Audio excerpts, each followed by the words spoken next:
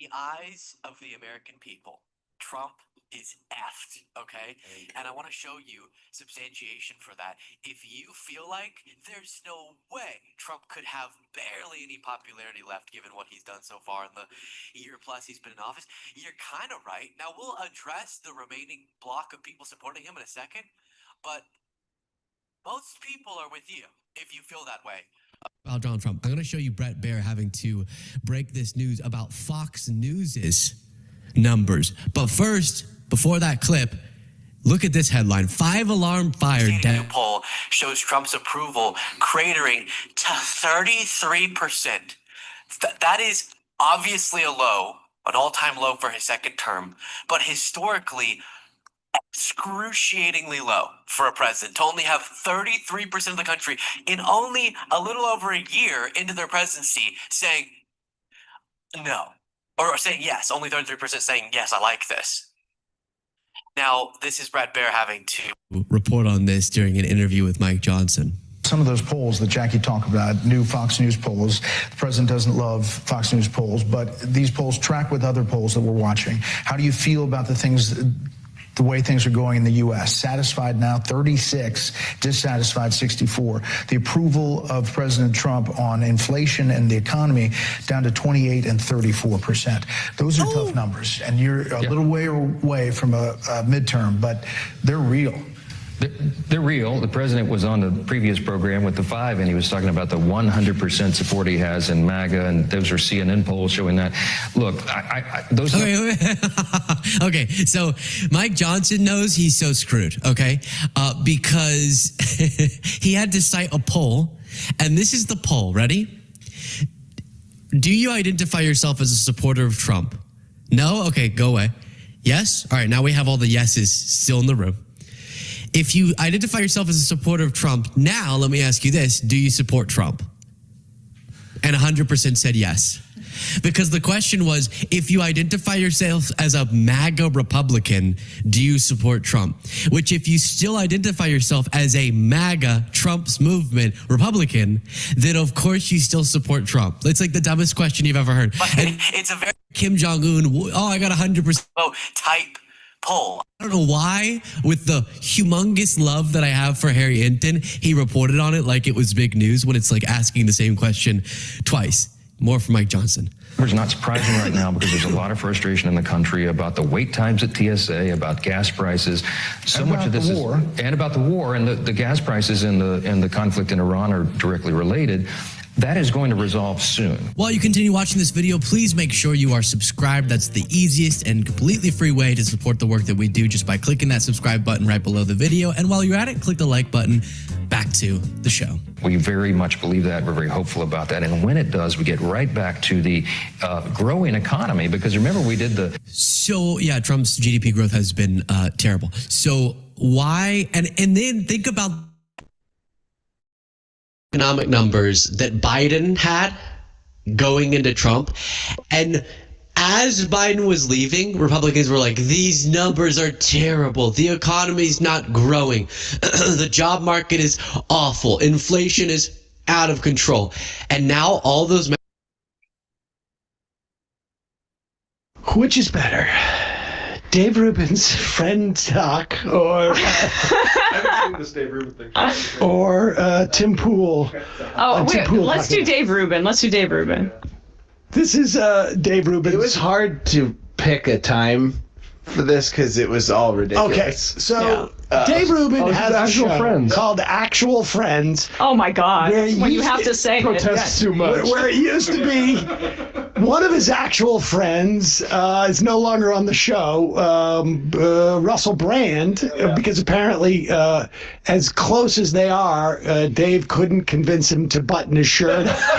Or even pull one on. Or sit up. During How about some underwear? Can we negotiate underwear? Can you not? Russell? Russell, what about, like, not being in bed when we do the show? And this is like the last refuge of like, I can't believe these things. Dr. Drew, is he no longer doing his I'm going to make addicts go on the brink of recidivism for a ratings show? What was the name of that show? Celebrity Rehab. Oh, okay. Celebrity Rehab. Yes. I actually knew somebody who worked on that show, and they said it is the closest I've ever come to evil. It feels that way. And then this is Jillian, what's her name? Michaels. Jillian Michaels, who told me that the starvation of kids in around the world who got cut off from USAID was a red herring. The Lancet found that like literally millions of children are going to die, and hundreds of thousands, if not over 1 million now, have died because of it. She was on Her Talk, and I think left in a huff because talking about They were too mean to Israel. Red herring of Palestinian kids being killed. And so here they have found each other in a safe space with actual friends, not fake friends. My actual friends. See? Not the fake friends who have deserted me over the years, says Dave Rubin, but actual friends. Guys, did I miss anything last week? I was in Hungary. They kept telling me I was hanging out with all these fascists. They seemed like quite lovely people, and the food was great, and it was safe. And you know clean. what, Dave? It's interesting. Yeah. I saw Marie. Did you meet Marine Le Pen while you were there? I did not meet Marine Le Pen, but I did meet with Victor Orban, who say is a big fascist. I met with Javier Milei, who they say is a mean guy. He's got a great smile. I met with the lesbian Oh my leader. God, this is amazing. Hold on, can we stop this for a moment? I have to say that Himmler was an absolute gentleman. But I told he's a little bit of a fascist. Yeah, they say Goebbels was a fascist. Oh, Goebbels is a Have you seen his fascist. smile? Oh, he got sparkly whites. Isn't this what Bill Maher said, and that Larry David mocked him over? Yes, that is amazing. I'm so glad that Orban is primed to lose. From Young Chico. What's up, man? Day 2 of the meds. I started them yesterday and shit. You know what I'm saying? It's just like you on dope. What do you mean? Wake up like dehydrated. Now you take like, I don't know, dope. Not dope, but like medicine. You wake up with that super dehydrated feel. Mm-hmm. Yeah. But other than that, day 2. Nigga, it took me 20 minutes to jab myself, nigga. I found out how big a pussy I am. Oh, you gotta take the needle? Yeah, I don't have an injector. It would have cost me like way more to have an injector. And so I got the vial and the needles. Yeah. Nigga, I'm sitting there for 20 minutes, dog. Trying to jab myself. I couldn't bring myself to do it. Where you gotta do? Hit your stomach or your arm or anywhere? So like the fat part of your stomach. They say you can do your thigh or back of your arms or something. But they said it's like 4 parts of your stomach, like 2 on the left and 2 on the right, and just rotate. That's really what you're supposed to do. Mm-hmm. How many shots you gotta give yourself? Once a week. How many shots though at a time? Once a week. Just one. Oh shit. Yeah. And it's like, no. Because I'm sitting there, and I'm like, I'd put the shit in the needle. I did the alcohol swab. I got my hand, I'm ready to go. I couldn't close the deal, man. When I finally do it, man, I mean, like when I finally did it, I'm like, damn, you can't even feel it at all. The needle's so little and all that shit, you literally don't feel it. Yeah, the same back at Homer G. Fields Hospital when the needle was all big and clunky. You had a fucking shaky ass fucking doctor that was cleaning needles off, sticking shit out of you. Mm-hmm. Now these needles right here are fucking thin as hair. Yeah. So it was, I mean, like it's so fucking little, and so it was like, okay, you know what I'm saying. So it wasn't shit, but like I say like before I took the jab like noon. Mhm.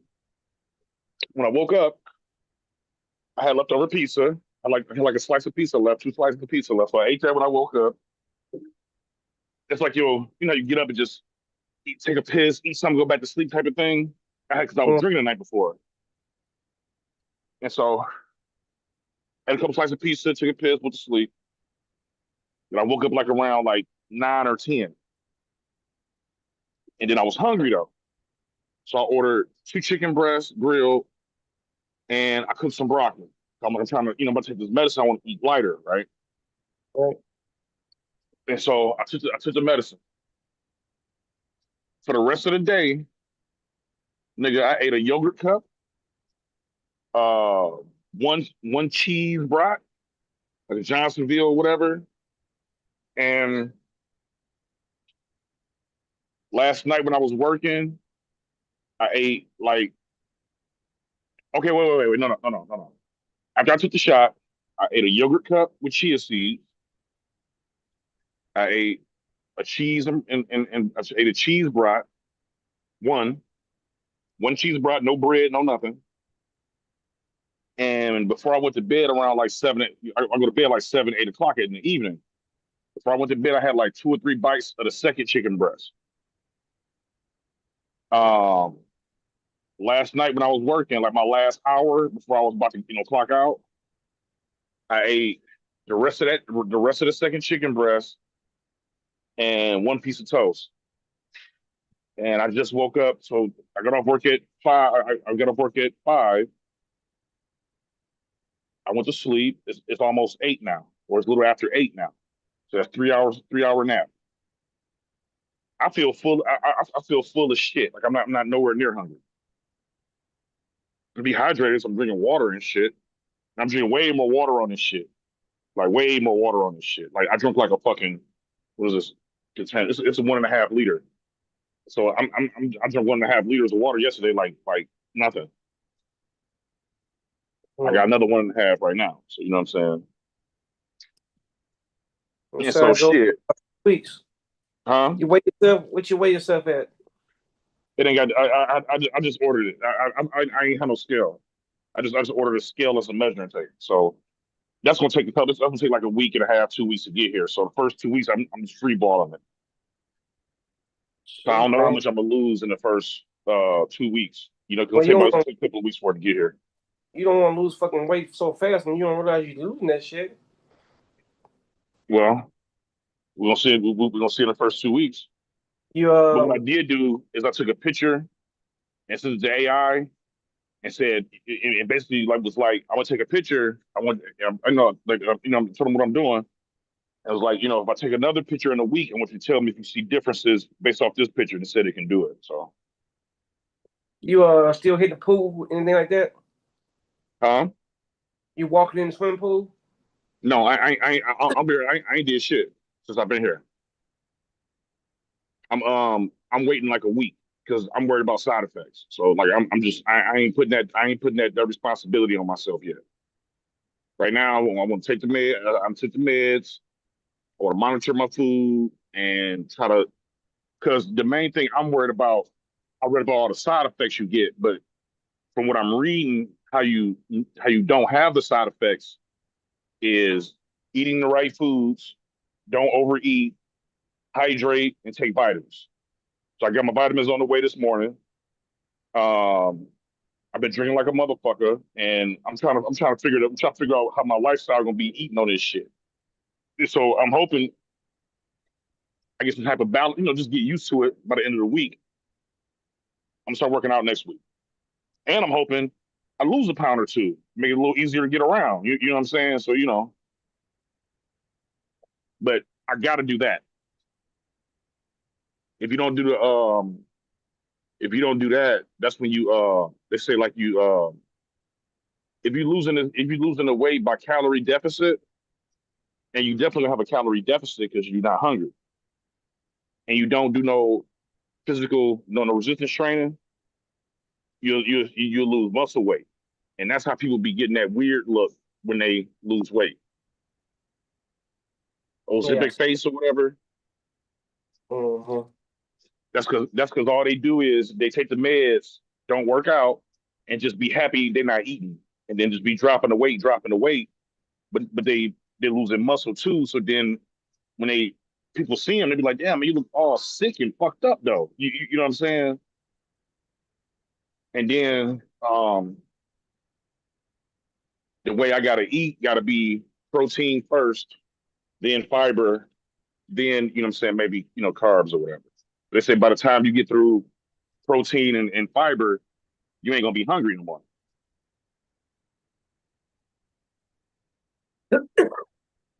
And so far that's been the case. Seems like a good plan.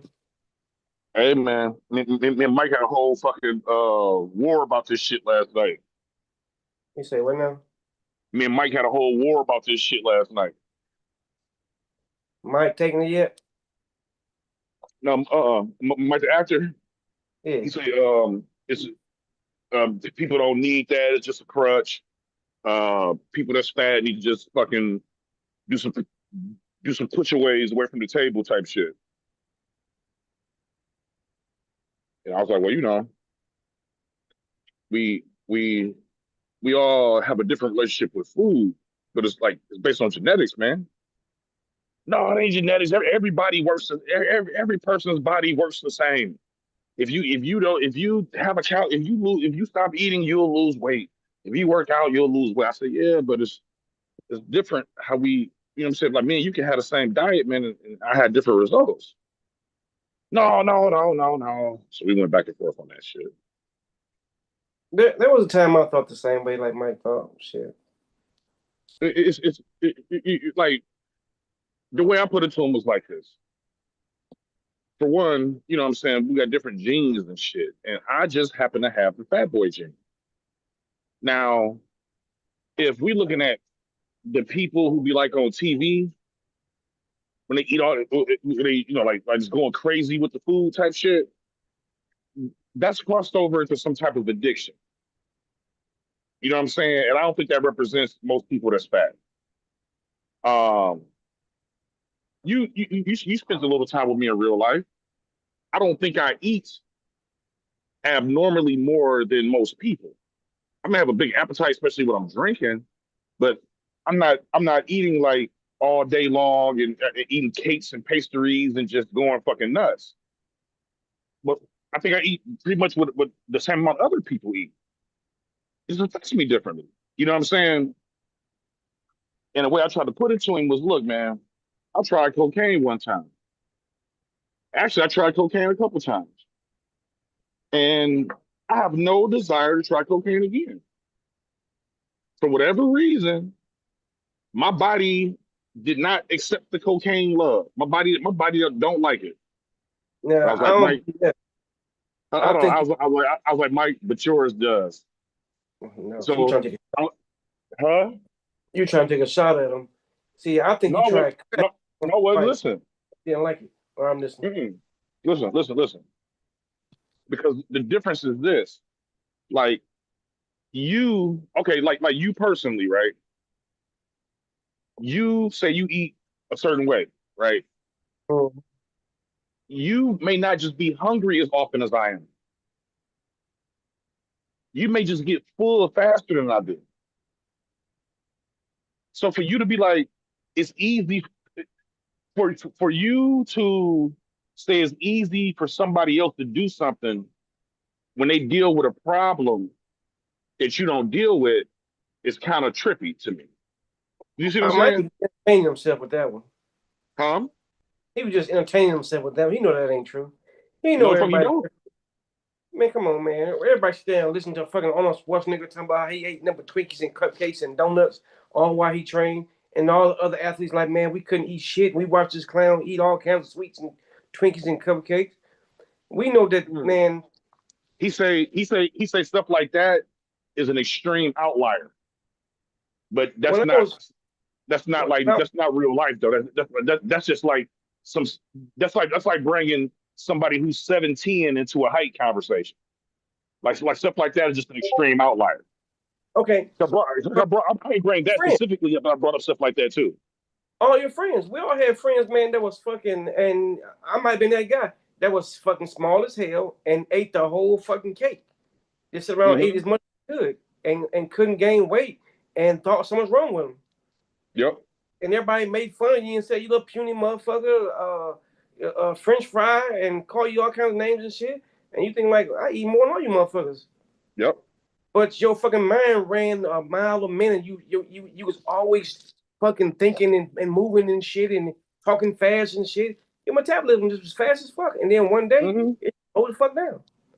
Now, you had that habit of eating a lot of shit, but when it finally slowed down, it slowed down. There was times, man, when I wouldn't eat shit. I didn't like fucking food. I just wouldn't eat shit. But I didn't get super unusually small. I just stayed the same weight. If I ate a lot, I stayed the same weight. If I ate nothing, I stayed the same weight.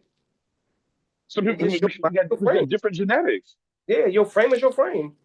Man, you can see somebody. Everybody heard the term, "Hey, man, she big boned." Now or they big boned. You can tell a person, man. You can tell that fucking George Foreman was gonna be a big guy, right? Mm-hmm. Now people look at George Foreman and say, "Man, like, well, shit, that's a big ass, big guy." You can tell his frame was gonna be big later on in life, but people don't realize, man, that Muhammad Ali was bigger than George Foreman when they fought.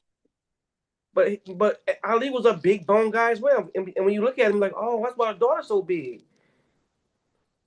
I guarantee you, man. Yeah, because I was like, listen, man, I even went this far. I said, look, let's say you marry a girl, and I was like, but like in today's world, motherfuckers got Ozempic and getting work done. Let's say you marry a chick and you don't know she used to be fat when she was growing up. I say you had two kids.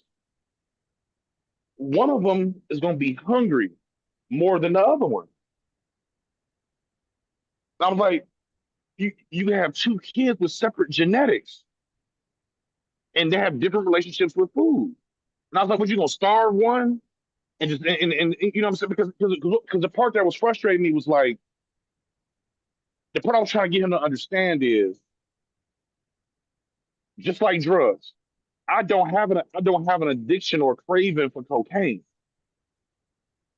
You don't have an addiction or craving for a second plate or a bigger meal. These are the same thing. If I told you, if I went to a heroin addict, just take the fucking needle out your arm, that would be stupid because there's a lot more that goes with it. But for a person to have a relationship with hard drugs, to say that to a person with obesity is so hypocritical to me.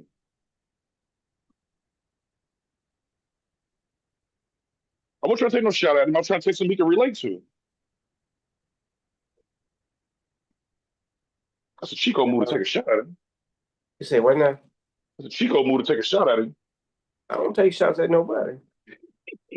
When I take a shot at somebody, I would kind of like let them know. Okay, so that's what we're doing. No, but no, it was just. I definitely understand, man. That and like I said, I thought the same thing because I remember saying to myself, man, like I was so bad. I said, hey, man, motherfucker, motherfucker want to see they can see. all they wearing glasses, bullshit. It's just nonsense. And you know what? Like he was damn near talking like that. Because he like, because I'm like, damn, man. I was like, he was like, so it's just willpower? Yeah. And I'm like, so he was like, we can do anything we want to do. I'm like, all right. Well, and here's the thing is, man, I can remember saying, man, I'll see a person like be heavy set, right? Mm-hmm. And my weight fucking one fucking 50 or something like that. And I'm 155. And I used to box, right? So I could kind of like, change my weight where I wanted it. So the problem that is, man, I remember my friend like, man, your fucking weight goes up and down nonstop. And I would like do it on purpose sometimes. I'm like, man, when I feel like I'm too small, I add a little weight to my body. Mm-hmm. But then, man, I want to like go back to a certain size in the summertime. I'll go back down. But it was noticeable. It was noticeable, but I didn't think no big deal. I'm like, if you want to lose weight, man, just lose weight. You ain't got to fucking, man, gain weight if you don't want to. And I could always do it. But then I remember at one point, man, that I had joined the military, Mm-hmm. and I remember my head weight had went up to like 160. I think it was like 162 or something. And it was intentional, right? Mm-hmm. But I was in the military. I didn't realize I was losing weight, and my Right. shit went down. It went down to like 140 some pounds. And that was when I realized, man, that you can't really control that shit like you at will. Yeah. It like, man, and the weird part was I was eating more than I ever ate when I was in the military. Man, I was just down anything in my sight, but the weight was You just dropping got off more dramatically. physical activity. Exactly, the weight was just fucking, the metabolism that was skyrocketed, the testosterone was high as fuck, and the weight was just fucking gone. I couldn't realize it. So it's really, it's not in your control. Now, of course, you can say, okay, I want to get to a regimen and work out, and now, mind you, let's say me in base training, me working out, and yeah, it's a workout. But let's take a guy, man, that's going balls to the wall, working his ass off, working out 7 days a week, 3 times a day, just doing it. And this motherfucker losing like 2 pounds a fucking month. That's what I was trying to tell him. I was like, yes, man. If you work out and you watch your food, everybody loses weight. But for some people, it's just a lot harder. Yeah, the body's saying no. What are you doing? The body's saying no. I don't want to lose this weight. It's here for a reason. I don't want to lose it. And you trying to make your body do something it don't want to do. You fighting Right. against God. You fighting against your body, yourself. Yeah. You destroy. You trying to kill yourself, and your body is fighting back. The strongest thing in your body is yourself. The computer that you have in your head, and it's Right. like no, and you getting this wrong. And the thing is like, I was like, man, I was like, listen, between me and you, I say, look, man, like me, like I, I obviously eat more than another motherfucker or whatever. Because me and Mike is about the same height. Because y'all, how tall is you? I think he like half an inch taller than me or some shit. And I'm like, listen, you said you ain't never been over 200 pounds. And he's like, no. He said, I'm 190 right now, and I feel fat. Like that's the biggest I've been in my life type shit. And I said, look, man, I was 190 in high school. You know what I'm saying? I was a kid. I was 190 as a kid. I've never been under 200 as an adult. You know what I'm saying? I'm like we're different. Yeah, but what are you eating? You probably eating a bunch of fucking candy and fucking. No, I don't though. Like I really don't. You know what I'm saying? We just got different genetics. He just didn't want to accept it. You know what I'm saying? Well, Oh, I understand. that shit is a crush. At some point, he just kind of like entertain himself because he can't spend his whole life and say, okay, everybody that has a certain weight want to be that size, or they just irregulars. Oprah Winfrey went years, man, without fucking just hating her weight. Everybody knew it. It was a struggle for her. This Yeah, lady was a minute back then, and yeah, we saw her struggle with it. And now you can't remember when she was big after Ozempic and all them, because she get that shit a long time ago before it was even a thing, right? yeah. So, but you can't remember when she was fucking a certain kind of weight. But I'm pretty sure she tried hundreds of diets and things and starved herself and worked out nonstop. The lady ran a marathon and gained the weight back. It was just so many things she tried. She just couldn't do it. This shit right here, what this does, like I said, it's only the second day, but just from how like like the drastic difference is for me personally. You know what I'm saying? Like I'm just not hungry, dude. Well, I And think. and the thing is, like when I wake up, I'm usually hungry. Well, here's the thing: is I think it gives you time to decide, man, of no in between bullshits. Like, man, you wake up all day long and you have like a desire to eat something, man, and then now you can have you a meal. Well, let's say you had a piece of steak and a small potato. That can be the meal, right? And you done, but you're not full. So in between there, man, let me grab a bag of chips. Give me a little French fries. Give me a little piece Yeah, of that. And in between all that shit, man, that one meal you had, you ate a bunch of bullshit. you know what they call that? I didn't I didn't understand it until I took the meds because it kept coming up. And I'm like, I never heard of this shit before. They call it food noise. Oh yeah, because he did in between background ad libs. Yep, food noise, and it was like because I'm reading all this shit. It was like when you take it, it quiets the food noise. I'm like, what the fuck is food noise? But like the thing is like yeah, like I'm just not tripping on it. Yeah, and that's why some people try to like say, well, okay, man, we'll eat some fucking fruit. But man, even with that shit right there, man, you still, man, have that craving for that a solid. Like, man, I used to fucking man eat a fucking apple. But even with that, I'm like, man, I want something else. Yeah. And then people had like what's them fucking new them energy bars, what the fuck it is they call them? Yeah. Them shits in between them, all kinds of weird shit people eating. And before you know it, some people eat chips in between it. Some people eat fucking a cookie, have some cookies in between it. Like, shit, I'm just gonna eat 2 cookies. I'm gonna eat them before you. This right here, it just give you a chance. You like just give you a chance. Give you a chance out here.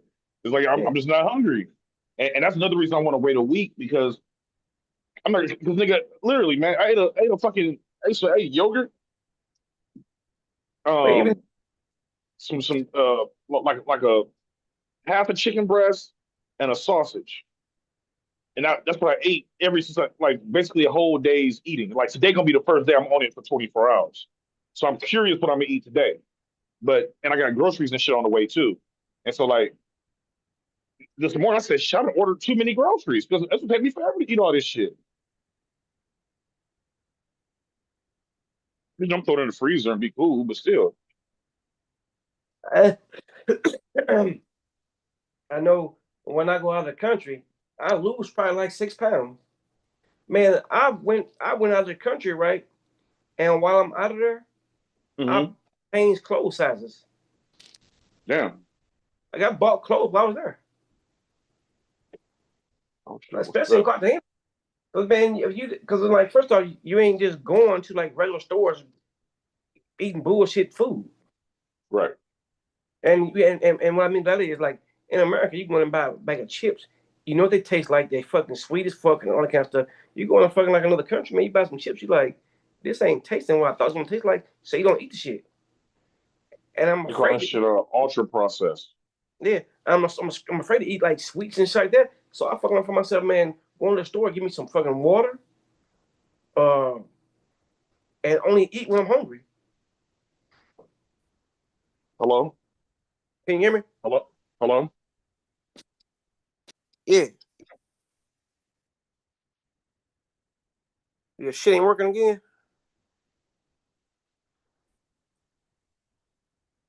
What is this?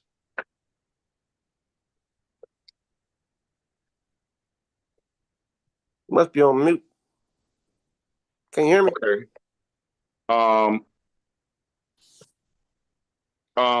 Could you can I get avocados instead? Avocados. Avocados. I looked them up earlier. Hold on one second.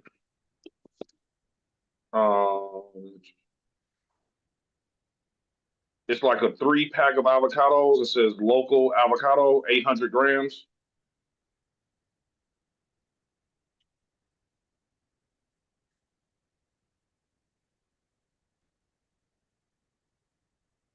Yeah, 1 pack only. And then, what was the yogurt out of stock also?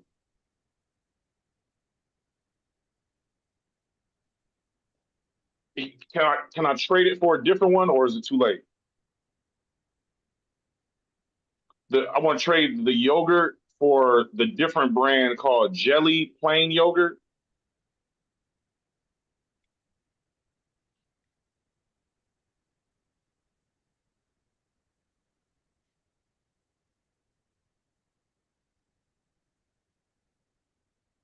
If if that's available, I'd rather get 2 of those instead of the one of the other one because the other one's so expensive.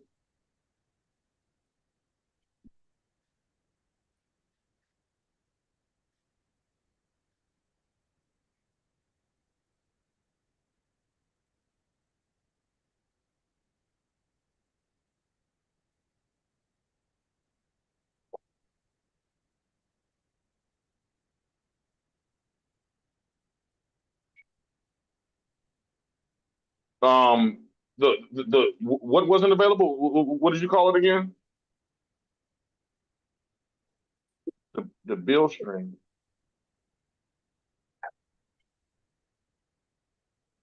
Um, I'm hold on. I'm looking at the list. I'm trying to figure out which one you're talking about. Can you say it again? The cream. Oh, shrimp, shrimp. Okay, okay. Yeah, if you can find a replacement for the shrimp, I would like to have shrimp. Yeah.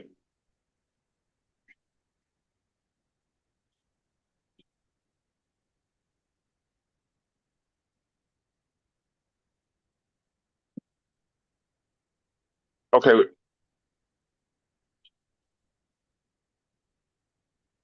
And how many grams? There's a narcotic deal. Okay, yeah. Okay, okay. You can swap that one out.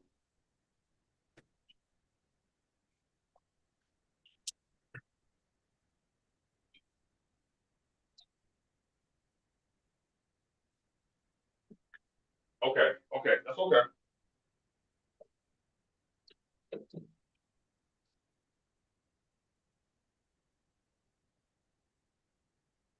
Is May is what date?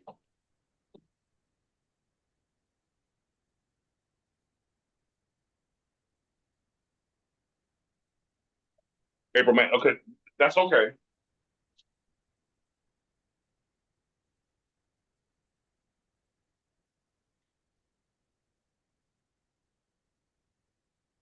Okay,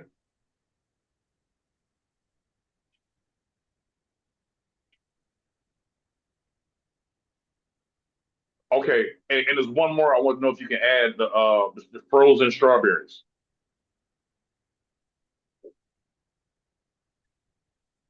Okay, okay, okay. Thank you. Okay. Sorry about that, bro. That was the grocery store calling. First, start giving you a call back. Shit. Yeah, when they don't have something. Yeah, it was hold on a second again, Chico. It was working fine, and then I could just hear sound and no picture, so I don't know what happened.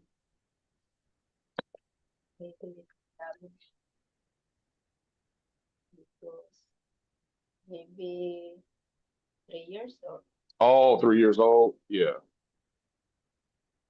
Because if you press it again, hold on, and it pops back on. Now, if you wait a second, you'll be able to hear the sound. I told my mom to replace a new one. Huh? To replace a new one. Oh, okay. But yeah, it just went out.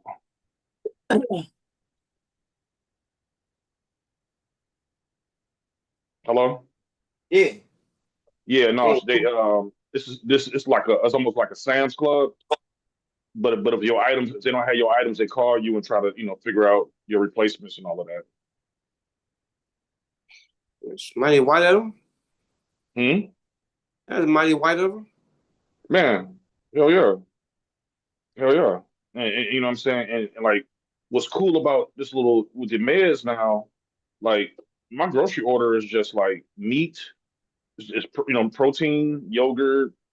I ain't got no juice. I ain't got no soda. I ain't got no pop. It's just you know what I'm saying, just pretty much just protein and vegetables. And so I'm gonna freeze up all the meat, and I got a whole bunch of yogurt. And hell, that's how I'm gonna roll. 'Cause I ain't, yogurt got protein in it. Yeah. I got some in the refrigerator. I was making smoothies and shit, but I think You gotta somebody be gave me careful with the coke. yogurt. Yeah, I think somebody gave me coke the other day. Damn I've been doing the Columbia Law. research. When you buy yogurt, you gotta check the ingredients and Mm-hmm. make sure it got protein. And then a lot of times with that when it say fruit in it, it's like a fruit syrup with cornstarch. And so the yogurt is basically ice cream. No, I really don't get the fruit in it. I just get fucking plain. Just check the label to make sure it got. It's supposed to be protein dense. You know what I'm saying? But a lot of them say like Greek yogurt or Greek inspired. Like I get the little tricky ways of labeling stuff. Yeah. And normally I get the shit that to be disgusting, so I always think that's the right kind. Okay, yeah, it probably is then. Yeah, no fat, no sugar, none of that good shit in there. Yeah, and they say you're supposed to put chia seeds. I got some chia seeds I put in mine. And you put the chia seeds in there and let it sit for like, I don't know, 10 minutes, and the chia seeds absorb the moisture. Then that's like fiber. You know what I'm saying? When you're eating it without having to eat like a bunch of broccoli and shit. And I just put it in there so I can put it with fruit, make a smoothie. You using real fruit? Yeah, I put fruit in a smoothie. I just make a smoothie, fruit, yogurt, and some almond milk. Okay. I can't do that. I just do it for the texture. Yeah. I can't do because I got so away from the smoothies. You know what I'm saying? Unless it's like a protein shake type shit. So I saw a report. Iran say they waiting for ground troops. Man, I told them we away and we in trouble. Iran say and Iran said they about to start attacking U.S. universities that's in foreign countries. Well, they can't do that. I don't know what you heard that. Oh, their university got hit. You said what? Iran's university got hit. Okay, yes, ma'am. Thank you very much. Iran's university got hit. So they said if it's a U.S. university in this area, you stay a kilometer away because if our school can get hit, your school can get hit. Yeah. Now, one thing is that I was gonna send you a video. Okay, so let's go back. Okay, real quick. Okay, do you remember when I was trying to tell y'all, man, that America? Can you hear me? Yeah, you said America what? America is not as strong as everybody think it is, and everybody kept talking about how tough the military. Then kept on saying no, and I couldn't finish what I was saying. Because man, when you try to tell people that man, like America, man, is not as strong as you think they are, they get offended and they talk about. I say, man, I'm not saying we don't have the strongest weapons, but using those weapons are something we're not prepared to do. And in order for us to prove how powerful we are, we gotta break the Geneva Convention. We gotta break laws, right?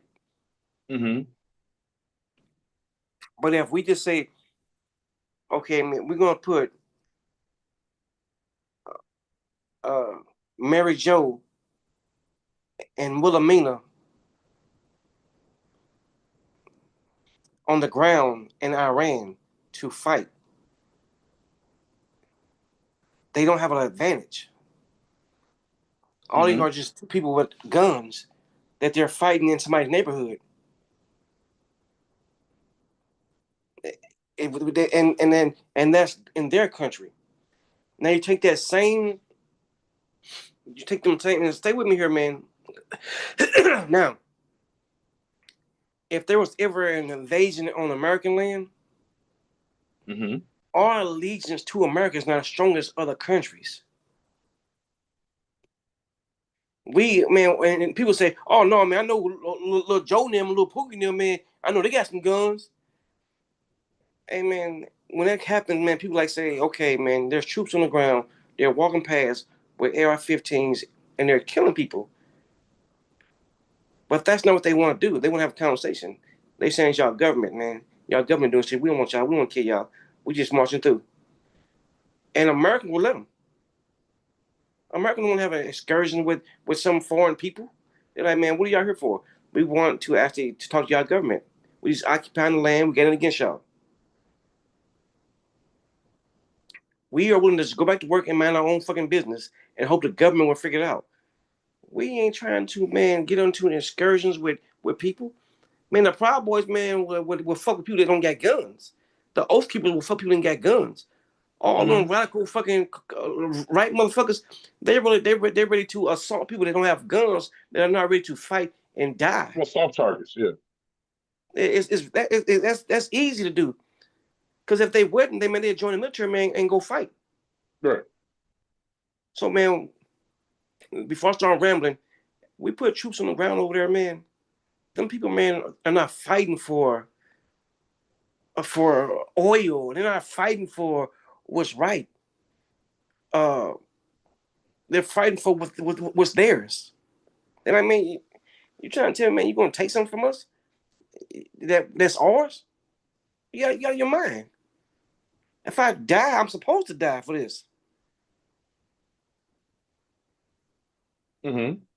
If a person, man, is breaking your house and trying to harm your family, and you die protecting them, man, that's an honor. That's something great you did. They send them troops over there, man. Them troops are gonna be way out of their element. They be like, man, I don't really want to be here. I don't think they'd be out of their element because they're trained to do this. This is what they've been training to do, and you know what I'm saying. You know, a lot of the motherfuckers, you know, they train them to do something they never got a chance to do, and not to get a chance to do it. I think motherfuckers will go over there and you know, as far as the attitude would be, because you know what I'm saying, you're trying to do something, now you get to do it, type of thing. Um, I definitely think that in this type of war, that the size and the strength in our government of our military, it doesn't help as much as it would if it was just all out. We could just do whatever we want to type of situation. Because they didn't attack us. Like in this situation, we don't have a moral high ground. We they wasn't doing nothing to us. We attacked them first. And so like if we go over there and just decimate the whole fucking country, just carpet bomb and just you know just go fucking nuts, we look like fucking maniacs. That's what I said, man. In order to win, we have to do, man, things are not legal. We can't use our military unless, like, now, if it was a situation where they had a nuclear bomb and they did like a tactical nuke or something, or they fucking did something just super fucking crazy, and it's like, okay, the gloves are off, we gotta go stop these motherfuckers. That's when you will see America's military. But in this type of situation, we can't play it like that. That's what I'm going with it. And because even the way we plan it is already going too far. The rest of the world is like, man, you is fucking with the fucking oil prices, man. Like, rest of the world saying, like, yeah, American, y'all can't like fucking with people, man. Like what like nobody. What's the problem? Now what was y'all the problem? arguing about, now y'all arguing about opening the strait back up. It was already open. So now the war is about opening it up. It was already open. Yeah. So now when they open it back up, now we gotta pay. Like, y'all fucked that up for no reason. We can't afford that now. Y'all for can. Everybody. There, y'all fucking for everybody. Like, man, y'all fucked it up for everybody for no fucking reason. And we only a year or two out of a pandemic. Yeah, and this right here, man, is right now they're expecting to say that this right here is gonna be worse than the pandemic ever was. The experts are saying right now this is gonna be worse than the pandemic ever was. They I saw like where they like in one of them countries, because you know I'll be working and shit, so I might be clicking on whatever and it'd be auto playing in the background, you know, saying whatever. I'll just be hearing different shit. But it was one of them where they were saying like the government froze the prices of the oil up into a date. And so they was like, we're trying to protect the consumers from getting, you know, price gouged and dealing with the higher prices. And so we're gonna use our resources to jump in there and basically take care of the difference. We can only do this to a certain date. And so it's basically like, man, like in a minute, if I was over there in Europe and shit, I would be putting pressure on America to fucking stop. I wouldn't be feeling like I need to put pressure on Iran or stop Iran. Because honestly, man, all they're doing is defending themselves, man. Man, you get Donald Trump, man, is so out of his he got so many yes men around him that it's just unbearable. That guy Pete, what the fuck his name is, man. He want to prove that, man, that he want to have his moment, like, and man, he did a great thing and solidify his name in the history books, and he think he's gonna run for president eventually, right? So he's gonna be shown this powerful leader, and he's not. Yeah, I think, man, he's still got to have his moment of fucking glory. He eventually think he's going to run for president. That's what people not realizing. He is literally up there running for president, and people don't It realize kind of it. seems like a trend of Man, shit. Just every time I see him, man, he looks like an unserious clown. Like, And man, he is playing a movie part, like how a movie person yeah, would do. But my thing is, man, Detroit, man, he's running for president. He think he's winning the people. They need to see him in a certain kind of light.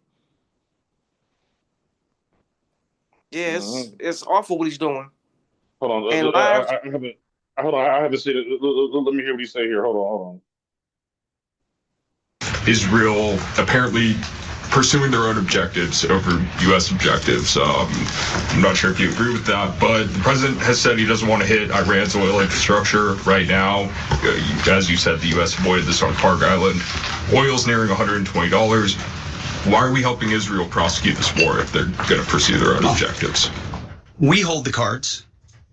We have objectives. Those objectives are clear. We have allies pursuing objectives as well. And the truth speaks for itself. I mean, President Trump was very clear about that. Iran has weaponized energy for decades. Israel clearly sent a warning, and POTUS has made it clear, very clear. Iran knows when you hit Karg Island and you hit military capabilities on Karg Island, which is the only thing we hit, we can hold anything at issue. Anything. The United States military controls the fate of that country. What does that mean? Like, that's not how you. Man, what does that mean? We hold the fate of that country. The like, other country's supposed to, the leaders of the other country supposed to say, "Oh, okay, I'm gonna get on my knees and suck your dick, sir." Like, that don't even make any sense. We hold the cause of that country, dog. That don't even make sense. Like, the world is not gonna say, "Hey, man, they had it coming." No, you're not gonna kill kids, man. And people gonna say they had it coming. Right. Man, they gonna start saying, they gonna start looking around like, man, the Americans gotta be stopped. Hey, man, the Americans are out of control. That's when we start having conversations, man. We not around. That's when you start hearing the conversation we not invited to. You think the conversation's happening now? Hell yeah, it is. Shit. Hell yeah, it is. You don't think China's involved right now? You don't think, man, China and Russia's having conversations? See, no. I'm talking about England, France, Germany. Everybody is saying, man, that, hey, man, the Americans, man, are confused. Who can we talk to? Do we need to do something? They know that they've heard rumors about how much power we have. They're not sure what we can do. They don't know how reckless that man is. They don't know how it's going to affect them later on. But eventually, man, they're going to say, we have no choice. He forced our hand. Well, this shit ain't funny no more. They've allowed, man, Americans will figure it out. But if the Democrats keep sitting on their goddamn hands, they're going to say, man, we got to figure it out for them. Hold on. It's my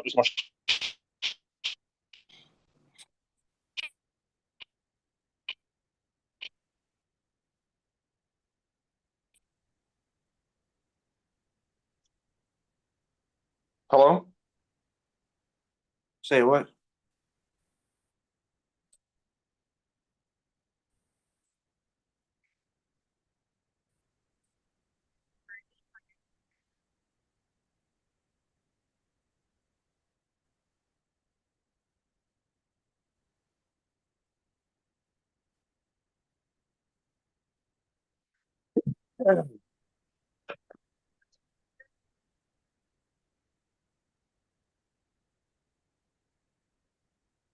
Yep, that's perfect.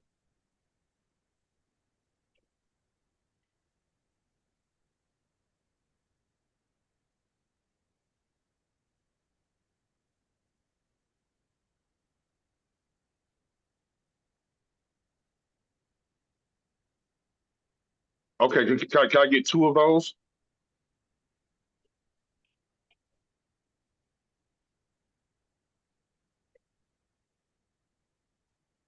Thank you.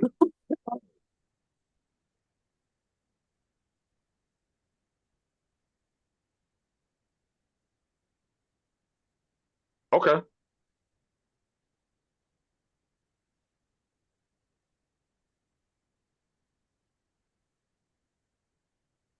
Yep, and it's 2 of the yogurts, right?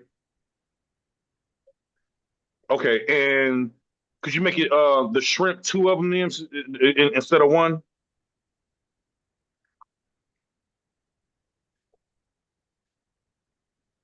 Okay, great. Thank you very much.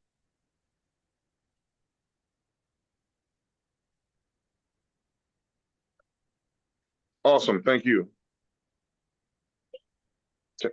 You do the same. Shit, my shit gonna be less than what I thought it was with the replacements. I'm getting more shit. Beautiful. Yeah, this motherfucker on some bullshit, man. It's like it's like he think it's like a fucking a soap opera. He's like Yeah. watching a fucking soap opera. Man, you gotta think about it, man. Somebody's telling me that was great. That was great. That was a great speech. That was a great speech you had there. That was great. He like that. Yeah. I say this to let the people know. Man, he just. If you don't, you get fired. He just saying stupid shit. And to sit there and pretend like, man, that you're not fucking agreeing with Donald Trump just to get good favor is crazy. Like, one thing, man, I'm okay with freedom of speech. Man, who a person voted for, I'm okay with this. And something that I listened to fucking Luke Skywalker say today. And man, I ain't never been a guy, man, that's like, you know how people like that whole cancel shit? Mm-hmm. Like, I follow people on, like, you know what, on social media and shit like that. And then they may say some stupid shit, man. I don't unfollow them, right? I'm not. I just say this motherfucker a clown. Like, I don't give a fuck. They a clown. But today was the first day, man, I found myself unfollowing somebody. Mm-hmm. I did it yesterday. Matter of fact, I went in and unfollowed that guy Nick Cannon and that guy and that girl. What's her name? Amber Rose. PLC? Okay. Amber Rose. Because Why? I'm sitting around, huh? Why come? Because he's riding around in the car and the girl and the girl Chili. Yeah. Chili. Because he's riding around in the car with Amber Rose while she explained to him that she don't understand why white people should be able to say the word nigger, right? And he's kind of agreeing with her. And then he's saying how Donald Trump is this guy. And I was thinking, like, damn, man. Like, damn. Nick Cannon calls the Democratic Party the party of the KKK. KKK. So I said, man, damn, man, you're not even trying to understand, man, what's going on. But hold on. The reason why, man, it bothered me, man, because, man, for somehow Luke Skywalker came up on my fucking page, right? Mm-hmm. And he commented on Nick Cannon. And he said, man, I'm okay with freedom of speech. Whoever you vote for, you have the right to vote for. Right? That's your right. But, man, you're openly saying and doing things against your own people. Man, this is not politics. This is personal. And I thought about what Amber said. I'm like, you know what? That ain't politics. That's personal. Mm-hmm. And so I think about what Donald Trump been doing. That ain't politics. That's personal. He's doing things personally, man, that affected him and offended him. This ain't politics. He's not. This is not politics. These is personal vendettas, revenges, and how you like that. That's what this is. And so this rich ass nigga, this beautiful crazy bitch, ride around talking about some. How come white folks can't say nigga in the Democrat Party, the party of the KKK? Yeah. And then I play back in my mind all the shit she had done. I said, wait a minute. I forgot how she been fucking rooting for Donald Trump and saying little things. Yeah. Saying all these comments. I'm like, wait a minute. She got a problem with black women. And she make it clear that she ain't black. Yeah. She got a problem with black women. Now she do. Like before, it was like, we really don't know. But like now, she makes it clear that she's not black, even though her whole thing is, a black body and black everything. You know what I'm saying? An exaggerated, you know what I'm saying, version of a black woman. Exactly. She had a problem with black women the whole time. And that girl, what's that girl, that Puerto Rican chick, the Puerto Rican princess? Jocelyn Hernandez.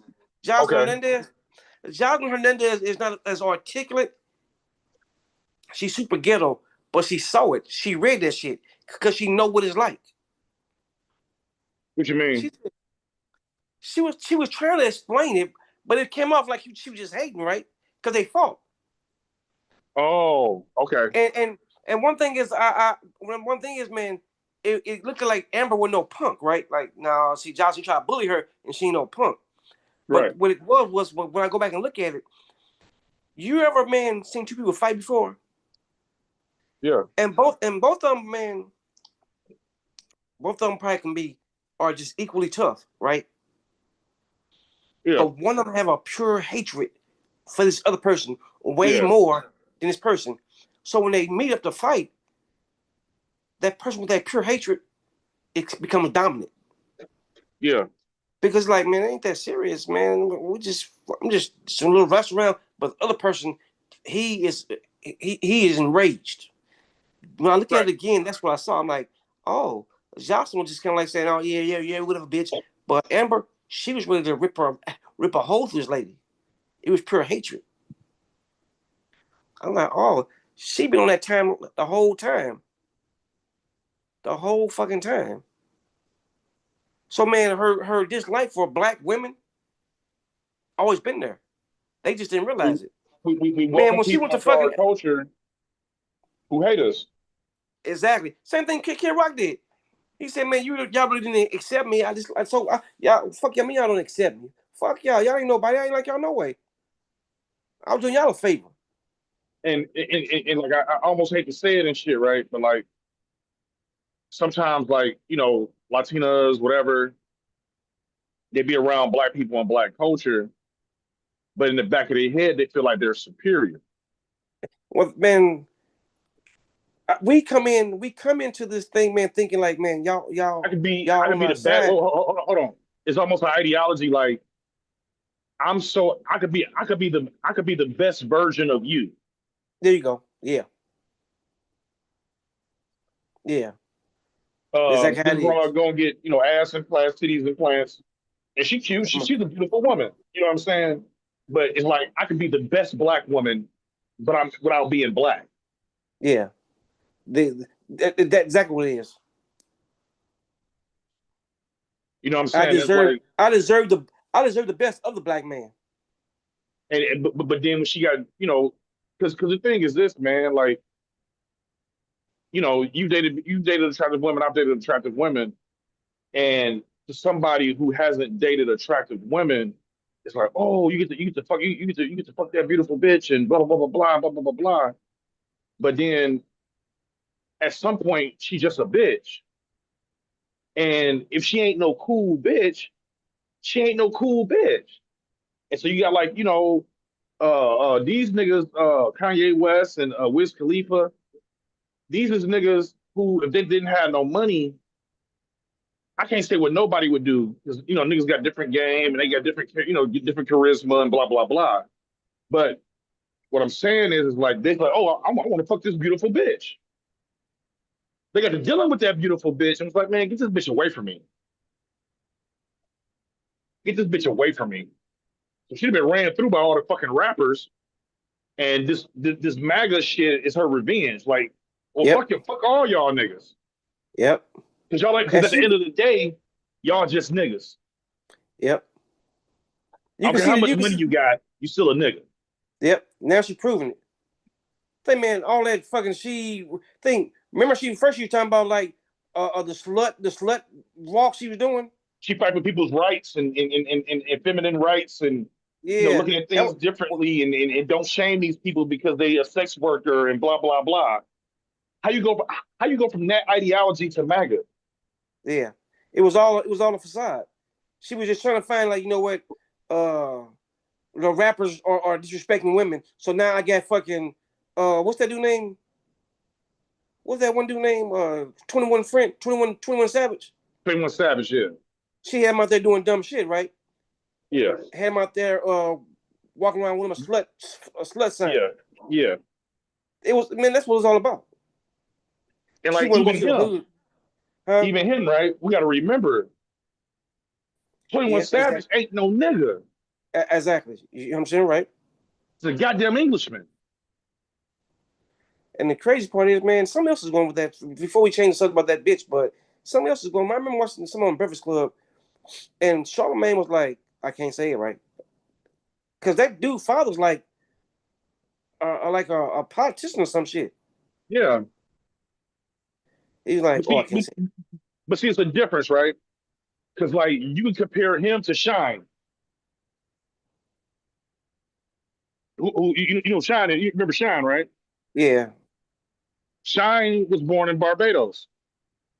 Shine Daddy was it's like a congressman over there. Right. Shine never came over here. Like Shine assimilated into black culture the same way 21 Savage assimilated into black culture. Shine talked his gangster shit. Hold on, it's loud as fuck out here. Hold on.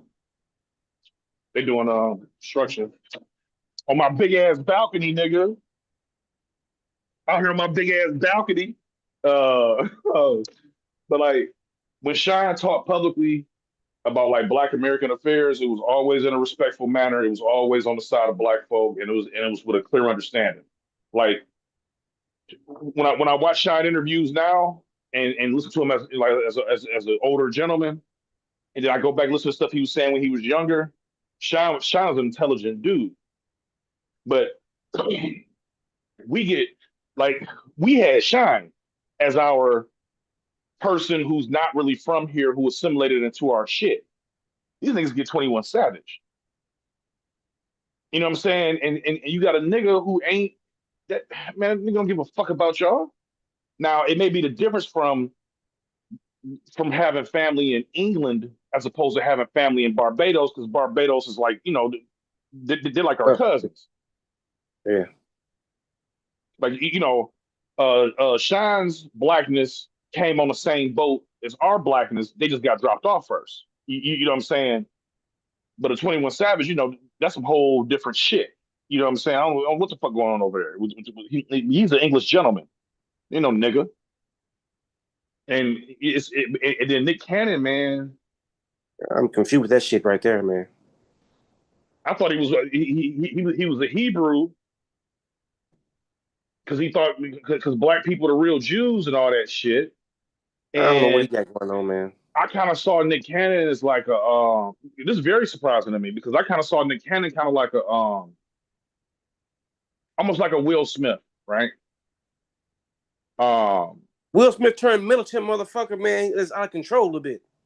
Well, but see, like, okay, Will Smith pre-slap, right?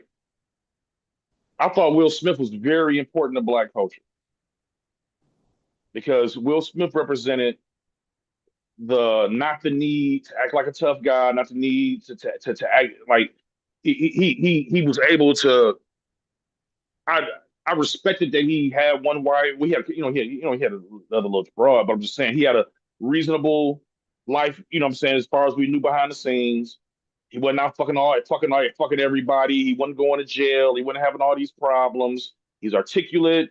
You know what I'm saying? And he comes across very reasonable. And I think we needed that in our community as far as our culture to be seen to the rest of the world. And people call him corny and shit. And I didn't like that people called him corny. I'm like, why? Because he's not trying to act gangster or something? Like let's not, like, no, like we should embrace this too. I kind of put Nick Cannon in that same category. Then he went through the thing where he was, you know, saying he was a Hebrew and black people are original Jews. That's the ideology that some black folk have. And he probably sat down with somebody and they convinced him of that. Okay, cool. That's still some black power shit. No problem. But for him to be running around talking about it's okay to say nigga and Trump is boy, and you don't understand, like, whenever somebody say the Democrats is the party of the KKK, all you're doing is displaying your lack of historical knowledge. You're showing how ignorant you are about history. And my thing is this right here, you're not even attempting to actually, man, okay, the Ku Klux Klan was founded by the Democrats, right? Mm-hmm. What year? After Reconstruction. What year? 200 years ago? Late 1800s, yeah, 1900s.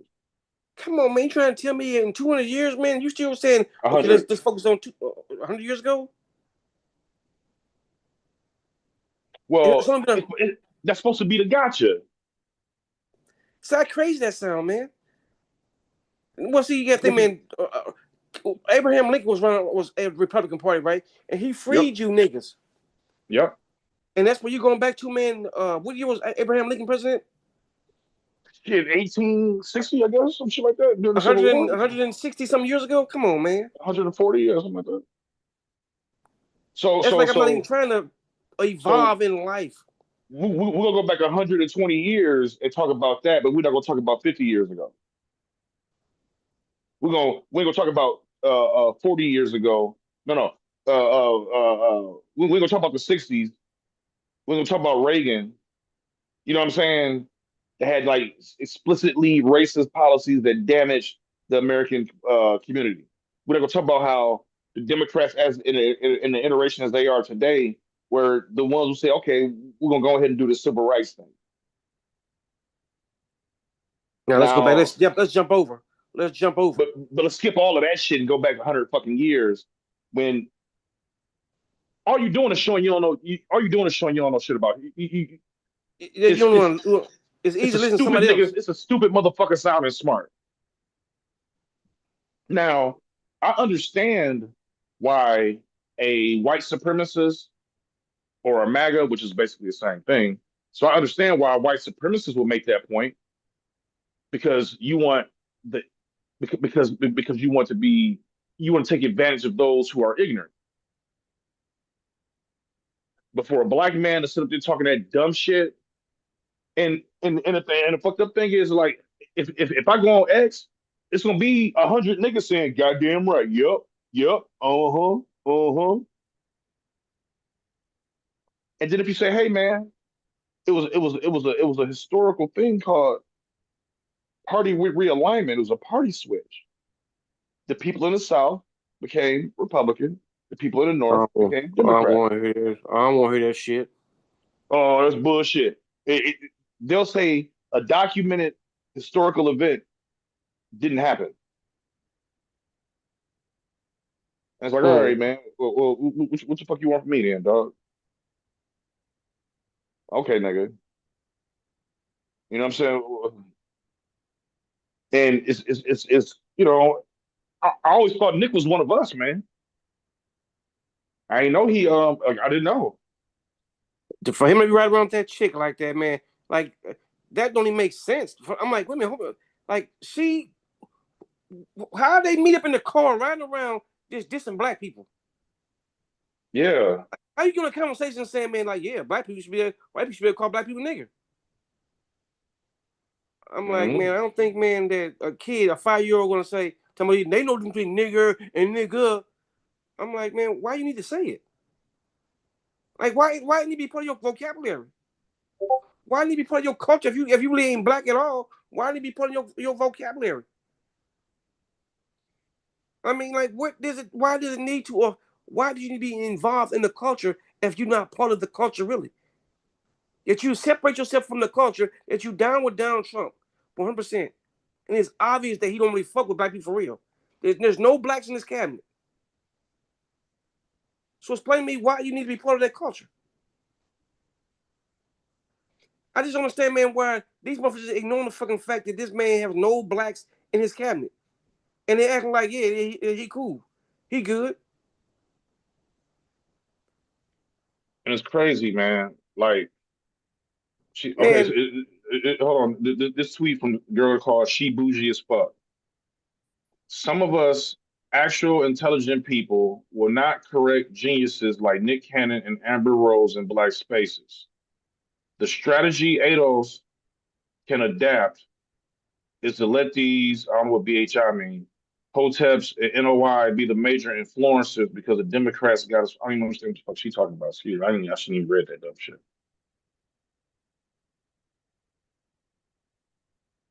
Nick Cannon has 12 kids by at least 6 different women. No wonder the maggots adore him. He's such a great Christian.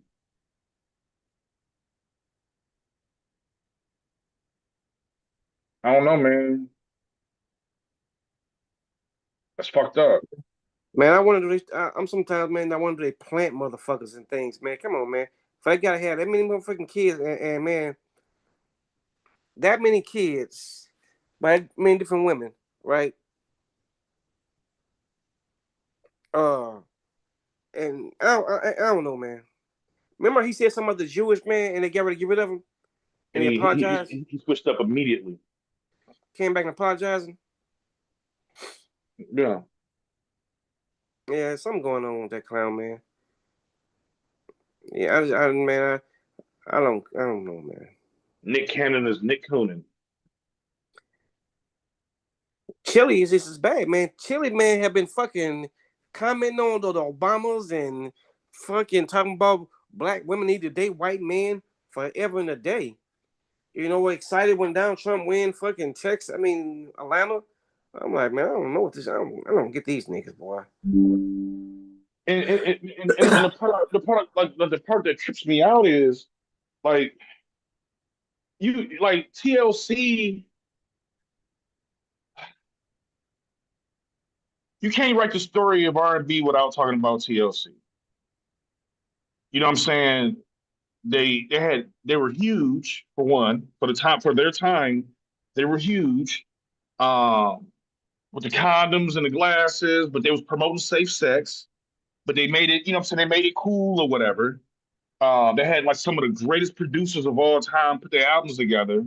Then also, it was a cautionary tale on doing business because you saw how they got fucked over. And these things are part of black culture because whether these kids now know how big TLC was or anything, TLC influenced other people that they is into. And for her to spend her whole fucking life around black people, making money off black people, and all of that shit. Because I guess you don't, because I guess she don't consider herself black. I don't know what the fuck she is. And it's just like, damn, man, like, why? If I don't like white people, why the fuck do I spend my whole life around white people? That is confusing to me, man. It's like time wasted. I mean, it goes back to the Kid Rock. It goes back to fucking Amber. It goes back to fucking just all these motherfuckers, man. You wake up and say, "Oh man, you wasn't black." No, I ain't black. I don't even like black people for real like that. I'm like, damn man, you got a whole album. You got a whole fucking album of black music. Like, what are you talking about? Yeah. Like, I don't really associate with blacks like that. I'm like, your whole fucking career. That guy, that bitch, Whoa Vicky. You made a whole lifestyle around black people. Now she doing podcast with that one white racist dude. Who? I'm like, God damn. Who did you say? That chick, Whoa Vicky. Okay, I don't know who that is. She came out after the Catch Me Outside girl. Oh, okay. A wigger? Yeah. Not only like use the word wigger. Yeah, I feel you. Just a Whoa, fucking Vicky? Yeah, just a white cornball.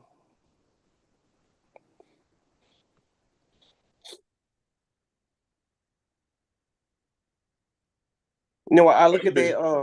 This broad got I've seen her before. This broad got there's something wrong with this broad. Yeah.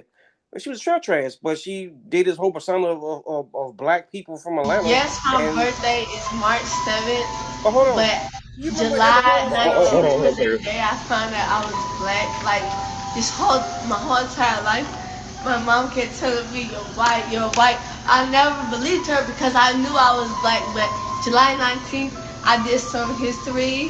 I went on Ancestry.com and I found I'm 25% black. And this whole time I knew it. I knew I was a black girl. So I just consider that to be my birthday. Okay. Man, I can't deal with that chick. Damn, she really don't even socialize with black people for real like that. She's all in Jamaica and shit, man. Walking around playing this fucking cosplaying black shit. And now she hanging out with Donald Trump as her main man. It just broke my mind. Donald Trump made them feel that pride that we have about ourselves. Mm-hmm. He made them feel like, man, y'all white power. Like, yeah, y'all better than. He made them feel that they was better than black people. They was like, I knew it. knew it. Like, man, just because they win every damn thing and they always getting picked first and they always fucking doing this shit, man. But deep down inside, man, I knew we was better than them. I knew it.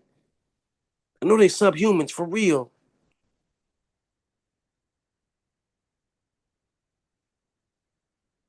Whoa, fucking Vicky, huh? And that's something. It's something like she's something wrong with that girl. I'm finna show you something. What I mean by the soldiers, right? Cause see, man, I know what they feeling. I've been there, and even though, man, on the outside looking in, it's like, man, shit, we ready for these motherfuckers. Yeah, say that. You don't think it might just be a situation where motherfuckers is ready for anything because you've been training and you just want to do some of the shit you've been trying to do? See, join the military, man. The first 8-9 weeks, you all with the same training. And then just continue anyway. This continuation of training, and the Marines they do a little bit more, but on the most part, man, the majority of the military, man, you got a young person with a young mind. They're optimistic about life in the world, and the generation has changed. A 20-year-old right now is not the same as a 20-year-old 20 years ago, or a 20-year-old 20 years before that. So we talking about 20, 40, 60 year time frame, right? Mm-hmm. A 20-year-old right now is not thinking the same way a 20-year-old thought 20 years ago. They see the world differently. They see how things are all done differently, and they're not mentally prepared to go against man something of the unknown. Prepared or prepared? Huh? Prepared or prepared? Either one. They're not prepared, man, to go against the unknown like that. Now they may have, man, we may have these big ass guns and to shoot, man. But man, seeing At least someone's 9/11 is like fuck that. I'm going to get some. Like we have nothing here. That we have nothing 9/11. here. Let's take 9/11, right? The war before 9/11 on that level. And I'm talking about after 9/11, right? After those soldiers came home, man, you saw those bodies mangled. You can turn on YouTube and nonstop and see, man, legless soldiers. You can see legless, armless soldiers all day long. You can see, man, you can hear stories nonstop about, man, kids dying. See, man, prior to that, man, you gotta think, man, Instagram or Facebook is barely 20 years old. Is it how is Facebook now? It came out when I was working out of college, and I remember you couldn't get on unless you was in college.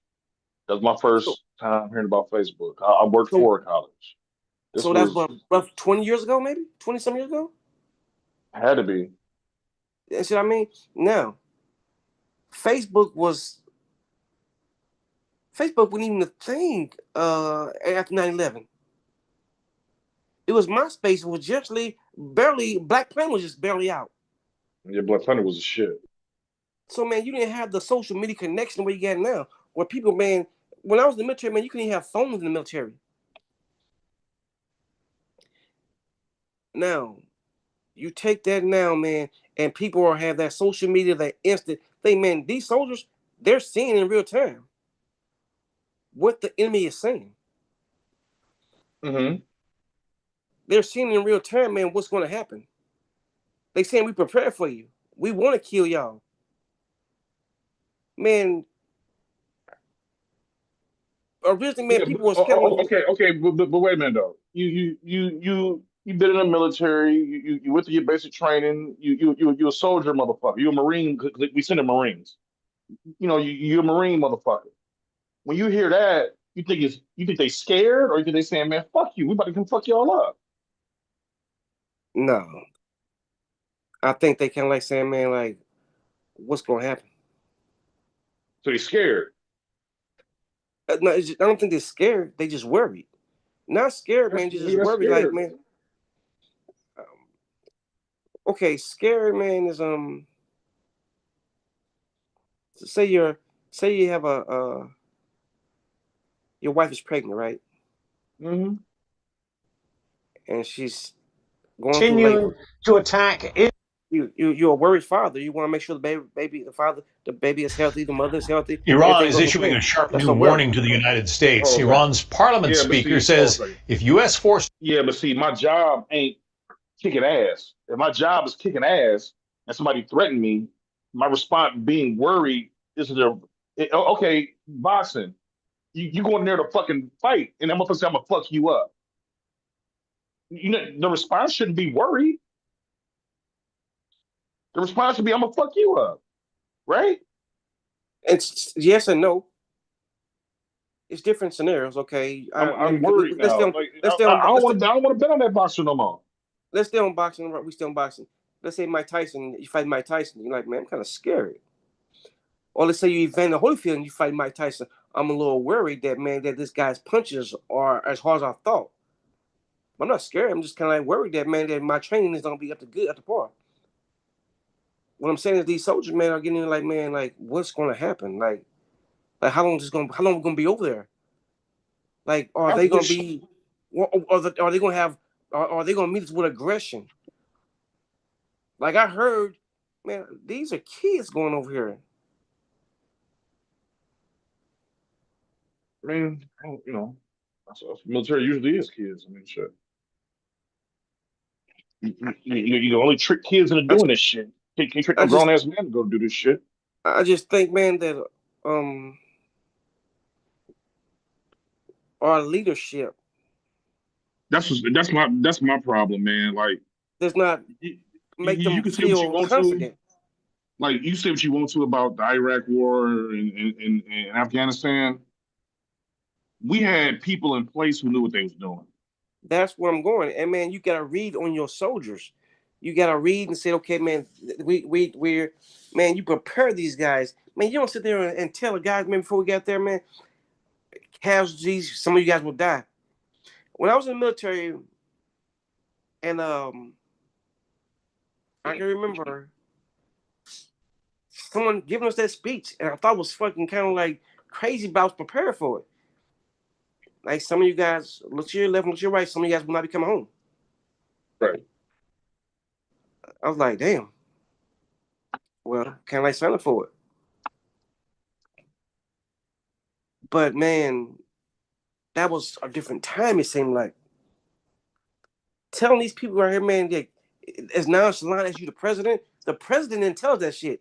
You had man a sergeant, a training sergeant told us I was about to say like that's something that should come from like you know inside. That shouldn't be said by no motherfucker on TV. You see that video I sent you? It's like it ain't no big deal. Like that's some soldier to soldier shit. Yeah, you see that video I sent you, man? Yeah, I'm saving it now.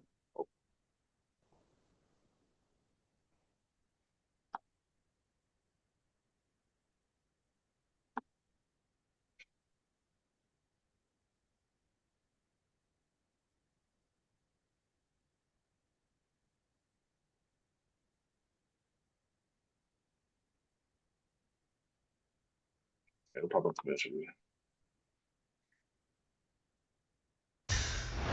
Iran is issuing a sharp new warning to the United States. Iran's parliament speaker said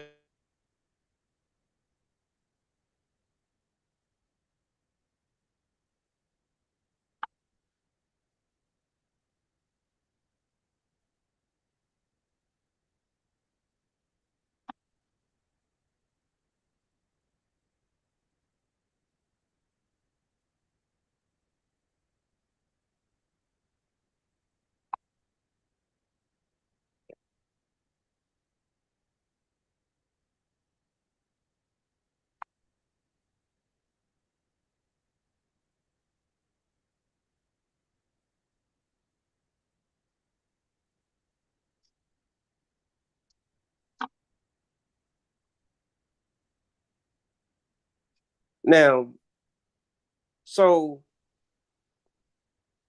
During the George Bush years, right? Mm-hmm. I mean, Bill Clinton years. Bill Clinton, sorry. Mm-hmm. And Bill Clinton, a war had began. A little excursion had broke out, right? I can't remember what it was, but yeah, it was a military action. Yeah, but you know We what? shot It some shit wasn't. somewhere. Yeah, it was like, you know what? But it didn't get to the level like, okay, there was the concern. But then 9/11 happened, right? Mm-hmm. And it's like, man, we gotta go there and take care of business. We gotta take care of business, man. They ain't gonna just attack America and get away with this shit. Right. And man, why are we going over there? Because these motherfuckers attacked America. We're trying to get some revenge. Hooah! Yeah, we finna fuck these motherfuckers up. Right. Yeah. These motherfuckers gotta pay. Shit, I heard he had box cutters. They ain't got no motherfucking guns. Now, we knew they had guns, but yeah, okay, I feel you. But now, they ain't had no guns. Kind of guns we had real big guns. They ain't no motherfucking tanks. We got real big tanks. Now, right now, man, if that video ain't pulled up, you got these kids in there, man, looking around like, so man, like, so why we attacking them? Yeah, I got it up. Hold on. They're like, why we attacking them? Because they was gonna attack us. When? Like how was they gonna attack us? Well, they was gonna attack Israel. Like when? Because the video I saw that they've been saying they're gonna attack them for 40 years. In fact, I had read something where we had an agreement with them. I heard that the 1.2 billion dollars that Obama gave them was the money that we took from them. Matter of fact, we took it and we just had it in a vault. It was their money. Yeah. In order to get it back, we made an agreement that they wouldn't make any nuclear weapons. They said, yeah, cool. But and we had inspectors, and part of that deal was having like inspectors to verify they agreed to everything. All that shit right there, they have access to that at their fingertips. They're like, man, so why we fight them then? Well, Donald Trump ripped it up. Like, why you rip it up? Why they attack them? Man, did he really blow up a school? Yeah, look at it right here. It's these girls, these kids got blown up. We killed them kids. Man, all this shit they got to deal with it with the emotions. Man, you know what my biggest thing was when I was in the military, man? When I first joined the military, man, the biggest day. Hold on. I want to see the video. Hold on.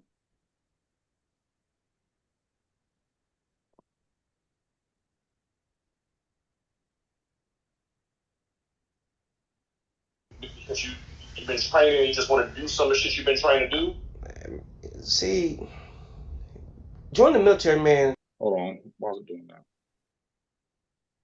What is it doing? Why is the video playing us talking? The first 8-9 weeks, you all went to the same training. Probably because I was recording it. You don't think it might be a situation where motherfuckers is ready for it? Yeah. That's why. You say what now? Yeah, it's not. We're hearing us talking over the video. Yeah, you ain't gotta listen to the video. Just push mute. Well, shit. I just want you to see the visual. I want you to see the visual. Oh, hold on.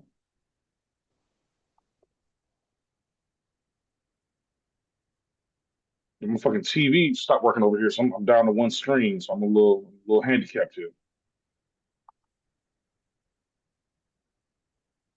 Two screens to one screen, a motherfucker.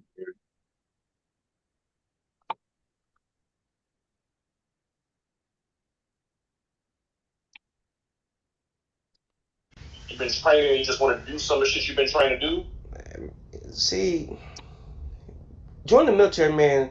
The first 8-9 weeks, you all went to the same training. They're doing praying? You know, I say pray, man. You're now sometimes people be on the fence about their religion, right? Their gods and things like that. Mm-hmm. But a lot of times, man, even when you don't believe, man, and you're not unsure, you turn to something. Whether it's the person next to you or in your inner self. If you look around that room, man, they're all doing it. They're turning to something.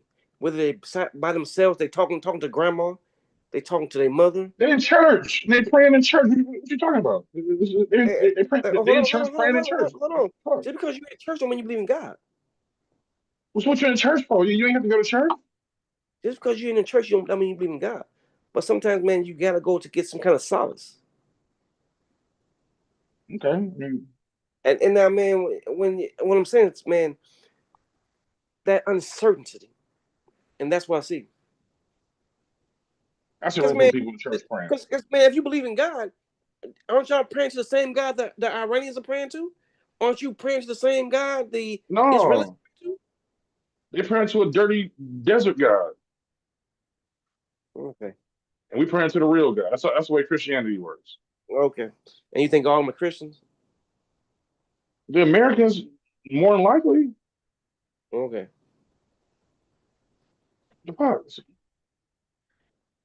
But I think that uncertain, man, that unfamiliar territory. And then, man. Soldier don't soldier, man. Okay. You know, it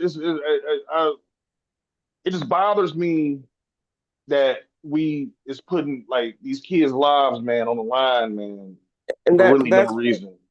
That is the thing about I'm saying, and putting their lives on the line, putting that nonchalant on top of their life. Yeah, like this won't affect one soldier. It affects an entire community. And I understand what you're saying, right? Just so you don't think I don't understand what you're saying. Like, for example, we as a society become more sophisticated as time goes along. And so in Vietnam or World War II, it was easy to say just, hey, we're fighting against communism. The motherfucker say, okay. In Vietnam, it's easier to say, hey, we're fighting against communism. The motherfucker just say, okay. You know what I'm saying? But those things happen, then the public gets smarter. You know, Kuwait was, hey, man, this our ally, and he just invading, and we can't just let this motherfucker invade one of our allies. Okay, cool. 9/11, we got to retaliate. Okay, cool. Hey, this motherfucker got weapons of mass destruction. He'll get to these terrorists, man, and it might be a fucking anthrax bomb go off in Chicago. Okay, we got to go stop that. This right here, man, it's just, man, we just gonna fucking invade and start bombing the country. Start bombing the country, man, and we are a divided country right now. And that's not a time to start no goddamn war. And then two, the thing is this: all those other military situations that I just mentioned, and y'all can talk shit all y'all want to, because I know we disagree on the Iraq war, but the message was clear, it was consistent, and they stood on it. I've heard 4 different reasons why we go on Iran. Now do me a favor, I'm the fucking president. Now hold on, exactly. Now do me a favor, right quick. Pull up Donald Trump today and see what this motherfucker was talking about and what he was doing on stage. Okay. Hold on. Let's see. I'll pull up Donald Trump and put a 24-hour filter on it.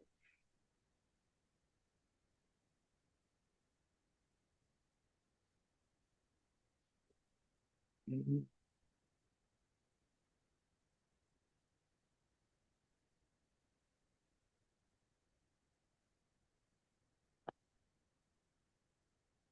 And he speaks a recorder. Speaking of, okay, so speech reported, blow them up. Man. Mr. President. So we've had very good negotiations today with Iran, getting a lot of the things that they should have given us a long time ago. See how it works out, but they're very good. Moving along very nicely. And they've destroyed a lot of additional targets today. The Navy's gone, the Air Force is gone. We know that. But we destroyed. All right, hold on. Iran said, look, I'm going to play it. But Iran said, we haven't been in no talks. You talk about peace in public while you try to sneak troops next to our fucking borders. Like, we ain't stupid, motherfucker. But okay. You know what I'm saying, man? Iran, man, said, man, y'all, they just silly, man. And they put it all on the floor. They just silly. Man, they making fun of America nonstop, man. And when they do that first slaughter, man, and they brag about it, man, the pain America gonna feel and the fear the troops are gonna have.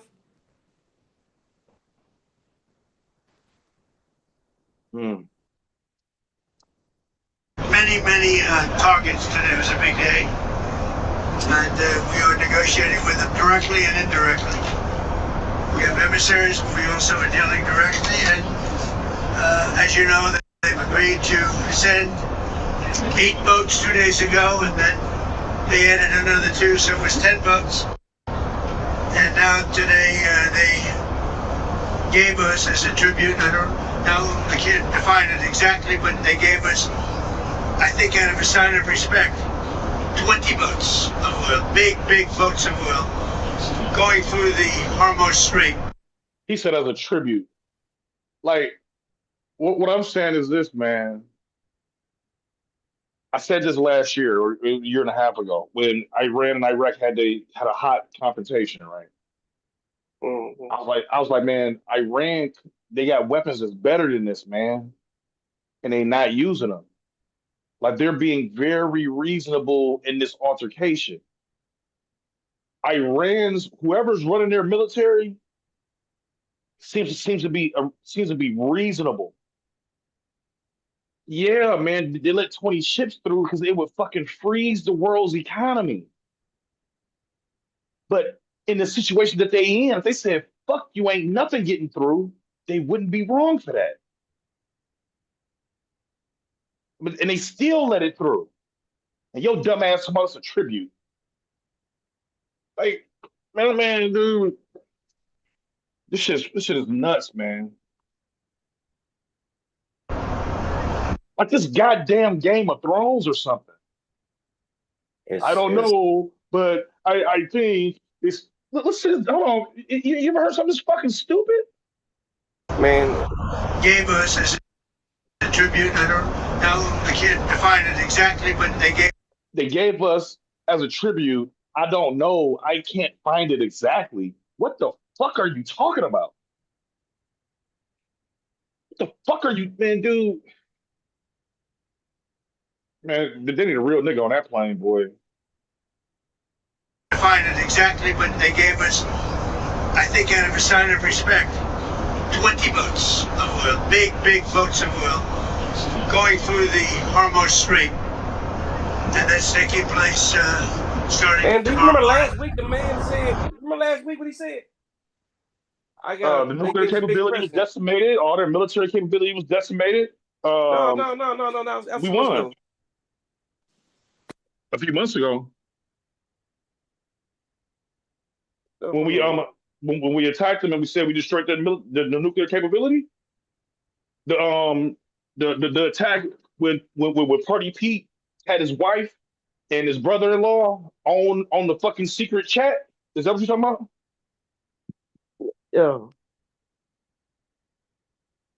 Oh, okay, hold on. So, no, the motherfucker. No, look at this. I'm sorry. So, wait, hold on. I'm in a weird place right now, right? Right. I feel like I should be eating, but it kind of ain't that big a deal. It's like this is where I'm at right now. Like it's like I should be eating, but I can kind of go without it. Okay, but continue. So Donald Trump's like, if they don't open up I was gonna bomb the fucking shit out of Iran, right? Because of the strait was closed. But he said y'all get $40. Right, he tacoed out. He said that he extended it 10 days because they gave him a very big gift. And he wouldn't say what the gift was. Then he later on said the gift was 8, maybe 10 ships are going through. Oh, okay. You get all of them going through, motherfucker. He said what? You get all of them going through. But then they come to find out there's no ships coming through. One ship went through and they bombed that motherfucker. And any ship they go through, they got paid $2 million. $2 million? Yeah, any ship go through, they got paid $2 million. Damn. Yeah, they making more money now, man, than they ever made. Damn. Every ship that go through there, they got paid $2 million fee. That's I why ain't they said, hate on that. no, the cat's out of the bag now. They said, man, shit, Egypt do it. Why we wouldn't doing it? And they said it. They said, man, we will never go back to it being free again. They like, shit, Donald Trump open our eyes. Like, man, shit, we control that straight. They said, man, you hear they terms? Hold on. You ain't heard they terms yet? I want to see this. It's a short. Hold on. What if I told you one narrow water route is turning into the world's most expensive checkpoint? Right now, Iran is signaling that ships passing through the Strait of Hormuz may have to pay up to $2 million per vessel. And this isn't just about money, it's about control. Because this route carries a huge chunk of the world's oil, and Iran knows the world can't simply avoid it. After heavy damage from US and Israeli strikes, Iran is now trying to recover billions by monetizing a global choke point. But here's where it gets dangerous. Even if ships pay, there's no guarantee of safety, because Iran's military isn't fully centralized anymore. Different factions, missiles, and drones operating independently. So one mistake, one miscommunication, and global trade could be hit instantly. Meanwhile, behind the scenes, Russia and China I paid $2 million, nigga. You got are quietly helping Iran with satellite intelligence, making its attacks even more precise, which turns this from a regional conflict into a global power game. What if I... Shit. That ain't how you do it, guy. That ain't how you do extortion. Well, shit, somebody told Donald Trump that shit. Somebody should have told Donald Trump, like, nigga, this is a bad idea. All right, they gonna close that straight down. We be stuck like Chuck. They just let 2 ships through China go through there with a small fee. Man, you think you think they ain't paying that fee? They're like, shit. We losing $2 million. He like we gained $2 million.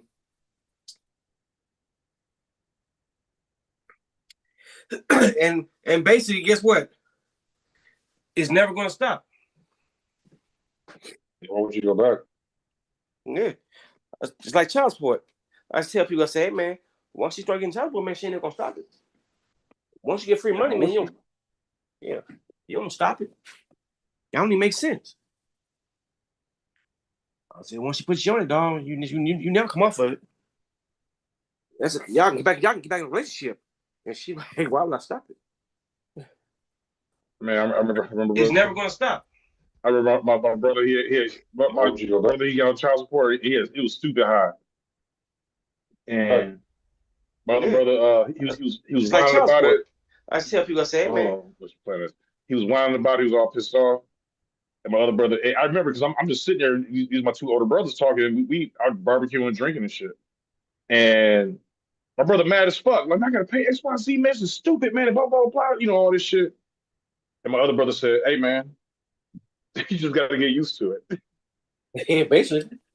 A motherfucker paid them on here. They don't want to complain. They don't want to complain. Like, oh, deal with this shit, man. Where that shit. And it was like, he was so fucking mad, though, because, you know what I'm saying? Like, it was so fucking, like, it was like, my brother's way older than me. You know what I'm saying? And so when he said it, I just cracked up laughing. You know what I'm saying? Yeah, just deal with it. My brother was mad as fuck. You know what I'm saying? What the fuck you mean? Just get used to it. You don't want to hear a motherfucker complaining about fucking child support. He been paying 3 months. You been paying fucking 13 years. Motherfucker, yeah. I've been paying 13 years. You been paying motherfucking 4 months. You complaining? Yeah. What are you talking about? Like, hey, man, just gotta get used to it. What the fuck you mean? But you know what though? What was funny is we fast forward like maybe a year, right? Mm-hmm.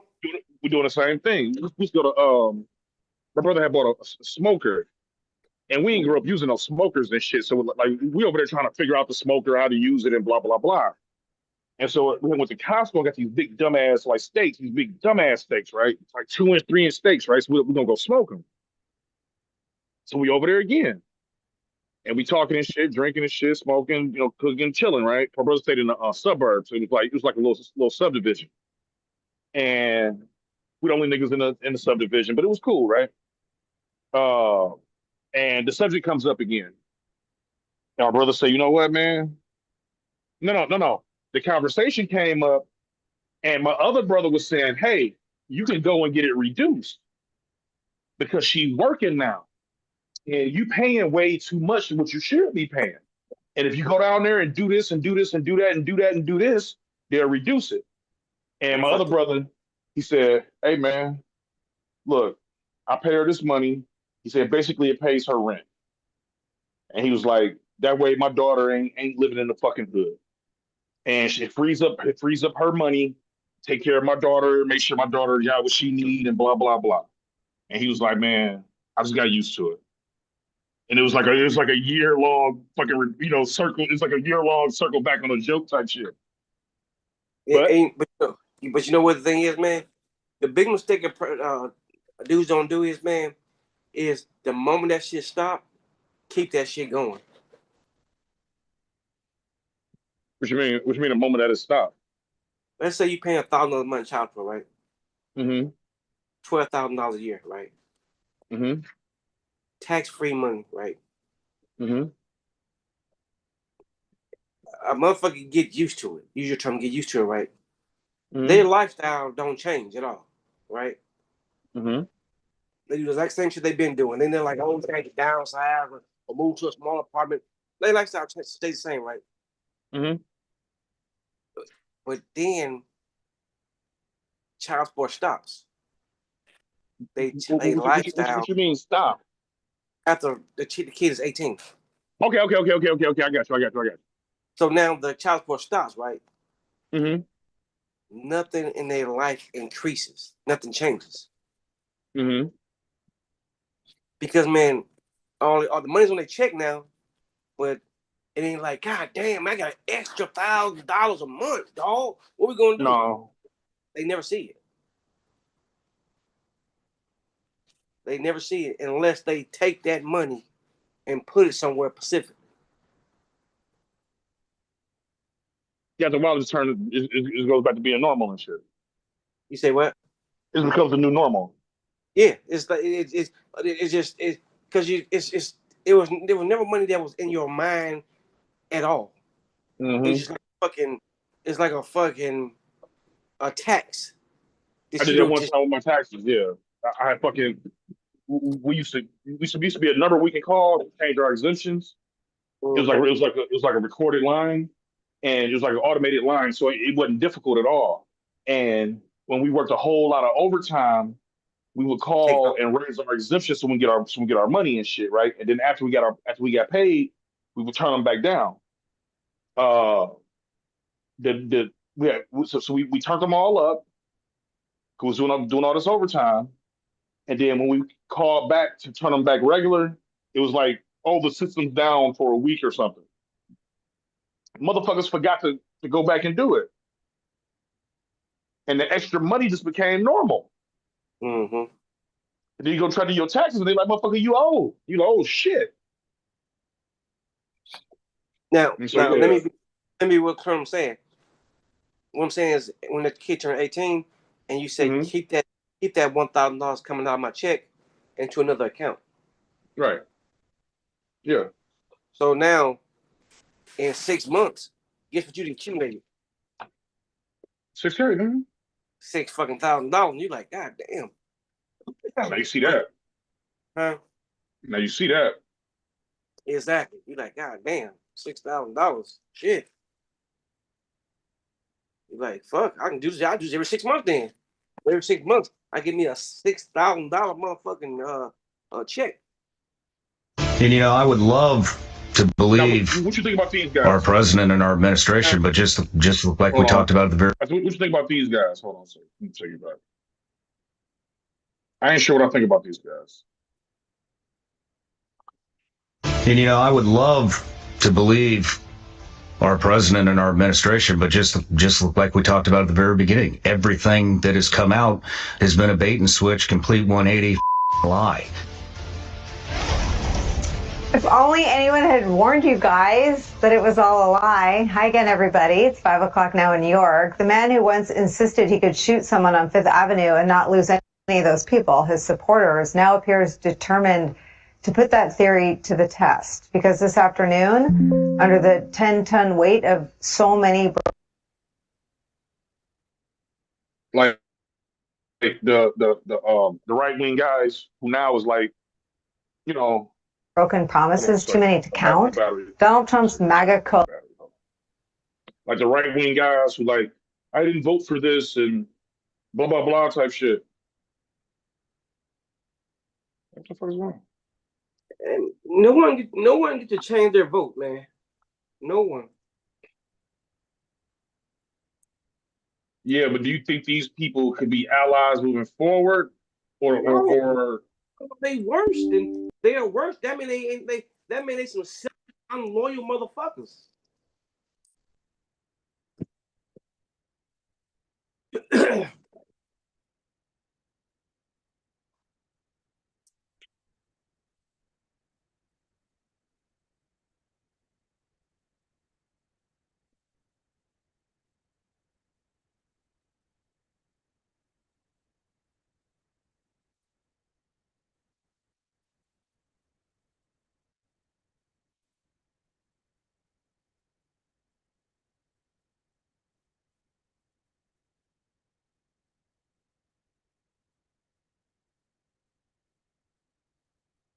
Yeah, I won't.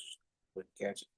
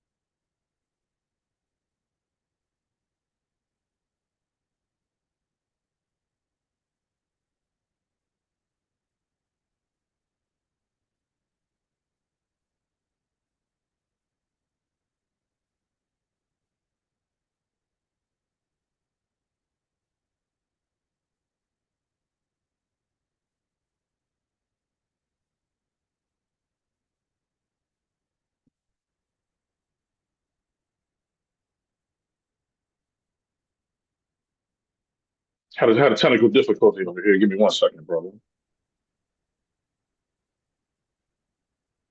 I don't know if my motherfucking what's it called still streaming. Can you hear me? Yeah. Okay. No, I don't know if the stream is still up or not. Didn't that chick push for real? Get that dude get deported, her old husband deported and took all his money. I don't know. I heard something like that, but I don't keep up enough to know. I don't. I stopped watching that shit when nigga when the way Nene did Greg, I couldn't watch it no more. I used to be fucking like yelling at the fucking TV screen and shit, dude. How's she doing? Well, like this is like the first seasons, and in real life, Greg had took out like a bunch of loans and stuff to like kind of make them look, like the way they're supposed to look type shit. Mm-hmm. And like just to make sure they shit tight. We on TV, and whether that's smart or not smart. I mean, I can't blame the man for doing it. I'm make sure we look the way we're supposed to look type shit. And she out of that first season, she was kind of like she was the one who didn't have all the plastic surgery, and like she seemed like the honest one, like she seemed like the real one, and she became the most popular one. And it was almost like the other girls was almost like, damn, how does big nose bitch get to be the one? Like I got my titties done, I got my ass done and shit. I ain't got no stuff. You know what I'm saying? And she was kind of like keeping it real. So it's some motherfuckers like Nene. I used to like Nene. And then she started getting popular, and you saw it in real time. How she changed A to another person. motherfucking change. Right. She looked 30 years younger.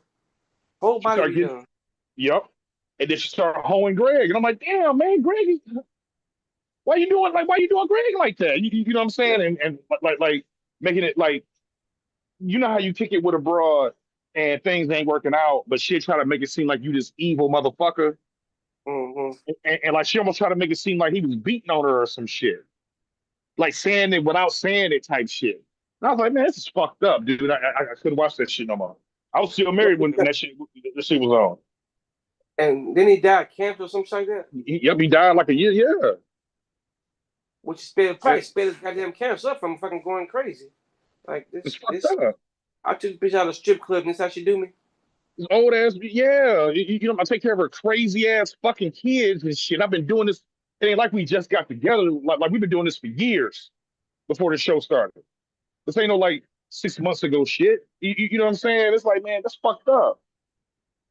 And it just make you feel like, damn, man, like no matter what you do with a woman, at the end of the day, that bitch hates you.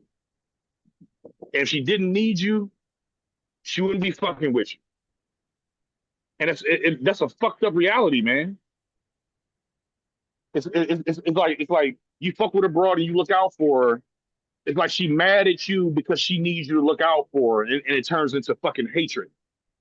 Yeah, sure, fucking right. Like the moment she get on, she dump this. She leaving this motherfucker. Yeah. He thinking like when she get on, she gonna pay me back for all she done. She's like, no, I'm gonna find. Or we just live comfortable and shit. We just like we in this together type shit. But oh, nigga, I hate you. Actually, I fucking hate you. And you know the fucked up part? Like in my life, right? It's been several times because that's kind of what happened with me and my ex-wife. You know what I'm saying? And then even with, but not just a male and female thing. There's been times in my life where family members, I'm talking like blood family members, we talking on the phone, they tell me a situation they going through. And I may put myself out there to try to assist them with that situation. And then as soon as they get in a situation where they don't need me no more, it's like they not only do you, I don't you like you, especially if we dealing with men, okay, yeah, move on, of course, you know what I'm saying? But it's like you gotta hate me first. I let I let my cousin come stay with me, and he just was on bullshit, like just not cleaning up. He used all his money to eat out all the time. My clothes and his clothes. My wife got his drawers and laundry. I'm like, man, why would you come here and act like this? I went and found him a job, all kind of shit. And then we making plans to try to do this shit in a reasonable way. I wake up one morning, he just gone. He don't call me, don't talk to me or nothing. It's on some fuck you shit, right? We don't even like when my mom died, he didn't even call me. That's how much he hate me now. God damn. And I'm like, damn, man, like we literally spent every summer with this nigga. You know what I'm saying? Like this is my cousin. Love this nigga. You know what I'm saying? Like crazy. But it's like me helping you made you hate me. Same thing with his little brother. Now, it's like when y'all was fucked up and y'all telling people y'all fucked up, and a person said, "Oh damn, that's fucked up," and kept it moving, y'all still cool. The people who didn't help you or didn't give a fuck, y'all still cool. But the motherfucker who did, you hate them. And I don't understand that. But it seems to transition. It seems to transition that way with relationships also. And I don't. Man, a motherfucker helped me, man. I'm eternally grateful. I'm gonna hate you for helping me. Like I don't even understand that shit, but it's a thing. It's obviously a thing. You're a fine man that it can fall down to being jealous. Envy becomes jealousy and a dislike. And I don't know. Like I say, like, and I don't want to get all deep into it because it ain't topic or nothing. But like, the reason why I say I don't see why it would be jealousy, because when he was this is what I'm talking about. When I say, well, fuck it, man, you ain't got nowhere to go, just fuck it, we'll figure it out, man. Just come here and we'll figure it out. I was in a 1 bedroom bullshit apartment. He sleep on the couch. It ain't like I had no fucking fly shit or nothing. But I know when my mom died, that nigga didn't even call and say hello. They say, how you doing, cuz? Like, fuck all that bullshit, man. That's my auntie, man. How you do? Like, how you doing? And you ain't talked to him since. No, way before the last time I talked to these niggas is I had this before my mom died. This before my mother got sick. I was divorced. And I was like, I was divorced and shit. You know what I'm saying? I was, jobs wasn't really going the way I wanted them to go.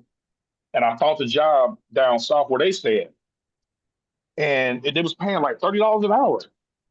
And then I interviewed with him and shit. And it was like convenient. It was all good. Like a good situation type shit. And I remember calling down there and I talked to my one cousin. I said, well, shit, man, I might come down there, man, about this job, dude. You know what I'm saying? I was like, man, shit, I might just come down there. You know what I'm saying? I'm like, oh, y'all down there. Fuck it, I might just come down there with y'all. And then this is the last time I speak to the other cousin I'm talking about. And this thing I know, he called me, like, he called me out the blue, or it was like on three-way or some shit. And he like, don't go to my mama's house.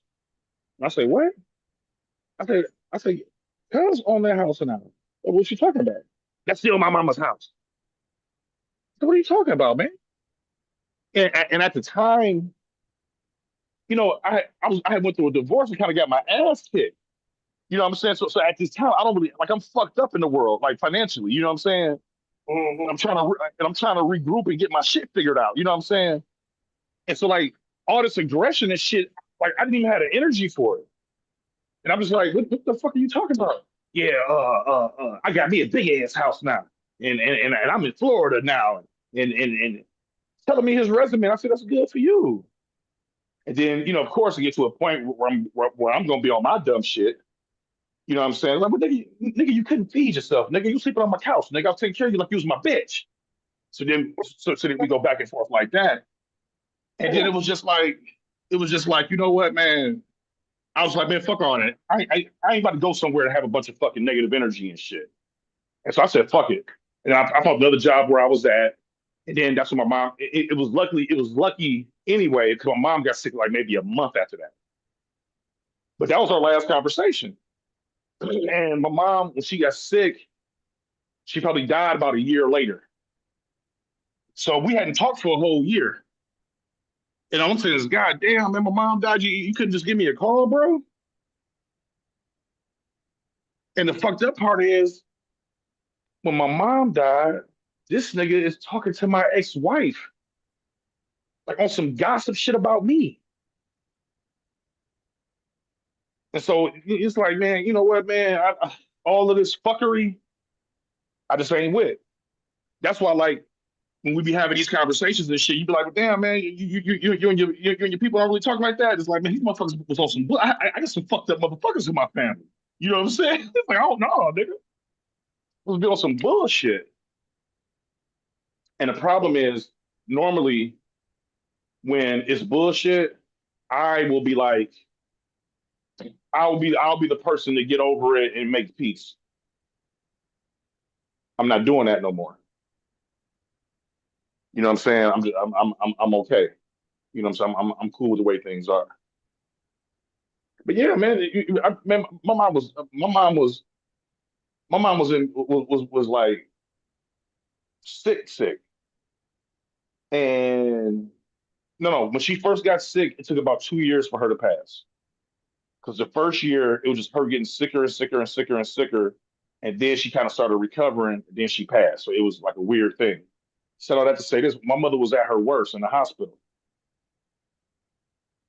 The ex-wife called and know everything that's going on. And I'm like, listen, man, like, I don't even want to, like, I'm dealing with my mom. So I don't want to deal with you. This nigga her and my cousin is having regular conversations. And I'm like, what kind of fucking treacherous bullshit is you on, dude? But he always wanted to fuck her, you know what I'm saying? So I don't know. I don't know about that. Because that was a thing where we all worked at the same place and he had a crush on her and I snatched her. You know what I'm saying? Like you got a crush on her and I started fucking the motherfucker. I'm a Detroit nigga. Which one for me, man? You a goofy ass Illinois nigga. What you want me to do? You know what I'm saying? Shit. Yeah, that's a greatness. She gonna choose greatness. Goofy ass Rockford nigga. Nigga, you ain't even in Chicago, nigga. You a Rockford ass nigga. But you know, Rockford, Illinois. Yeah. My family from Rockford. So like my mom, my grandmother, aunties, uncles, all from you know. But my mom moved to Detroit when she was young and had me and my brother, then met my old man. You know what I'm saying? So, but she had my brother, no, she had my brother in Rockford. Then she moved to Detroit with her son. Then she met my old man and had me. You know what I'm saying? So I was born in Detroit. Shit. You get mad at me. And you know what? Like I remember I got him a job at the titty bar, right? I was going to the titty bar so much, I got him a job at the titty bars doing security and shit, right? And I used to drop him off at work, and then I go back and pick him up when it was time for him to get off, right? And then I remember he was like, "Man, you got to see this girl up in here, man. She's from Cleveland. She's from Cincinnati, and man, she's so cute, man, and she got a perfect body and pretty smile and blah blah blah blah blah blah blah blah blah." Nigga, I went up there and knocked that bitch immediately, right? nigga, that was my girlfriend, and I know he felt a certain way about it, but I thought he was player enough to deal with it. Say player enough to deal with it.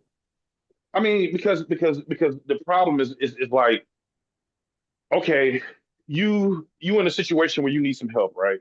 I'm your cousin. I say, come on. So now you stand in the house, you stand in my apartment with me and my wife now, who's the girl who you used to have a crush on. Okay, now you get a job at the titty bar, but I got you. I got you the job. You had to do nothing, so just show up. And then now the girl who you got a crush on at the titty bar, I come knock the fuck out of her. So I guess he looking at me like this guy's just a fucking asshole, but I ain't did nothing to you. You can't help me. What the fuck? How you get mad at me? Because you're a goofy Rockford nigga. I didn't tell you where to be born at, nigga.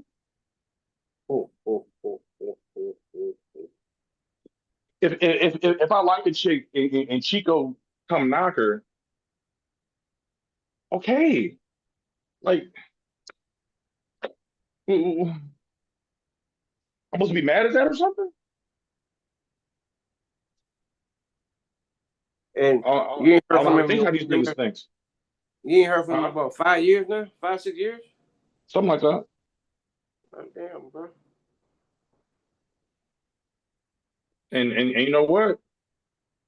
My life has been better. Hey man, wait a minute. Do anyone in your family know you out of the country, man, right now? Yeah. You say what? Yeah.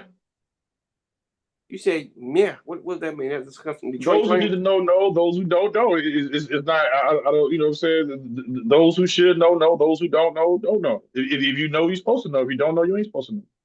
Ain't no secret, but I just don't communicate with. You know what I'm saying?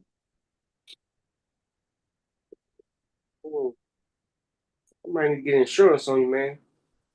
But the thing is if like basically like if a motherfucking part of my life and they know what I'm doing and you share what I'm doing, those who I haven't shared it with, you're not gonna be part of my life no more either. Because I don't want to be the topic of I don't want to be the topic of, I don't want to be the topic of no conversation. I'm tired of motherfuckers talking about what I'm doing when I'm not around. And so if it's known that I'm doing what I'm doing, it's gonna be whole conversations held about what I'm doing that I'm not a part of. So I don't want to contribute to none of that. You understand what I'm saying? But you ain't got no fucking cousin your age. Like, hey man, I'm coming down there, man. Shit, you ain't got you ain't nobody's OG. Like I say, those who's supposed to know, and those who are not supposed to know don't know.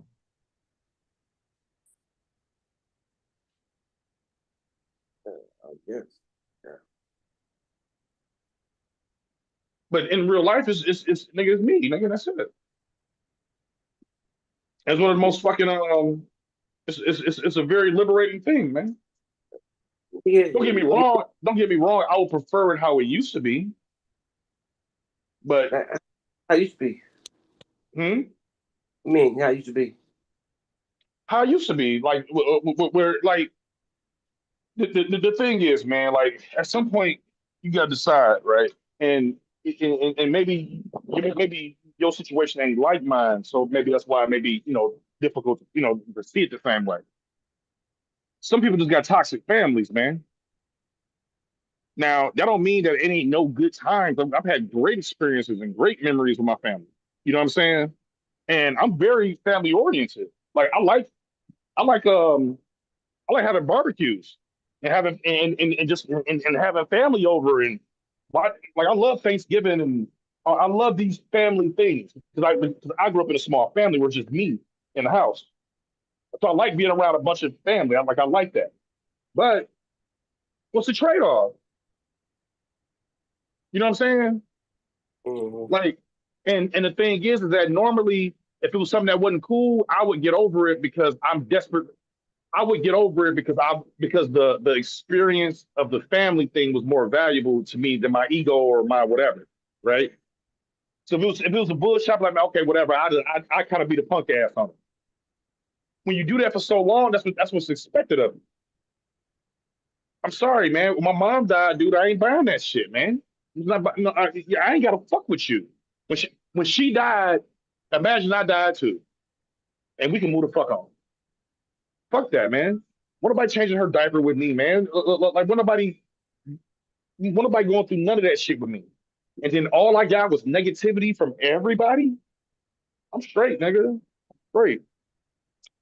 Mm-mm. Nigga, I'm straight, nigga. You know I had motherfuckers in my family accuse me of stealing her money.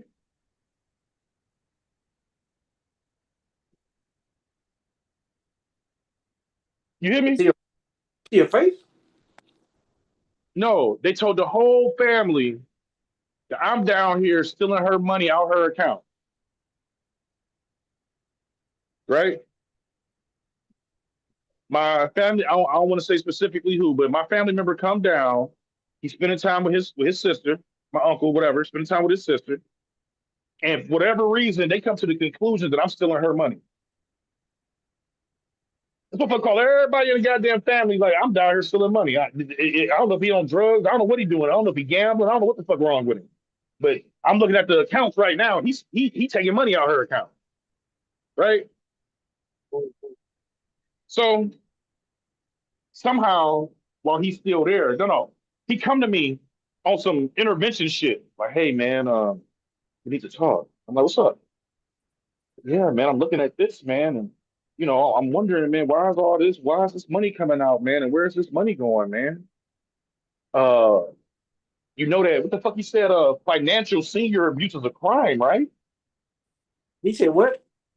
Financial senior, like taking, like basically, like, well, tell me to charge, like if you taking advantage of like your mama and taking her money, that's a crime type shit, nigga. It was such an emotional thing going through, like when he said that to me, because for months it had been nobody but me and her. And so when he came, I got a little break.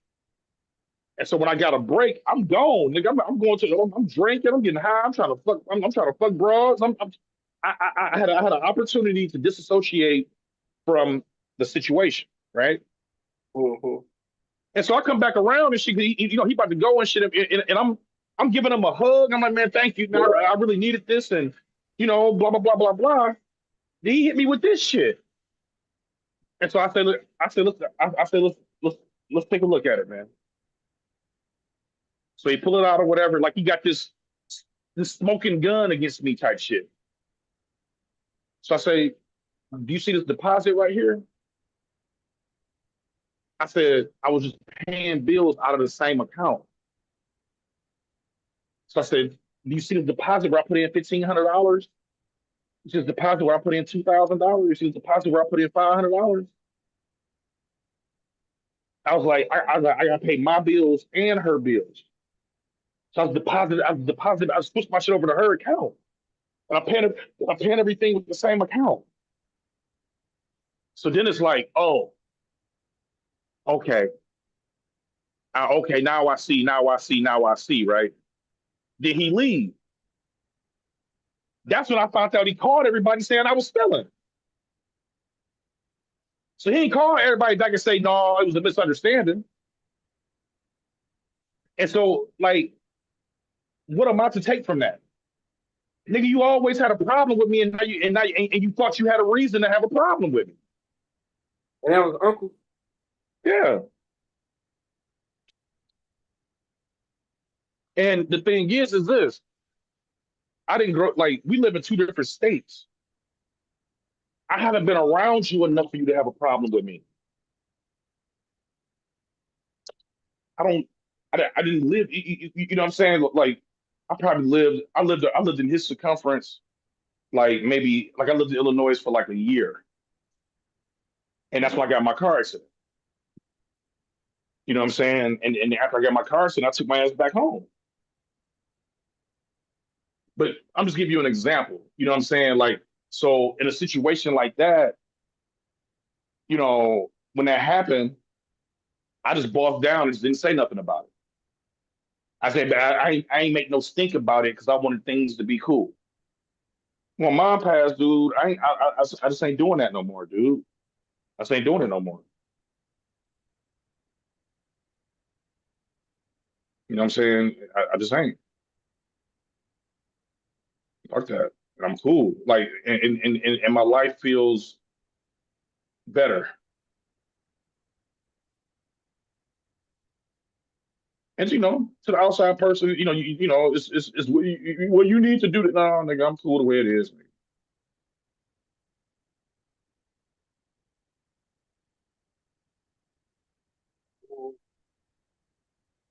Talk the bullshit. I understand. Hmm? I said, I understand. And you know, because I think that, you know, I can tell you a whole bunch of shit. You know what I'm saying? But I think it's like there's a level of toxicity that's not in my life no more, and I'm comfortable with that. Don't get me wrong. I would love for it to be like the memories I remember. You know what I'm saying? Because you tend to remember like the good times and shit. But man, fuck all that bullshit, man.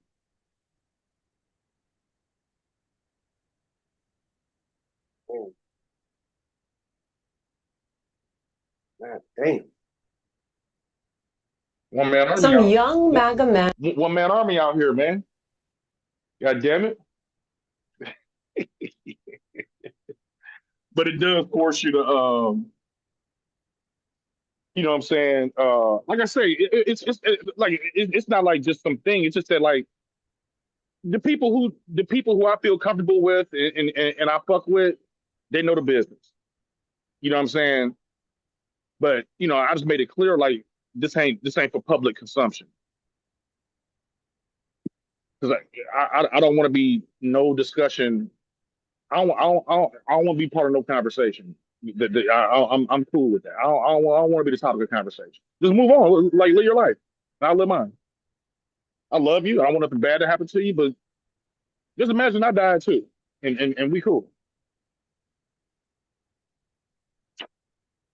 You know. I take it you ain't going back to no damn funeral. I mean, shit, depending who died. Shit. And I mean, and to be honest, and be perfectly honest with you, after my mother died, I don't really think I'm going to another funeral in life. But maybe if I have a kid or something, or you know, so maybe a wife or something. But I don't think I'm going to no more funerals. Like I couldn't even go to her funeral. It was like a service because it was COVID, so it wasn't really a funeral. But like I couldn't go through with that. And so like I don't even think I think I'm straight off of that shit. Send my condolences. I sent some flowers and shit. And are growing disillusioned with the president over the war in Iran. 30-year-old veteran Joseph Balik told Politico at this weekend's CPAC conference, quote, he's lied about everything. If you go into a war where They said they booed him at CPAC. Did you hear about that one? Well, it was a little different, man. The crowd just wanted to hear anything. They didn't even fuck they was yelling for. He said, man, who out here want to fucking impeach? Yay! Who out here want a guitar? Yay! They just there just fucking cheering. Cheering. When they say impeach, they say yay. They like, no, wrong answer. Well, CPAC used to be like the right wing party. Live? Oh, there we go. Yeah. I think we're live. Yeah. All Hey, right. everybody. Well, Hold on. Yes, it's a delay when I pause it. What'd you say? They was cheering this be cheering, I believe, man. He like, wrong answer. Who out here want an impeachment? And y'all scream, yay. They for us, they knew he could been talking about impeaching, you know what, a fucking Democrat, anything. They just cheering. I heard about it. I didn't see it. Let me see it in context. You didn't say who out here want to impeach Donald Trump? Scream. I don't think that this was the answer that Trump wanted to hear at CPAC from the main stage. How many of you would like to see impeachment hearings? No. That was the wrong answer. Let me try it again. How many of you would like to see impeachment hearings? No. Can someone bring some coffee out for the CPAC? Now, I don't think so. Like, no. There's a lot of Republicans, man, who hate Jewish people, man. They love that clown way too much, though, man. I feel you, but I'm just saying. But if you've been screaming something your whole life, and you think this guy gonna back you on it, and then he don't. I mean, you know, it's a lot of Republicans is anti-Semitic, and there's definitely a lot of Republicans who was yelling all that Epstein shit because they thought it was about the Democrats, and they was convinced it was the Democrats doing it, and they've been yelling it for all this time, and it just looks so stupid because they've been yelling and screaming this shit publicly. At some point, man, motherfucker gotta. I mean, you know what I'm saying? Yeah, I just feel like, man, you asked me, said, man, what do you think about the motherfuckers flipping now and shit like that? I just can't like say, man, no. I said they worse them up for that they worse now if they try to switch back. I'm like, no, I'm not young, grateful, and unloyal motherfucker. No, stay where you at. Okay, I get the whole stay where you at thing, but do you think it's healthy that at least some percentage of them people have had the wherewithal to at least criticize them? Man, they can do what they want to do, but I don't think it's genuine. See, man, you can't tell me, man, you okay with, man,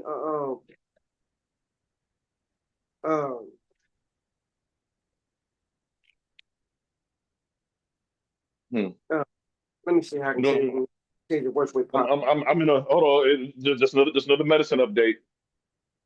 I really feel like I should be eating right now. You know what I'm saying? But like, it's all in my head, kind of, because I'm not hungry. But like, I'm sitting here like, damn, I should be eating right now. But it feels weird not to. But continue. So there were so many times that people had the opportunity to say, no, I don't agree with him. I don't agree with him. They was with all the other shit. Say what? No, as far as like the hatred against black people, the hatred against gay people, the hatred against immigrants, they with all of that. Yeah. So I said, so now when you feel like now, now I agree. No, man. No. So we say, oh, hey, yeah, Graham, I'm glad you're here. Okay, you come on over, man, but fuck you too. So like, what I'm saying is this. it's two schools of thought on this type of shit, right? And so one school of thought is let's partner with the opposition on policies that we agree on. And the other school of thought is fuck them, they the other side. I don't give a fuck that we agree on this. Fuck them overall. What school of thought you think is most productive? Well, the one that you're trying to come across. But the reason why I have a problem because man, I don't trust them. They're like, man, so let's get what we want, then we burn it down. So the work with people who I disagree with on because like find an intersection of what we agree with and partner with people. You saying fuck that? No, I'm saying yeah. I'm saying if you can find a mutual ground and work with somebody, yeah. But still, fuck you too. Okay, so like for example, like Marjorie Taylor Greene. Yeah, fuck her too. We probably agree with her on the Epstein thing, right? So if it was a thing where it's like, okay, well, let's say you had an audience or I had an audience or whatever, and it's a thing where I heard people say, well, listen, why don't we just do a video about the Epstein thing because we agree on this? Do you think that's a positive move or a negative move? I'm negative. Okay, now I agree with you. That's the other way is like that the TYT way. You know what I'm saying? Like, okay, I could admit if we agree on something, but I'm not fucking with you, and we're not cool. And I'm not gonna act like we cool. Yeah, I see fucking MTG. Just because we agree with something don't mean that we cool. You say what? They tours around on all the Democrats forums.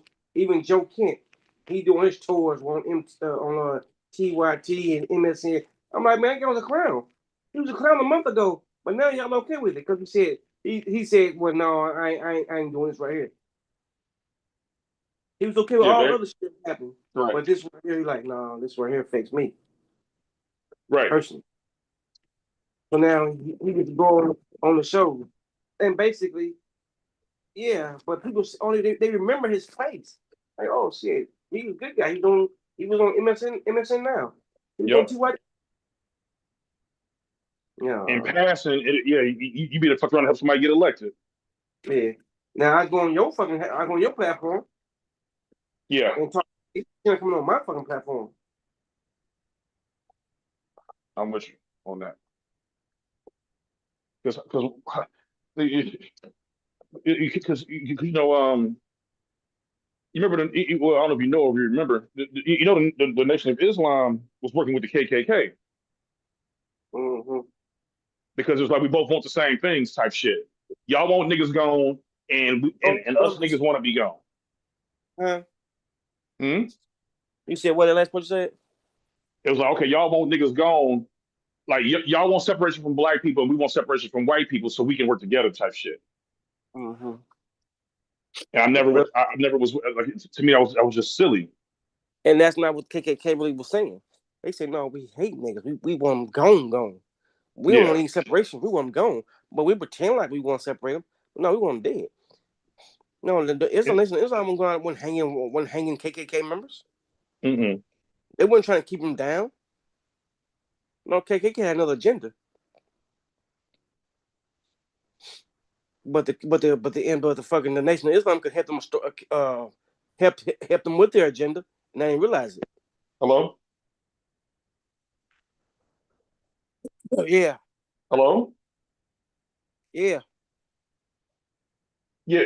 You Landers? No. Okay. Oh, you're here. Okay. I'll be right down. Thank you. I'm gonna pick up this food right quick. I'll be right back, brother. This is great service, man. I could chalk it up to an honest mistake the first time. But when the audience continues to cheer on the prospect of impeachment hearings for Trump, even after they're corrected, maybe it's just becoming clear that Donald Trump isn't quite as popular as Matt Schlapp thinks. And let's be clear, CPAC has not exactly churned out the kind of content that the GOP was hoping for this week. For example, I think they're going to get destroyed in the midterms. I get the vibe. A lot of people I knew who just voted for Trump because they thought it was cool in like high school are just now just being like, I can't stand the guy. This isn't, what I voted for. What I voted for was domestic policy, change at home, and, realistic foreign policy. So I'm just hoping we can get it all wrapped up soon. A ground invasion of Iran will make our country poorer and less safe. It will mean higher gas prices, higher food prices, and I'm not sure we would end up killing more terrorists than we would create. It's almost like when Trump tells everybody that he's going to focus on the little guy, going to lower costs and keep gas cheap and avoid forever wars and release the Epstein files and actually do an America First agenda, and then you fail to do any of those things, that suddenly your political movement loses some of its shine. Although, in fairness, I should mention that there are worse things than a conservative crowd cheering on the prospect of impeaching a conservative president, like, for example, being served at said conference during a live TV hit. Most of them break a law within the first 3 months. Most of them, we're on TV here, please. We're on TV, please. We're on TV, please. Okay, we're on TV, please. We're on TV, please. Okay, we're on TV, please. What are you serving him with? TV, please. We're on TV, please. What are you serving him with? I'm not accepting. What are you trying to serve? Ma'am, we're on TV, please. Yes. We're on TV, please. Okay. As they say, elect clowns, expect a circus. But it wasn't all fun and games. There was also some serious policy discussion taking place at CPAC too.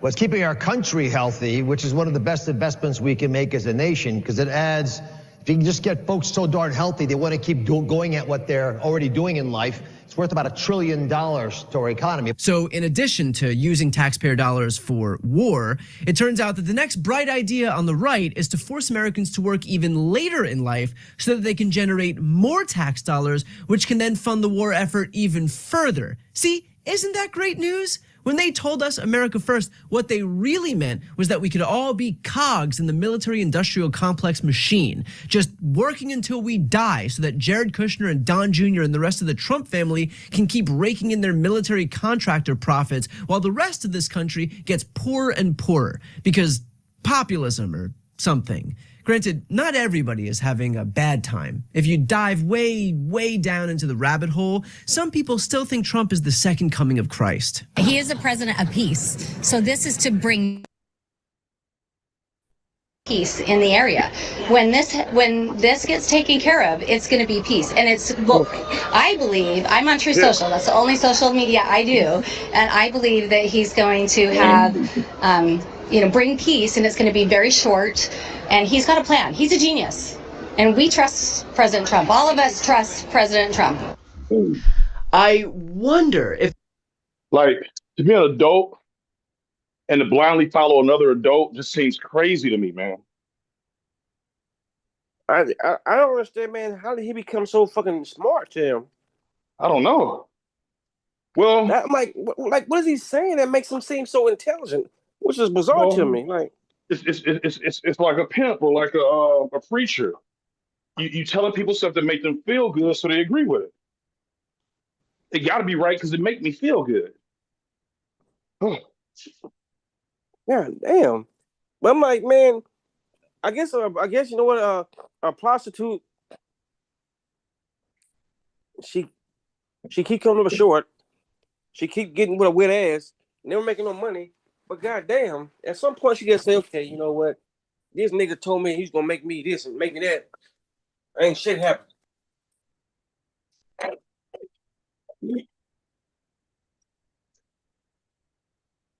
That's goddamn. Yeah. Man, you gotta think about it. Prices are skyrocketing. Gas is out of control. Dog, I put a fourth of gas in my fucking truck, and the shit was like $70-something the other day. It wasn't even, matter of fact, it wasn't even a quarter. It was like $70-something. I'm like, come on, man. God damn, you trying to tell me I can't let it get over a quarter? Like the days of joyriding is over.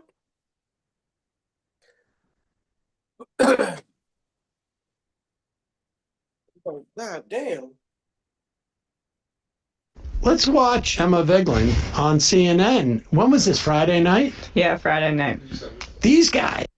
The Israeli government is, which dragged us into this war, which every president prior. Number one sponsor of terrorism. For 47 years, the Iranians have killed Americans and our allies across this world. Okay. They are trying to obtain nuclear weapons so they can annihilate Israel and potentially capitals in Europe. There's no evidence of that. The JCPOA was actually a successful deal that Obama negotiated. That you're an Iranian apologist. Yeah, this is so weak. I'm going to talk over you louder. I'm not going to stop. I'm going to put out this message. Then when I give you a counterpoint, you don't even address the counterpoint and just call me an Iranian apologist. This is a smart guy. Like this is a guy. This shit is fucking nuts. This world's upside down. This world's upside fucking down. There's nothing I can do. Israel's genocide, and then everybody swarms. No. One thing that you can't say. This is about Gaza. This is about. No, let's be real simple. Like I give you say so, and then I continue my conversation. Like I wouldn't disagree with them. They're like, you a sympathizer for fucking Iran. Like I guess, but man, the truth of the matter is, man, that this is what's happening. You are. I mean, yeah, you say so. It's like, but see, like, would it be seeming like to me is they don't even want it said out loud. Like the point that they want to overtalk you and yell over you. Like they don't even want people to hear the point that you're making. Avocados. It's like, God damn, bro. Filibustering. Filibuster like a motherfucker. Hold on. Matter of fact, let's go for the filibuster show, God damn it. Get Piers Morgan.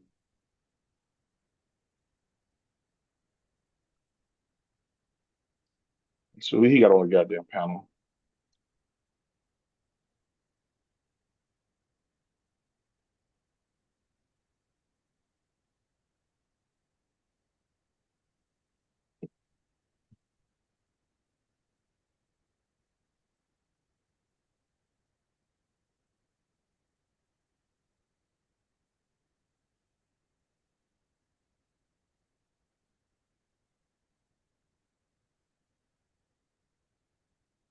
Extraordinarily dangerous. Unfortunately, Iran.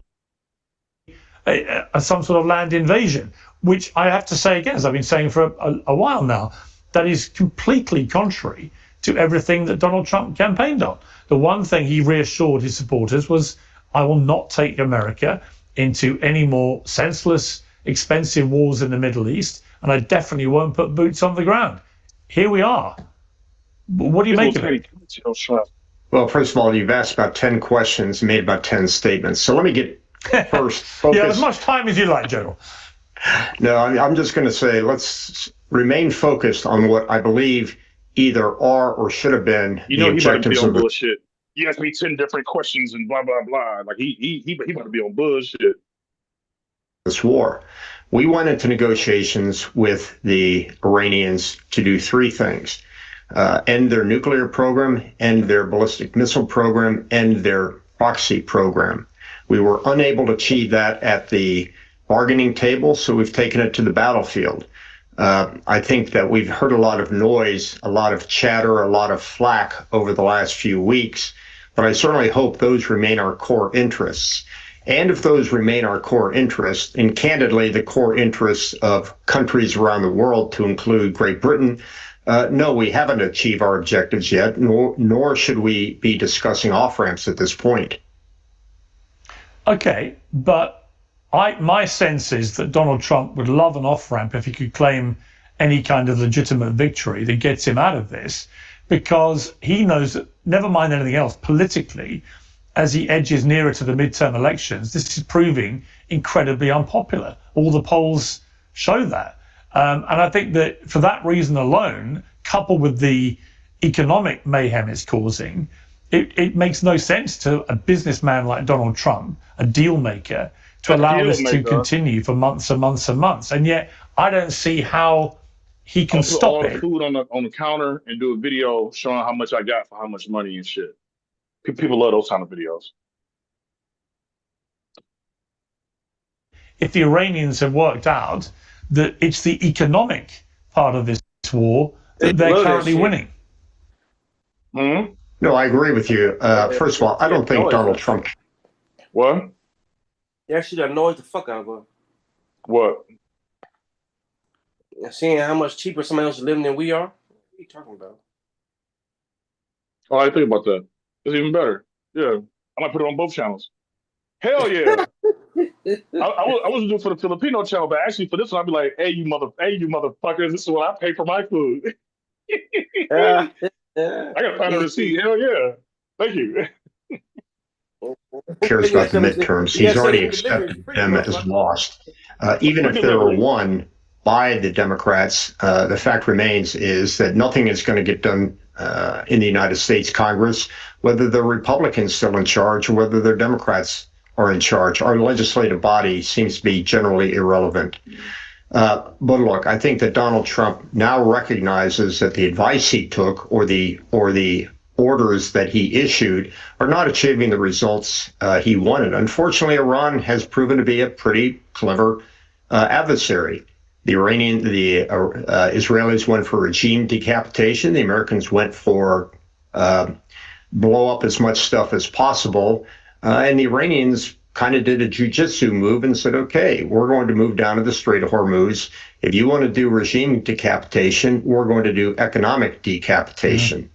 As we used to say, old dead Karl Clausewitz, he had some great lines. And one of them is, after a war starts, it takes on its own character. And while this president may have hoped for a quick and easy victory as he had in Venezuela, or a negotiated settlement as he had in Syria, this war has definitely taken on a character of its own. And before I go to our two other very patient guests, thank you to both of you.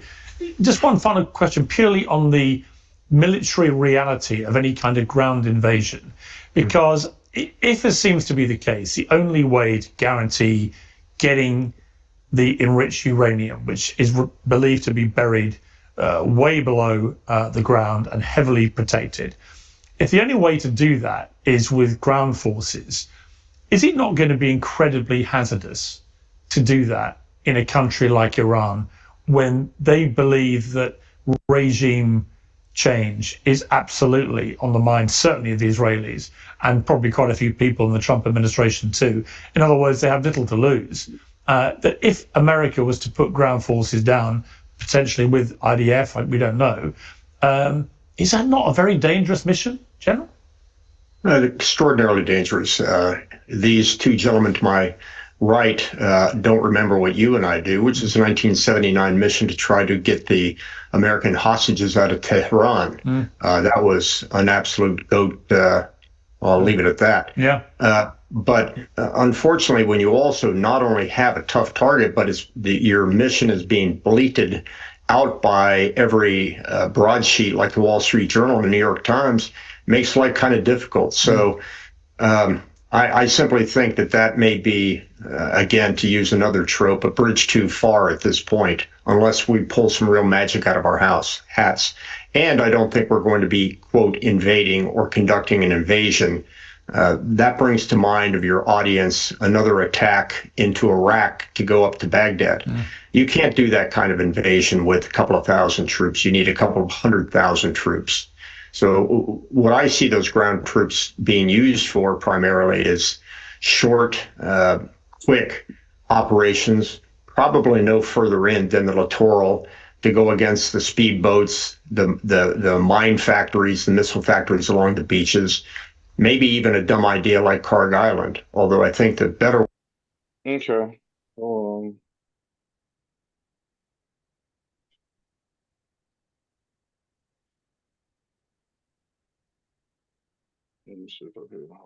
Way for Karg Island is just take out the electricity. That way you can quickly turn it back on when you need it. I mean, the problem, and I'll come to our other guest now, Doran Spielman, the problem here is that Donald Trump has kind of signaled everything that America may do. He does it on a kind of every few hours basis on social media. And then he changes it 2 hours later. Right. And the problem, Doran Spearman, is, I can remember watching movies about the code breakers in World War II, where there were whole teams of people whose job it was to crack sophisticated codes that the Germans were leaving, for example, planning their military operation. The Iranians don't need any code breakers. They've got the President of the United States just broadcasting it all. So, they know that there may be... Still there? You said what? You still there? Okay, hold on. I'm going to do this video on these groceries real quick. But I want to know if it's a good deal, like just from your perspective.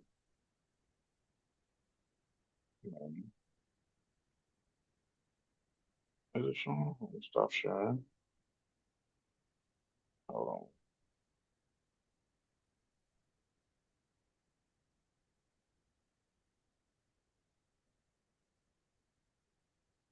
on. Okay.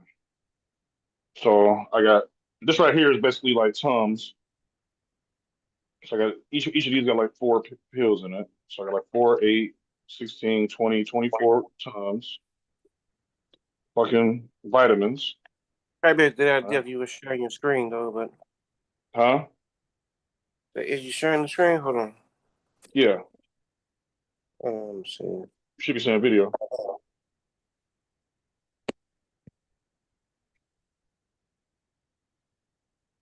Oh, not real. No, I stuck a keyboard or some shit. Yeah, that's what you should be seeing. So I'm saying, like these right here is like Tums. This is vitamins. It's like a small screen though. Then I got, huh? Like a real small screen. And turn sideways. Is that better? I still got all 3 videos on the screen. I don't know. I guess that part. Yeah. It's like it would default to whoever's ever showing video. Oh, let me try this.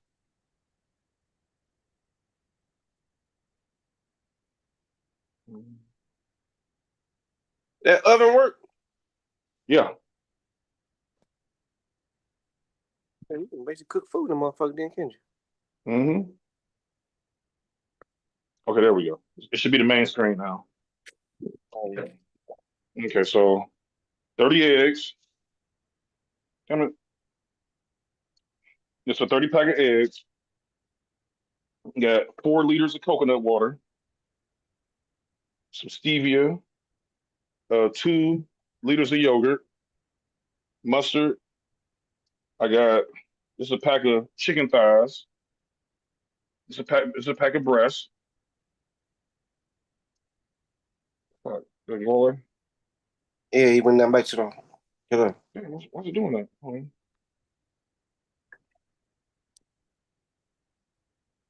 I want to get it now before I start putting it up. Sure, video. Okay.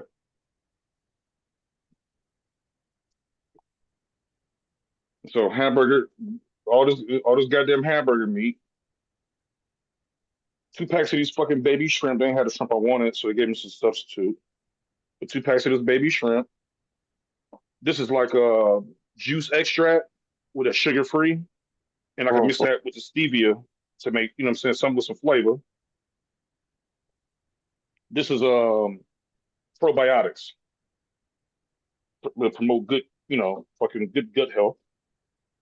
2 things of spinach, big thing of broccoli, big thing of strawberries, and 2 avocados. So in America, what do you think you would spend for this? Let's see. Probably about 140, somewhere in there. Okay. And I spent. It didn't adjust my fucking bill. I mean, go back over there and I'll tell you exactly how much it costs in America. Okay, hold on.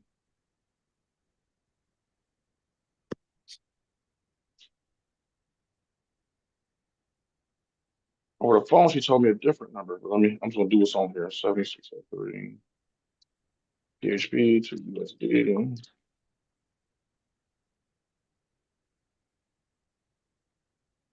You had 3 pieces of meat, right? I got a package. I got a pack of chicken breast, a pack of chicken thighs, and a big ass thing of ground beef. And I got 2 packs of shrimp. Okay, I'm gonna do $20 for each one of them. I'm gonna do cheap $20 each one of them fucking meat thing. That's being real cheap, generous. It probably be like 25 right now, but I'm gonna do 20. 20, 60. Shit, 2 things of shrimp. Mm-hmm. I'm gonna be generous and say, you know what, shrimp 10 a piece. Yeah, I'm 15 a piece. That's about 15. So that's 30. So we're at 90 right there. Eggs. And these are little cocktail shrimp. You know what I'm saying? And the eggs about what, 30 in there? Yeah. I'm gonna put about $15 roughly in there. So we what 105.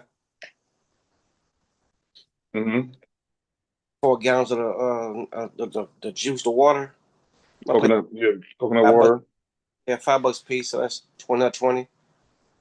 So Big thing of mustard. Well, I'm gonna put another $5. So Thing of stevia. How many was that? It's these are individual packs. This is it's 42 in here. 42 sticks, stevia. I can't see anything, so it's just if you get coffee and get stevia, how come in a little stick of sugar? It's 42 of those. I'll say about $10 then. $9.99, something like that. $7, something like that, I guess. What, more than 50 now? Mm-hmm. What else you got? A couple avocados. It's about $5 for 2. You got 2 avocados. I got 2 pounds of broccoli frozen, 2 pounds of strawberries frozen, and 2 kilograms of spinach. That's about another $30. So in America, that's probably about 175 if you get lucky, get some good deals. Okay, so I got to check my account because she told me a different number. Like all those substitutions ain't showing up on the receipt, on the online receipt. So hold on, it gotta be a paper receipt in here, man. And so she told me without no substitutions, it was 125, right? But they made some substitutions. So instead of it being 7603, it's 5792. 5792, which equals I paid $95 for it. $100. Guess that ain't bad. Then it's like a 70% difference. Yeah. Yeah. Ain't bad as I thought it would be. And I think that's enough to last you a week. And so I can't really tell because a lot of shit I buy like that, it be about 160, but it don't be no meat and shit like that.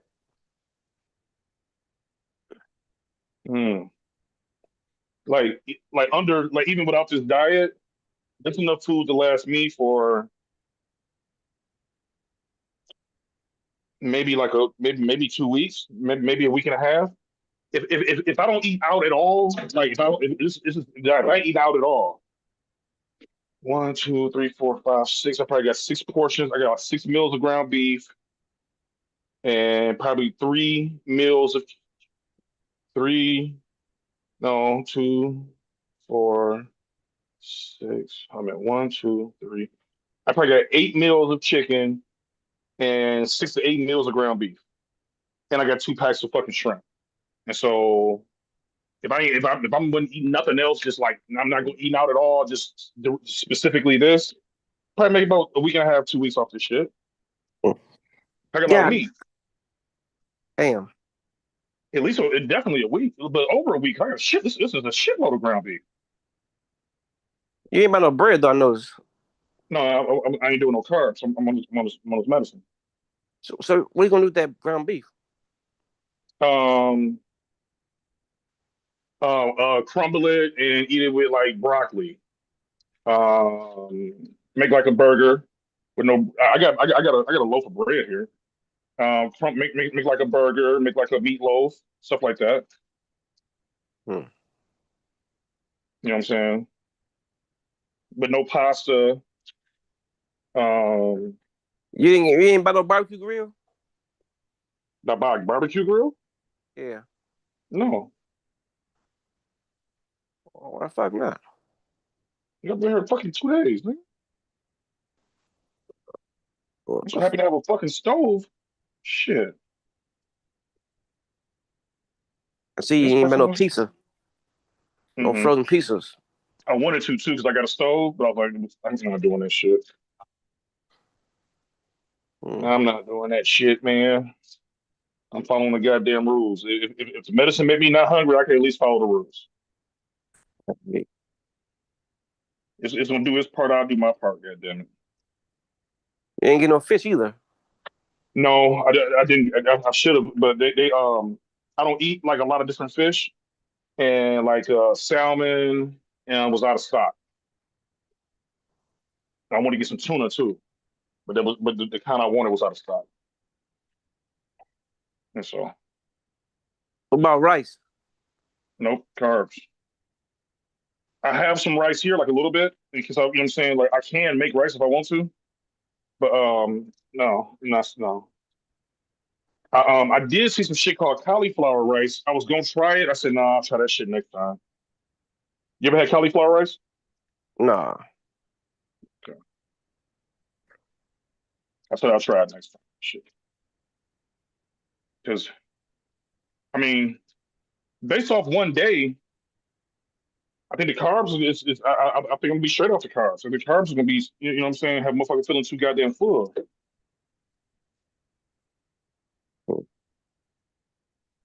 And if you too full, that's when you start having all the fucked up side effects. Fucking nausea, acid reflux. They call them fucking they call them sulfur burps. Oh, too much food in your body. Well, what the medicine does is it holds the food in your stomach. And by holding the food in your stomach, you don't get those hungry sensations because the food just sitting in your stomach. Ah. It's what slows down your digestion. Now the thing is that if you're eating like fatty foods or you know what I'm saying, some bullshit, it's just sitting right there. Or if you eat too much, it's just sitting right there. So that's when you have your acid reflux and all that type shit. But if you're eating like straight protein, clean foods, it's gonna sit there and be cool. But if you're eating fatty foods, a bunch of carbs and shit like that, bread, just like if you eat bread and shit, it's gonna sit in your stomach and turn to a goddamn brick. It's just sitting there, not being moved. Mm-hmm. You feel like shit. That's why they say the drinking thing. If I sit here and drink a bunch of tequila right now, instead of it going to my lower intestines so it can be absorbed, it's just sitting in my stomach. It's made me feel sick. Oh damn! And why people like drinking? You can't really drink on it. That's why this weekend I kind of went on a drinking binge because you can't really drink on it because it'll make you sick. Because it's supposed to go to your you drink and that should go to your small intestine and get absorbed. But it's just sitting in your fucking stomach now. So now you get just a bunch of liquor right there. You know what I'm saying? And That's probably why people saying they don't like drinking no more. That kind of shit. Yep. What about smoking? They say. Have you? Okay, the smoking thing is kind of part of the mental part of it that it's supposed to affect. They say like that might take a week or two. I've been smoking pretty normally. I haven't noticed no change in my smoking. What's been slowing me down from smoking is I don't want the hassle of going to get more cigarettes because I'm kind of it's a little bit isolated out here. So I think I take a fucking walk or pay for a taxi to go get cigarettes. I don't want to do either. When you say isolated, what the fuck does that mean? You ain't about no bar? I think the other place had me spoiled because everything was right there in walking distance. Like to the end of the fucking complex, it was bars, restaurants, everything. Here, if I want to go to a bar, I got to catch a taxi and go to a bar. Oh. They got little like stores out front, like outside the complex, like they call them sorry stores, like little I don't know, private personal stores, like just whatever. Yeah.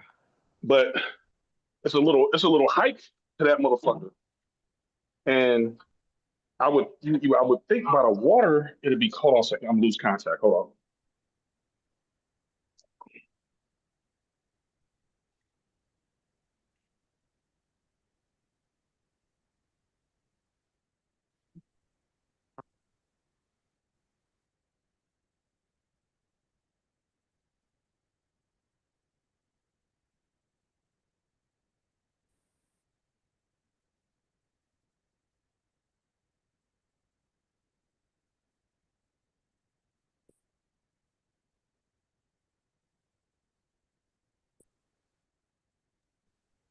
Only like 15 minutes. It's only like a 15 part of the island is a lot hotter than where I was. Man, you ain't talking about getting a bicycle? I may have to. I've only been here a day, bro. So you know. But I'm getting acclimated to the new meds, getting acclimated to the new environment, and that's kind of cool. Cause I've been kind of on some. I still do this shit away. I bought a bunch of fake ass bacon. Nigga, down here you fuck around and buy bacon, and it don't be cured. You had uncured bacon, nigga? What the fuck does that mean? It's just raw bacon, nigga. Don't say don't. Like cured is when they salt it and put flavor in it. Like you get to frying this bacon, like the grease look all dirty and shit. You be like, I gotta wash this bacon, and then you cook it. Stinks too. Stink, and it ain't got no bacon flavor. Like you gotta fucking cook it up for it to taste right. So I wonder why it was so goddamn cheap. If you like, you can hook it up. You gotta like sauce it, then put some sugar on it and all type of shit. I'm like, I'm tripping. I ain't got room for all this shit. No.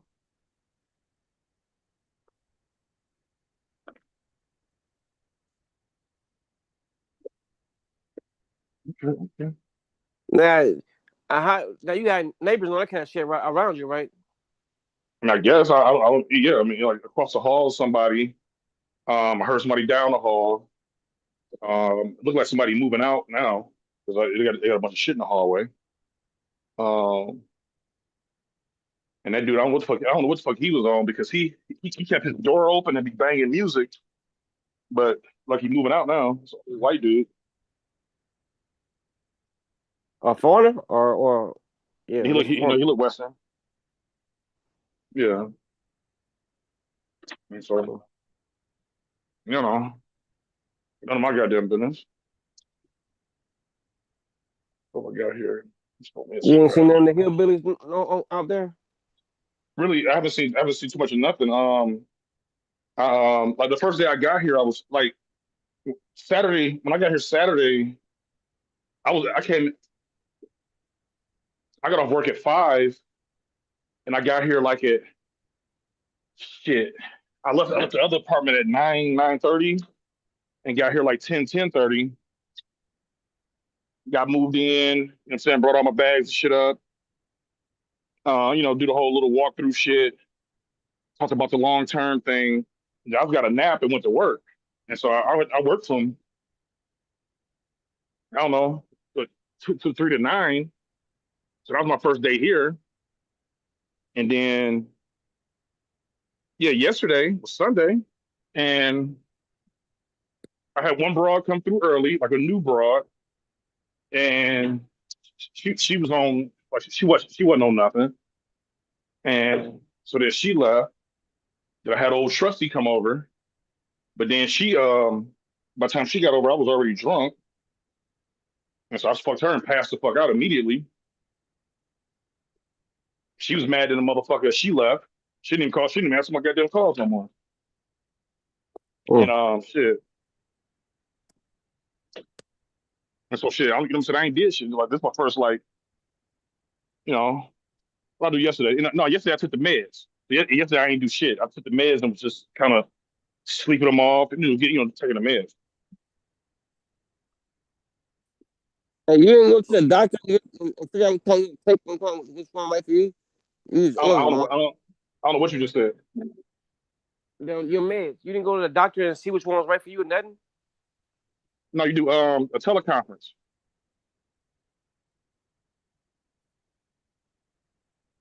You sign up. They give you an appointment. You talk to the person over the phone. They ask you your weight and height, and they ask you about your medical. Like you just talking to them. And then she was like, based on your BMI and all of that, I'm gonna put you on this Zepatol. Those Ozempic would have been cheaper, but the one I got is like the best one. And shit, she said, in a month, I'll have you go do your lab work, and we'll see where you at. Then we'll monitor it from there before we decide whether to give you a higher dosage. Yeah. And so the first dosage is more so just getting the medicine used to your system, you managing your side effects, and then getting used to the sensation of not being hungry. And then they'll bump it up. Shit, I think I'm on 0.2. I think go up to like 1.5. It's some motherfuckers taking heavy doses of this shit. God damn. I think they go up every 3 months. You know what I'm saying? And how much weight you trying to lose, you know? I mean, to be honest with you, dude, if I got down to like 220, I'd be comfortable. 220, what, 5'9"? 5'10", 5'11". You know what I'm saying? Like my normal walking around weight for the majority of my adult life was about like 240. You know what I'm saying? And if I get down to like 220, and if I stop taking the meds, I know I'm gonna gain some weight back after I stop taking the meds, but I want to get like 20 below where I'm comfortable, and then that way, if I do gain weight back, it's 20. You know what I'm saying? I'll manage that 20 pounds. You know what I'm saying? But I mean, shit, if shit get funky again, just take the meds again. Shit, fuck it. It's like I think it's like basically like $150 a month. Just, you know what I'm saying? So whatever. If I don't want to spend it out, but in this time, I'm hoping that I get used to my eating habits changing, and I get used to, you know what I'm saying? I'll drop some of this weight. It'd be easier to work out and shit and start making that a habit. And then, you know what I'm saying? Maybe after like a year or so, you know what I'm saying? It'd be like, okay, I can take the training wheels off. You know what I'm saying? That's the way I'm looking at it. Opportunity to build some, you know what I'm saying, some good habits as far as exercise and get used to eating a certain way. And then when I take the training wheels off, I'll be hungry more than what I am on the medicine. But hopefully, logically, I can say, well, I know I don't have to eat right now because I haven't been eating right now. So I'm gonna deal with this little hunger thing and then move past it. That's what I'm hoping. And like the biggest motivator is seeing results. You know what I'm saying? I started dropping some weight, my clothes started fitting different and blah, blah, blah. You know what I'm saying? And then, of course, and then getting more bitches, of course. Because I'm damn near a fetish now. You know what I'm saying? I think I'm so big, I'm down there a fetish. God damn. Now, you gain weight? Huh? You gain weight? I believe so. Yeah. I'm definitely, no, I'm sure of it because my clothes and shit fit different. Yeah. And the thing is that, like, I don't know, man, because like here they're not known for eating great. Like they eat a lot of like fucking they basically eat rice and meat. So like they don't even eat a lot of vegetables and shit. And then the thing is too, I order food a lot. In Colombia, man, the meals is more balanced. If I could order from a restaurant and get like a protein, a soup, some rice, some beans, and a salad for like I don't know, $5, like cheap, like $6 or something. Here, the food is more expensive. It'd just be like meat, rice, and that's about it, really. Like, they don't have vegetables with every meal. And I've only been here like but I was gaining weight in Paraguay.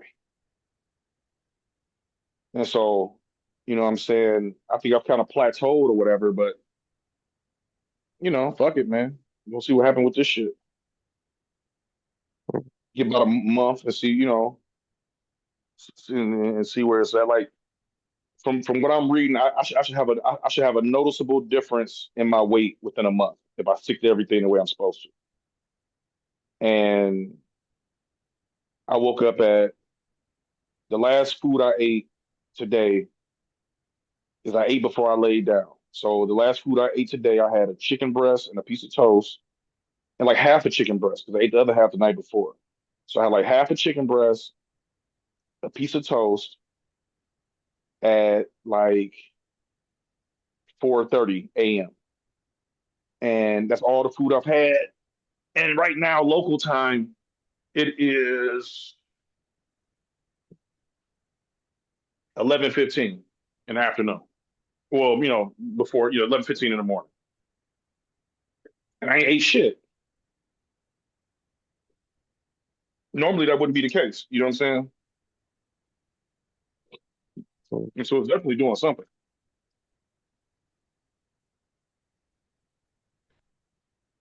All right. All right, man. Let me get on to sleep. For sure. I'm giving you all the tips. I know you was halfway thinking about it, so I'm giving you all the insider tips, man. Think about it. I still want to weigh 150 pounds for some reason. I'm 155. 150? Yeah, that's my regular weight, 155. Goddamn. Well, you don't get your rest, dog. I catch up with you, brother.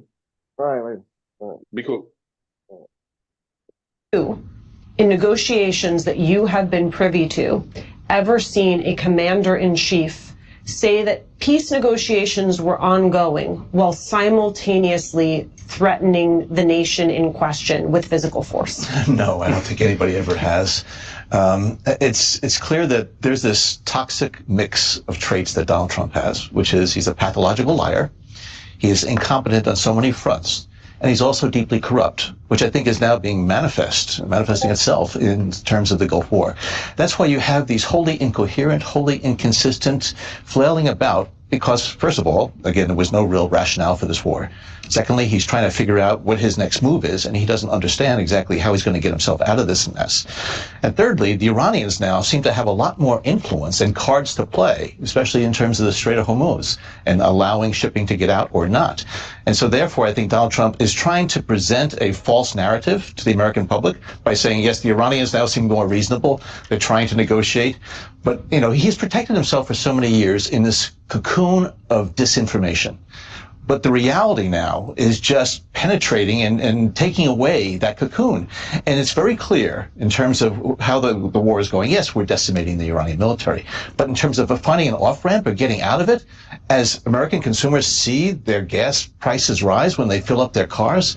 So across the board, which is why, you know, talking about the No Kings rally, and let's not forget Bruce Springsteen, a New Jersey guy, you know, in Minneapolis. Jersey corner. Jersey has entered the chat. But intelligence analysts look for trends. And we see a trend here. And we also look for, okay, if there's a trend of demonstrations of protests, what is fueling it? Is the fuel going away or is the fuel increasing? And both on the domestic front and on the international front, there is more and more fuel that is feeding those fires of protests and demonstrations.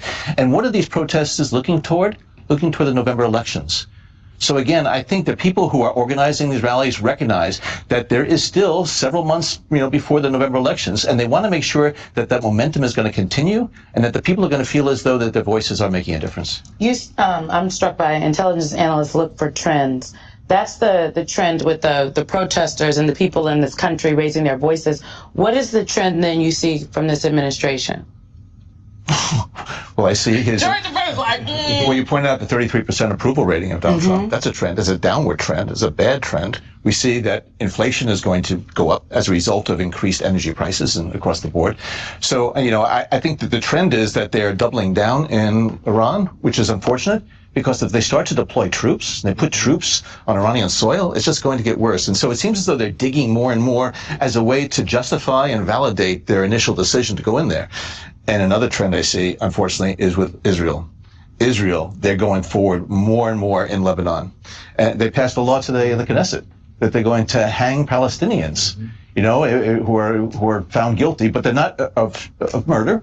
But they're not going to hold Israelis to that same, requirement. So, it's just between. I mean, 2 journalists were murdered over this morning, over the weekend, between in the last 24 to 48 hours. And the Israeli military, the government said that, well, look, those journalists were connected to Hezbollah and they were essentially fronting for the regime, and that's why they had to be taken out. And it feels like a very slippery slope. Yeah. Well, Netanyahu and Trump, I think, are fueling all of the dissension here in the United States in terms of continuing to move forward on this. And then on the domestic front, obviously the implications, the ramifications of what's going on in the Gulf are going to be felt here across the board. It's not just on energy prices. It's on a lot of other products. The global supply chains are going to be affected. And so the ripple effect is going to be felt for quite some time. So again, when I look out over the next 6 months, toward the elections, I just don't see things going in a positive direction for Donald Trump, which I think worries a lot of people in terms of what might he try to do in order to prevent the inevitable in November. I'm going to stay with you, Director Brennan, because I like where you were going on the trends thing. I always love the intelligence piece, the spy side of this equation. Not you call Director Brennan a spy to his face. Yeah, we're all friends here. But here's the deal. That trend concept, you talk about it domestically. What trends do you see internationally? What trends do you see in Iran that we should be either concerned about or pay more attention to? When you're looking at our allies and how they're responding, when you're looking at the other pieces out there that seem to take a back seat to Iran right now, like Ukraine, the movement of Russia, that's playing seemingly both sides. I think Putin is punking the hell out of Trump, but that's easy to do. All you have to do is give him an award or say nice things about him, and you get your way. He'll give you $1 billion plus. So, but what trend lines do you see? Well, in Russia, the trend line is very positive for Vladimir Putin. The price of oil has gone up. Some sanctions have been relieved on Russia, and also Trump has allowed now Russia to provide oil to Cuba. In the Gulf, I see the Iranians becoming more and more defiant. They're hunkering down. They're ready for a long fight. They recognize that all they need to do is to survive, and they have, endured the blows of the first few weeks of this conflict, and now believe that they're in it for the long haul. As far as our allies and partners around the globe, they see that the United States is no longer to be trusted the way it had been for the past 75 years since World War II. That reliance on the United States and knowing that the United States is going to be a real advocate and proponent for global peace and security, for human rights, for democratic movements, for alliance and partnerships, as opposed to just dismissing the significance of NATO and tearing up different types of treaties and other types of things. So I think the trend line in the globe is that the United States now is no longer seen as this force for good globally, which is why I think a lot of countries are going to be hedging their bets with Russia, China, and others.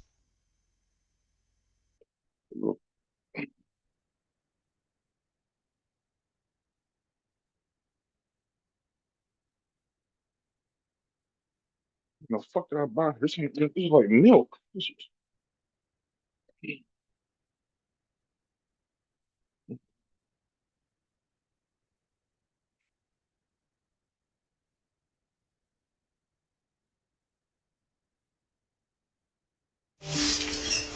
Hey, Jeremy.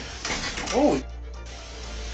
Jeremy? Yeah? All right. Have you come out here and chat with me real quick? Police confront a high school and middle school principal with evidence of a shocking crime. Any idea why we're here today? Okay. I'm going to be real upfront with you. Okay. You are under arrest right now. Oh. I'm about to show you not only how this principal responded to what deputies said outside his house, with his family standing nearby, but also how he approached a more rigorous conversation with detectives in the interrogation room. We're on the case presented by Law and Crime. I'm Chris Stewart.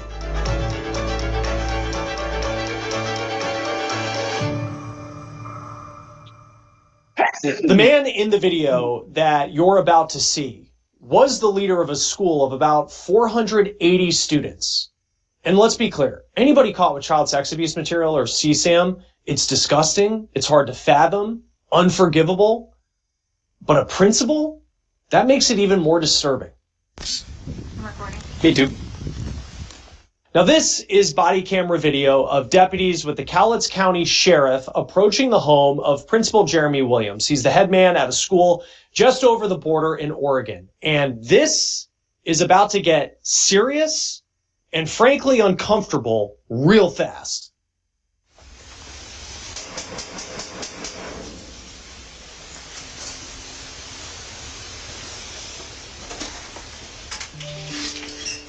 Hey, Jeremy.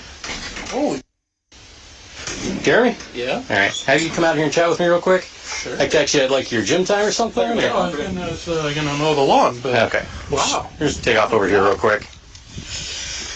Just real quick to let you know, I am audio video recording. Yeah. Actually, we all are. Just body camera stuff. So, any idea why we're here today? Okay. I'm going to be real upfront with you. Okay. You are under arrest right now. Oh. There's one of two things we can do. Either we can just go ahead and run you down to jail and go about our business. I have a search warrant to go through the house as well. Okay. The alternative is you can come back, you can have a conversation with me at the office. Yeah. It'll give you an opportunity to maybe give your side of it or maybe feel heard. It's just kind of up to you how you want to play it. What is this for? So across the last couple of months, we've received some information through some various sources about your online conduct. I've had a chance to go through it. One of my counterparts who works for Longview PD has as well. That's why we're having this conversation today. Okay. If you want to continue chatting about it, I'd prefer to do it out of the office. Right, obviously. Yeah. So, does that work for you? Yeah. Okay. So what I'm going to do is I'm going to have another marked card come up. Great. Have him give you a ride down there, and then we'll have a conversation. In the meantime, some of my counterparts are going to search your house, okay? You will get a copy of the search warrant along with a receipt for anything that I tape. Okay. That seem fair? Well, Okay. seems interesting. Do you have your phone on you? Yeah. I'll take that. Item 15, David 3, you can come on up. It's included in this. Do you have anything else in your don't dig in your pockets for me? Do you have anything else on you? No. Okay, go ahead and turn around real quick. I'm just going to pass you down. Having gym shorts makes it pretty easy for us, but just to make sure you don't have any guns, knives, grenades, stuff like that. Okay. Hey, nope. Anybody else living here? Yeah. Yeah, my wife and my son. 20? Okay. 20. 20. As long as you're going to be cooperative, I'll copy in the front. Where am I going to go with? Is he autistic or anything? He's on the spectrum. He's Tourette's-ish.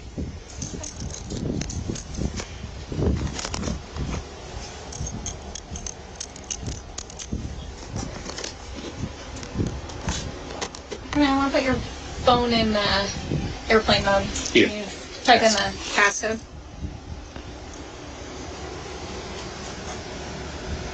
Here. No. Perfect. You got it? You just want to keep that open. Okay.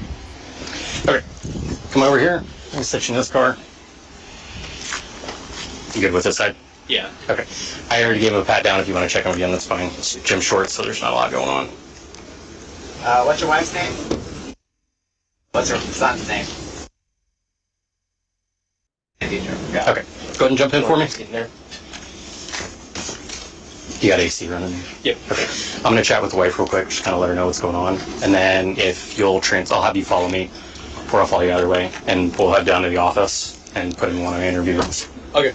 Principal Williams is being cooperative, but you can also see the second that he just made that little movement, turning away from deputies, they were very quick to make sure that he knew that he wasn't going anywhere.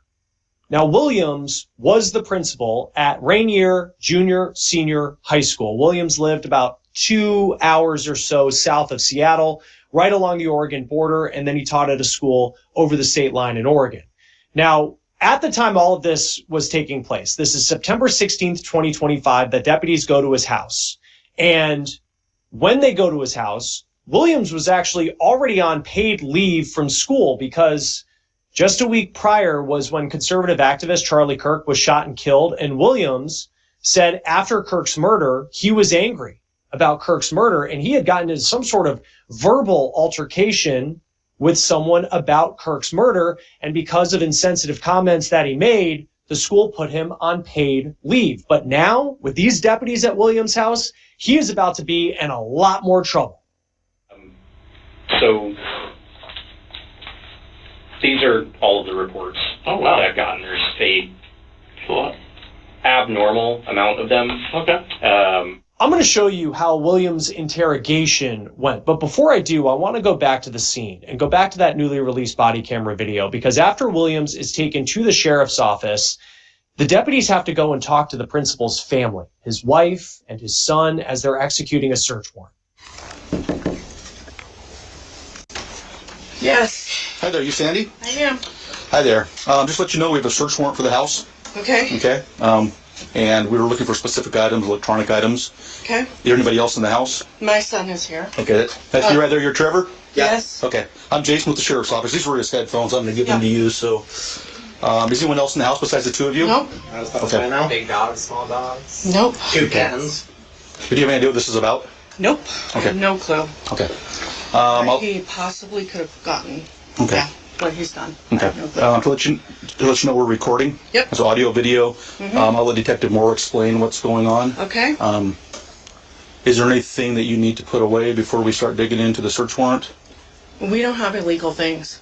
We are actually really law-abiding citizens. What we're looking for is any sort of electronics, computers, Well, cell phones. I mean, we have those things, of course. Yeah, that's what we're looking for. But, I mean, yeah, I mean, if that's what's on your search warrant, like, I mean, Any sort of storage devices, like thumb drives, hard drives. I mean, we have thumb drives and that. Like, I mean, I've got some up in my, Put it in the cigarettes. up in my, and I have no idea what my son has. He's 20. Of course, he Okay. has his own computer Okay. and his own, like, you know. Like his own computer that he especially uses by himself? No. We have a communal, it's actually my computer. I use mainly for schoolwork. Okay. I have a work laptop in here. He Okay. doesn't even have his work laptop right now. Okay. He uses the home computer, you know, on occasions, but Does he have a tablet or anything like that? no. I mean, I also have an older tablet, but it's primarily mine. Okay. Are you able to point those items out to us so we're not going through Oh, every yeah. nook and cranny? Okay, Yeah. that would be helpful. Yeah. All right, we're going to go in this door right here. Appreciate it. Yep. And you really feel for his family because they, it appears, didn't have anything to do with this. And they're trying to figure out what's going on. And they allowed deputies to come in. I mean, deputies have a search warrant, but they were compliant with what that search warrant was going to be. Deputies go through the electronics. All while that is playing out, Jeremy is taken to the sheriff's office to be questioned. And I think I forewent our introductions earlier. I'm Detective Moore. It's my partner, Detective Hamer. Like I said up at the house, the reason we're having this conversation today is I received a number of, for lack of a better term, tips that come to me from electronic service providers, places like Google, Discord, Kik, Facebook, Instagram. And those are generated when a user does something that gets flagged by their system. Generally, as a matter of speaking, somebody at that, we call them an ESP, sits down, they review whatever it was, and then they fire off these reports to us. We look at them, investigate as necessary. That being said, do you have any idea why we're talking today? You can keep talking. Okay. Part of my hope is that this is a two-way conversation. It doesn't do me a whole lot of good to just sit here and talk. right? Because I'm guessing, use my powers of inference, that somebody flagged something, and that's where we're at. So Principal Williams definitely has an interesting approach after being read his rights, because it's unclear at this point if he knew what deputies were talking about, but it seems like he's interested to hear more without a lawyer present. What was your Discord username? Do you remember? Colonel Angus something 40. Okay. Something. I haven't been on Discord since then, and I don't do that since June. Yeah. Colonel Angus, like the Saturday Night Live skit? Yes. Okay. You're the only person that I think's gotten that. Okay. Things are definitely cordial, but then detectives start to lay out what they have on Jeremy, and they tell him straight up, this is not normal, even in cases like this. These are all of the reports that I've gotten. There's a abnormal amount of them. Okay. And part of the reason is it's because of continued use. Every time a user does something that gets flagged, it generates one of these reports. Generally, we only get 1, 2, maybe 3 of these before we end up having this conversation. I have 8. Like I said, it's an abnormal number. Yeah. To clarify a little bit, the activity is generally, how familiar are you with like computer terminology, electronic stuff? I mean, passing familiar with certain. Okay. So I'll ask for questions if I don't understand. I'll simplify it a little bit more. So every piece of data that exists has something called a hash value. It's a super unique value, can't be recreated. Right. I think it's like 1 million times more unique than your own thumbprint is. And that's specific to photos and videos, which are the types of content that these ESPs flag. Okay. There is a very large database of known hash values, specifically related to something we call CSAM, which is child sexual abuse material. Okay. Seem like you're familiar with the term? Or well, I mean, able to work it out? Okay. Yeah.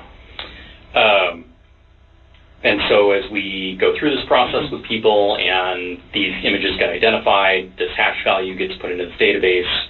And so when one of these ESPs sees one of these known hashes get uploaded or downloaded, triggers one of these. Then a user with an employee of the company sits down, they review it, and ensure that, yes, this is actually what happened, and they fire off one of these reports. Sometimes it's a batch of things, so 10, 20, 30 things get sent. We just get one report. Right. If they're separated by more than a few days or a week, then we start getting multiple reports. Does that kind of make sense how that process works? Good explanation. So, like I said, I have 8 of them here. Okay. The most recent actually happened on Friday, or came in on Friday. But they are all originated from Discord and Kik. Okay. Specifically, all except 2 of them originated from Discord. See, and I haven't been on Discord for...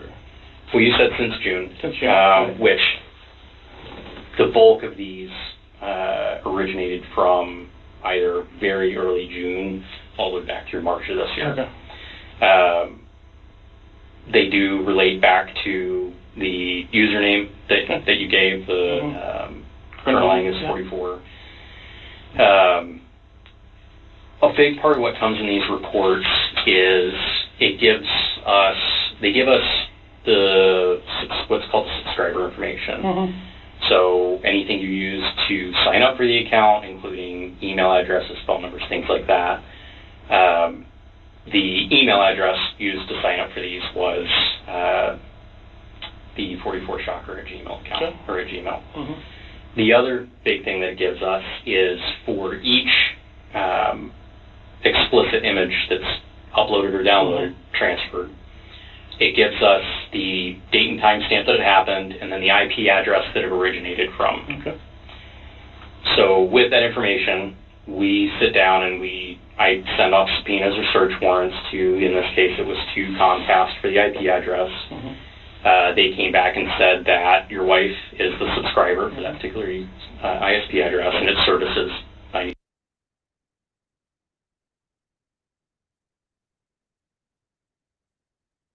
I keep getting requests to review Jack, and today is going to be the pulled pork. Fingers crossed. I'm not going to make any promises. The last couple videos haven't been that bad, but there's always a possibility. Now, let's get started. Here's why I'm excited.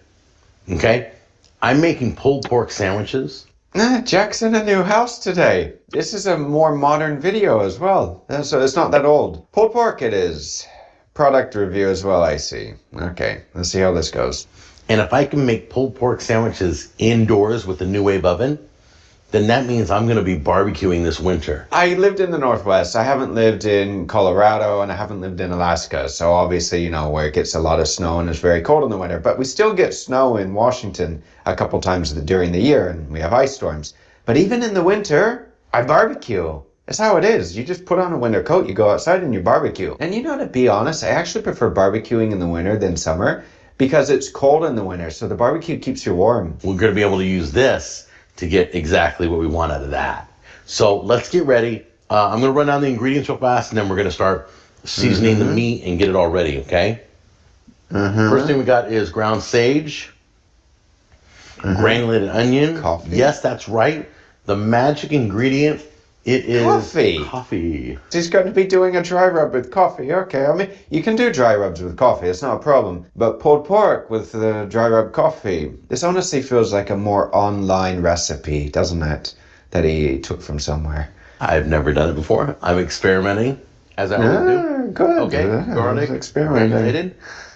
Love it. Brown chili powder, some smoked paprika, which you guys know I love, and a little bit of cinnamon. You know, I kind of thought, do I want to oil this? But it's sticky wet already from its own juices, so I'm going to season this part first. Now, if you're going to be using pork butt, pork shoulder, whatever you're going to be using to make pulled pork, make sure that you remove the fat cap because you don't want too much fat with your pork. Get this all rubbed in.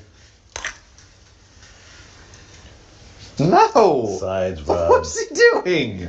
All right, first of all, my bad. Jack, it did look like he actually mixed the dry rub together, all right? But he skipped that step completely. When doing this, remove your rings because they will get dirty. And it's not easy trying to get the little dry rub out from under your rings. But more importantly, the bacteria that's on the beef or the pork or whatever you're going to be touching.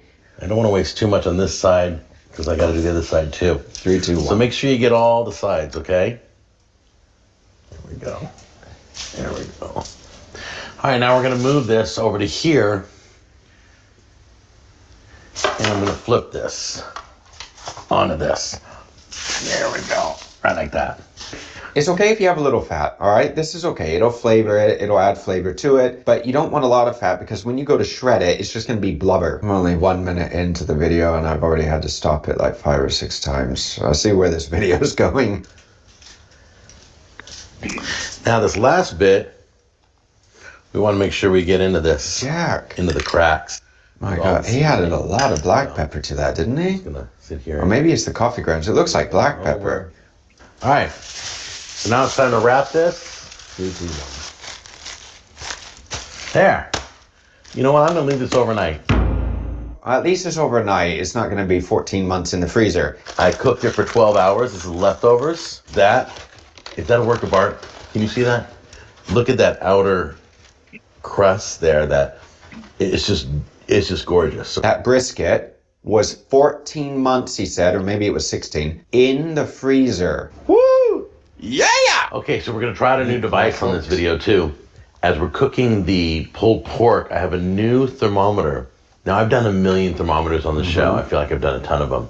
But this one seems to be the best as it's only $29.95 and it comes with an app. So the company sent it to me to try out. It's amazing that even Jack can get all these sponsorships. Like, it really is. Because these companies are putting their products in his hands. But the meat clause, really, honestly, the meat clause, it's like you can't get a couple forks and just shred it apart. Okay, we got a little problem here. As I'm going to hook this up, I'm like, okay, well, there's the wire. What is this thing for? And then I come to find out it's not a Bluetooth thermometer. Oh, it kind of looks like you need to put it in a jack. Jack. Sorry, morning joke, right? But technically, you should plug that into a jack.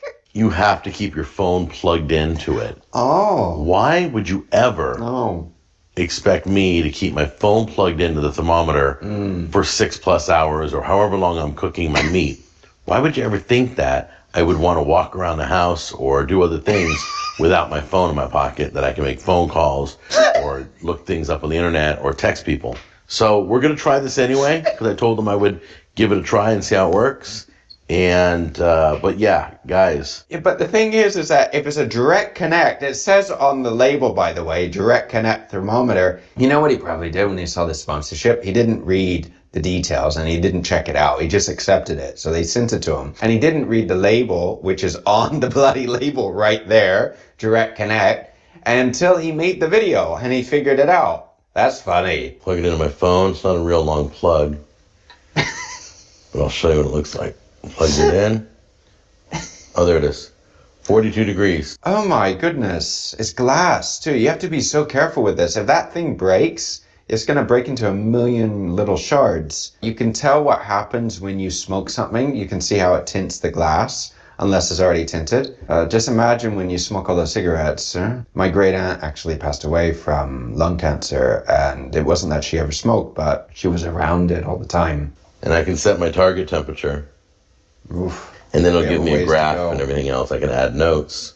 It's a pretty nice app. I like the design of it. Very simple. It is nice, except for the fact that you have to leave your phone next to the cooker for 10 hours. That's the only problem. Like, if you want to, I don't know, use your phone, check TikTok, look at YouTube. So I have it at 250. I'm going to start low and slow and see how that goes time-wise with this convection heat going on. All right, so 250 degrees right now. I'll have all the final numbers and times down below. But for right now, I'm starting it low, and we're going to let this go. We're going to start this low, and I'm going to let it go. I know, it's early morning. I'm normally like this in the morning. Forgive me, yeah? Okay, I just want to show you. I have it plugged into my iPad, and it's been working for the past 2 hours. And now it's telling me it has no signal. Please check the cooking probe or the battery. All right, I checked the battery. I replugged it in. It still says no signal. I have tried to get it to oh my goodness. Again. Every time we're having an issue with it. Here. Hold on. Oh my goodness. It's a fail with the product review. It's not even working, is it? Okay, here's the deal. This thing just failed on me within the middle of a cook. When I pull the probe out, it's not going back in. I have to now swap out the probe because this thing is failed on me. Everything's connected. You can see the wiring right there. It hasn't moved. It's been working for 2 hours, and you can see it goes right in there. Very high quality wiring, and the probe's in there in the middle. Okay. There we go. All right, boning. Ooh, it's a little burnt there. That's what I'm talking about. All right. So just kind of lay a piece of foil over the top so we can see. Normally you lay the foil over the top if you want to prevent direct heat from hitting the food. This is to prevent burning. I'm going to do that right now. We'll get it back to cooking.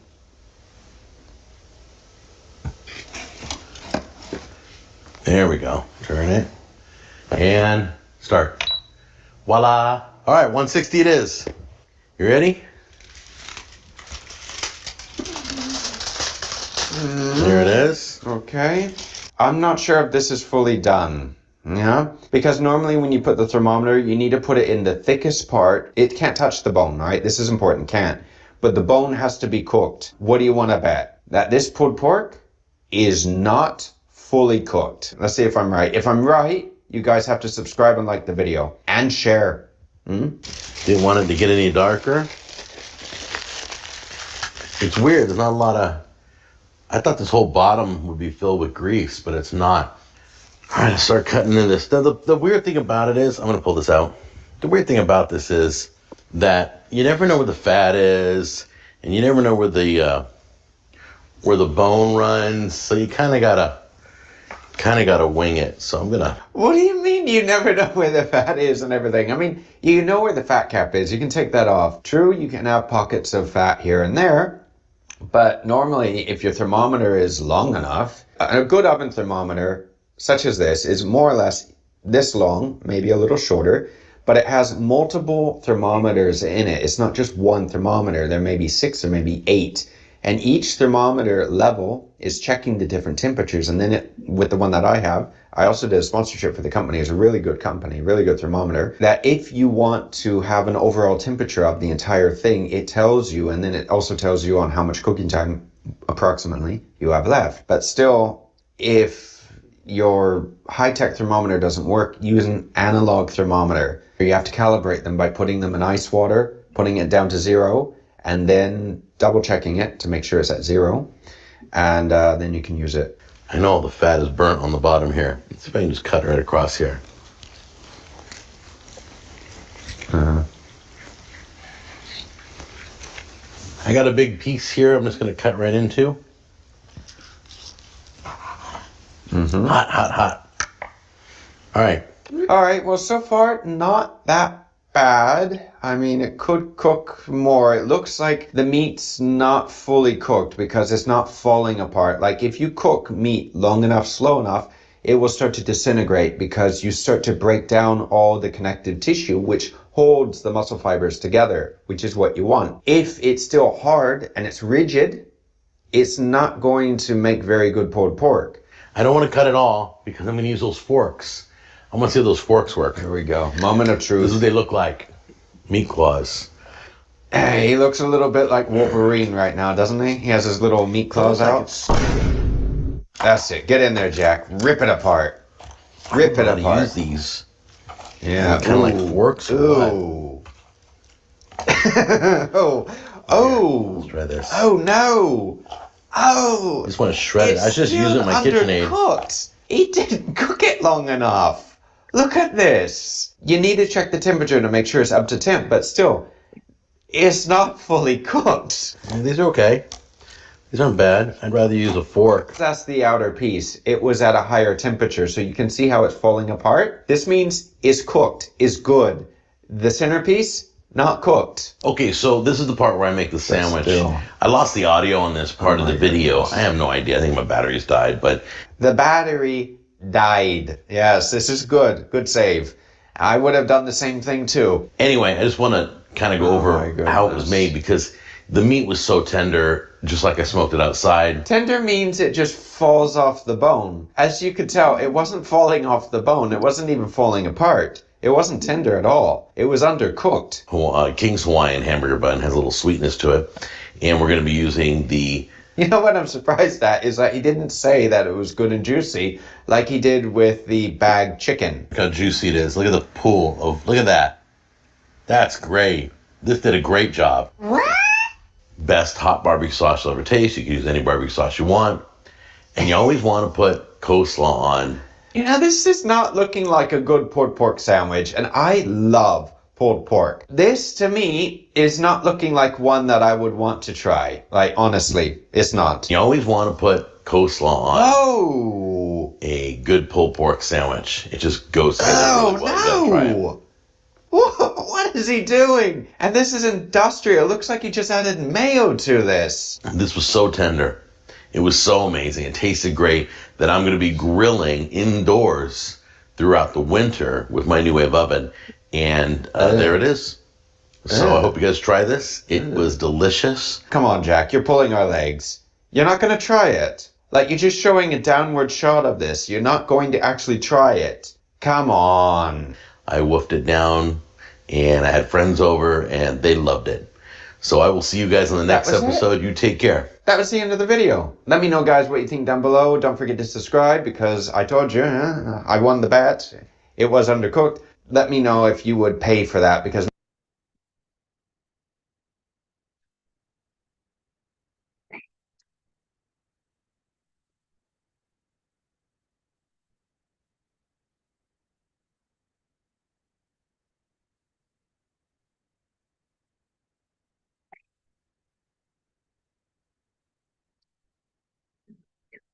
I think people should tread lightly when you say certain things, because then people going to start to say, is this what they do when they want to weaponize something? What do you say to people who say that you're a bad manager because you didn't make sure that the Rainbow logo was on his shorts? Should you have been more on top of that, or is that just outside of your purview? No, what I'm going to say is, you see the play you try to run, right? I'm just curious, because I've seen people say that, and I wonder if you consider that your responsibility. Hold on, you see the play he's trying to run, right? The play you're trying to run is to get me to have a conversation about a legal matter. I don't even know what the you're talking about. The logo on his shorts. Do I look like Loose Cannon? You look like Loose Cannon. You look like Blueface's manager. Well, what are you talking? I don't even know what you're talking about. Did you? So you're being evasive. No, do you have the contract? No. Do you have the contract? So I'm you asking can't. you if, hold on. If you do you have the that was your contract? responsibility. But do you have the contract? It seems like it would be easy for you to just answer this question if it was a simple answer. Do you have the contract? No, obviously So not. you don't know what's in the contract. Okay, but Aiden's saying that it's in the contract that he's supposed to. Aiden's making an accusation. LOL, you thinking that I'm not Spody Face. I'm not Spody. We go back to your word. Right. Did Aiden show you the contract? No, we heard He what made an Aiden said. accusation. So you're saying it's not in the contract that he I'm had to saying have I don't know what you're talking about. That's what I'm saying. If you don't want to talk about it, you can just say I don't want to talk about it. No, I'm telling you I don't know what you're talking about. Well, okay. Well, I look like motherfucking Loose Cannon. So you didn't read the contract that Blueface signed? Oh, I definitely read it. Did it say anything about the Rainbow logo being on the shorts? It said a lot of things in there. Did it say that thing? It said a lot of things in there. Does Blueface hold you responsible for him not putting the logo on his shorts? That's not even a determining factor in the situation. At all. Okay. He's evading answering this question. I'm not, listen, Adam, I'm not the rest of these bozos up here. I love that you're even saying that. It's so bizarre. Yo, like, the f you think you talking to? Yeah, I did a robbery with him, and we cut up the money, and yeah. Really, I'm asking you a very simple question. But you can't ask me no question that's in legal litigation. Are you fucking slow?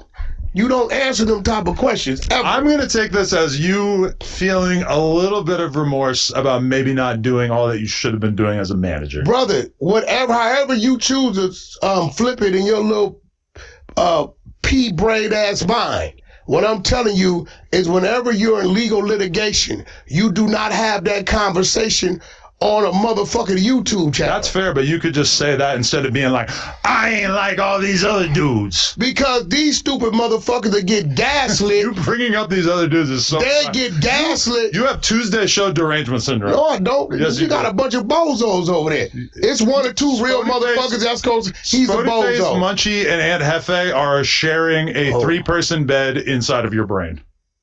Rent Not free. at all. You got a bunch of bozos up here. But those seem like the ones you're focused on. No, I mean, I don't even think all three of them is bozos. I just think Spody Face is the bozo. Nobody gives a fuck what he talking about. He's not knowledgeable about nothing. The nigga been in jail all his motherfucking life, and he riding off 4 extras coattail. It's a fact. You just sat at the table with both of them. Who's more entertaining? 4 extras or Spody Face? I'd say Spody Face has a much higher IQ. Who's more entertaining?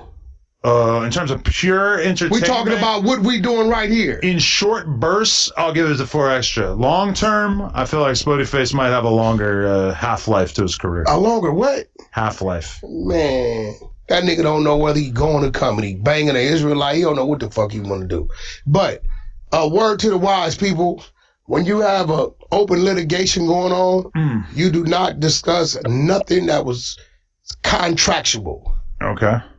The white man says, anything you say can and will be used against you. That's really what cops say. That's the white man. Many cops are black or Latino. Now. Asian even. Those words, those rules were around way before it was a Negro with a badge. What was the first black police officer in America? Samuel J. Battle. New York City, March 6th, 1911.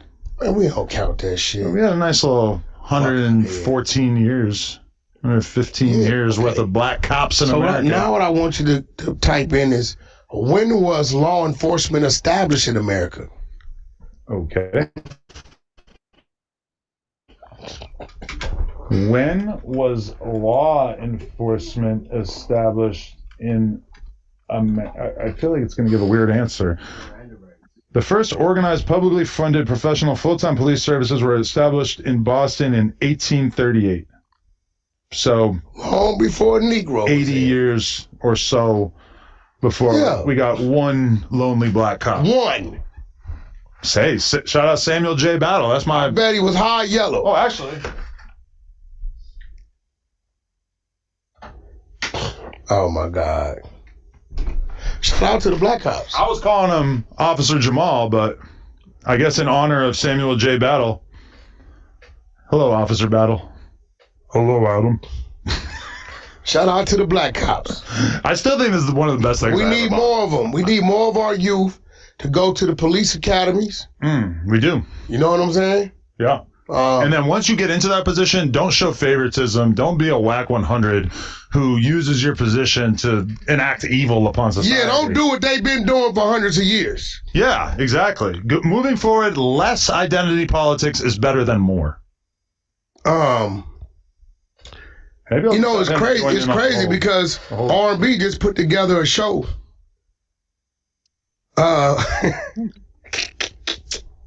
Check it out. Citizens Arrest, and it's Christopher Lovejoy, a dog, and some woman. And we gotta add another white dude. Who's the woman? Who do you think the woman?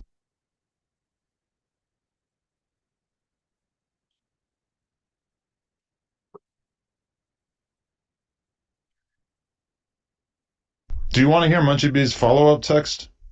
Man, Munchie B better stop playing. He know what happened that day. I don't know why he playing. He better stop playing. He's pissed off about the idea that he got pressed.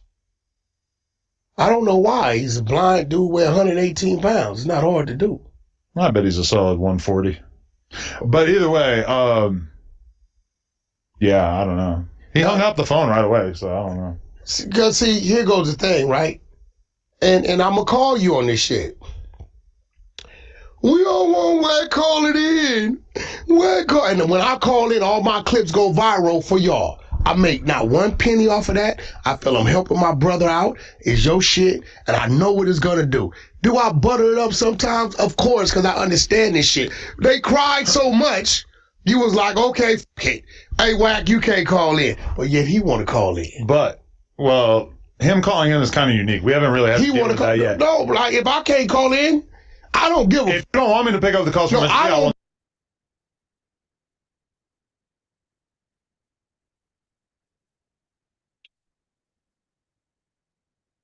What's up, everybody? It's your boy, Stephen A. in the house. Hope y'all had a wonderful weekend watching NCAA basketball. I know I did. But needless to say, even though I had a fantastic time interviewing Anton Daniels, I really enjoyed that conversation. And that conversation's been percolating over YouTube and beyond. Thanks again to him for coming on the show. I did a show prior to that where I talked about Mr. Whip, talk bleep about that person. That's not G at all. Loyalty is at a minimum these days. End quote. Once Cam Newton pushed back and challenged on that level, RC decided to say this on the pivot. Listen to what he had to say. I never want to be tied into no buffoonery, ever. I don't believe all content is good content. I don't believe all publicity is good publicity. I don't think it has to be, I don't think we have to be gossipy. I don't think we have to be messy. I don't think we have to always be chaotic. I don't always think that we have to create some level of drama. I don't want to be that person. If that's what I got to be for you to like me, I'd rather not be liked. That's me, right? That's what I want to do. The other thing I want to do, and you've been my friend long enough now. You've been my friend long enough now. You know I don't play about my people. We've had conversations with people or been on shows with people and they go to start. That's my friend. Right. That's somebody I'm close to. Now, you get to say whatever you want, right? But we are going to know that there could be a personal issue because I'm not going to let you talk about that person like that because of what they mean to me. That's how I am. That's how I'm always going to be. And that's with Marcus, Mina, Laura, Dan, Stephen A. That's with y'all too. That's period, because that's how I want to move. I want y'all to know that I'm not finna be talking behind y'all back, laughing at y'all, and then come in y'all face and smile. I'm not doing it. Right? And so that's the way that I want to move. And the other piece of it is this. I don't want to platform evil. I don't want to platform hate. I don't want to platform dissension just because, right? I don't want to be connected to that. That was what Ryan Clark had to say. I'll get to my thoughts about that, specifically what he said in just a moment, but I want to say this about Ryan Clark. He is my brother, my friend, and I got a lot of love for him. And my appreciation for those words that came out of his mouth. Just the latest piece of evidence why I love him so much. I'm gonna leave it at that and come back to specifics about everything in just a second. But in the interest of fairness, we got to hear from Cam Newton, right? Because all of this did happen on his platform. All of it was instigated on that platform in terms of what Ryan Clark had to say, et cetera, et cetera. And so, before I go any further, let's hear from Cam Newton and what he had to say in response to Ryan Clark and his position about having Jason Whitlock on his show to talk shit about me. Listen up. You cannot allow people to come on your platform and you control how it goes. You only can allow them to speak their truth, how they know their truth to be. And if you don't know, you can respectfully say, hey, I don't know if this is true or not. So when Stephen A says you didn't hammer down on the question, I didn't know that it was a lie. Yeah. I didn't. I'm going off of what he's saying. Yeah. You know him as a person. I didn't know. Let me say it like this. I didn't know it was a lie, and I didn't know if it was the truth of what you've known. But you allow people to speak their piece, not controlling what they say. For that clip, either before or after, I'm not sure, Cam had something else to say, really speaking about loyalty and getting into specifics about where he stands and how he feels. Overall about loyalty in the industry. That's how I interpreted it. And that's going to make a lot of people uncomfortable. But folks need to hear this from Cam so you have some insight into his thinking and know where he's coming from. Let's hear what Cam has to say here. Listen up. In this world of content, there's no such thing as loyalty. Elaborate. Loyalty, well, did you keep that same energy when Stephen A. Smith went on 7 p.m. in Brooklyn and Stephen A. had some strong opinions about LeBron James, given Carmelo Anthony and LeBron James' relationship? Did you say that then? Did you keep that same energy in regards to other individuals as if to say, Ryan Clark ain't never said nothing questionable about Cam Newton? Ryan Clark or Stephen A. Smith ain't never said anything about Cam Newton. Shannon Sharp, a person who I'm very fond of, ain't never said nothing negative or questionable about Cam. Matter of fact, let's go even deeper. Deion Sanders, a person that ain't never said nothing questionable about me, whether I wanted to agree with it or not. It was something that needed to be said, and it was said. Did it have me in my feelings? I don't really have feelings when people have to do their job. And they cover sports and they give their opinion and insight to said sport. I hear everybody. First order of business. To my brother, Ryan Clark. Love you, bro. Appreciate you. Always watching my back. And always being a real one, because whether I agree or disagree with Ryan Clark, I never have to worry about hearing about it from somebody other than Ryan Clark. He will call or come to my face and tell me himself. And anybody who knows him knows that he's about that. And the authentic individual that he is, because he don't have a fake bone in his body, is what I appreciate. He feels a lot of things that's different than I feel from time to time, but it's okay, because I know his heart's in the right place. And that's all that matters. Like, for example, with this whole Cam thing, I have no problem with Cam Newton having Jason Whitlock on his show. Didn't mean anything to me. That wasn't my issue with Cam at all. That's why y'all haven't seen me comment about Cam in that regard, other than one statement that I made, which I will get into in a second. I don't have any problem with him having Jason Whitlock or anybody else on his show. It's 4th and 1. It's his platform. He owns and operates it. You want to get clicks, you want to get numbers, you want to build your cachet, your popularity, which is what you in this business for, and that's what you want to do. That's your business. I ain't sweating it. Ryan Clark had a problem with it. I told Ryan Clark. I spoke to him about it. I didn't. That wasn't my issue with Cam Newton at all. So let me get that out the way first. But in the same breath that I say that, it doesn't diminish my level of appreciation for Ryan Clark speaking up on my behalf the way that he did. Love you, bro. With all my heart. You know how I feel about you. And I appreciate you. Cam Newton said something. And what I'm going to say to Cam Newton respectfully, school's in session, bro. I need you to listen.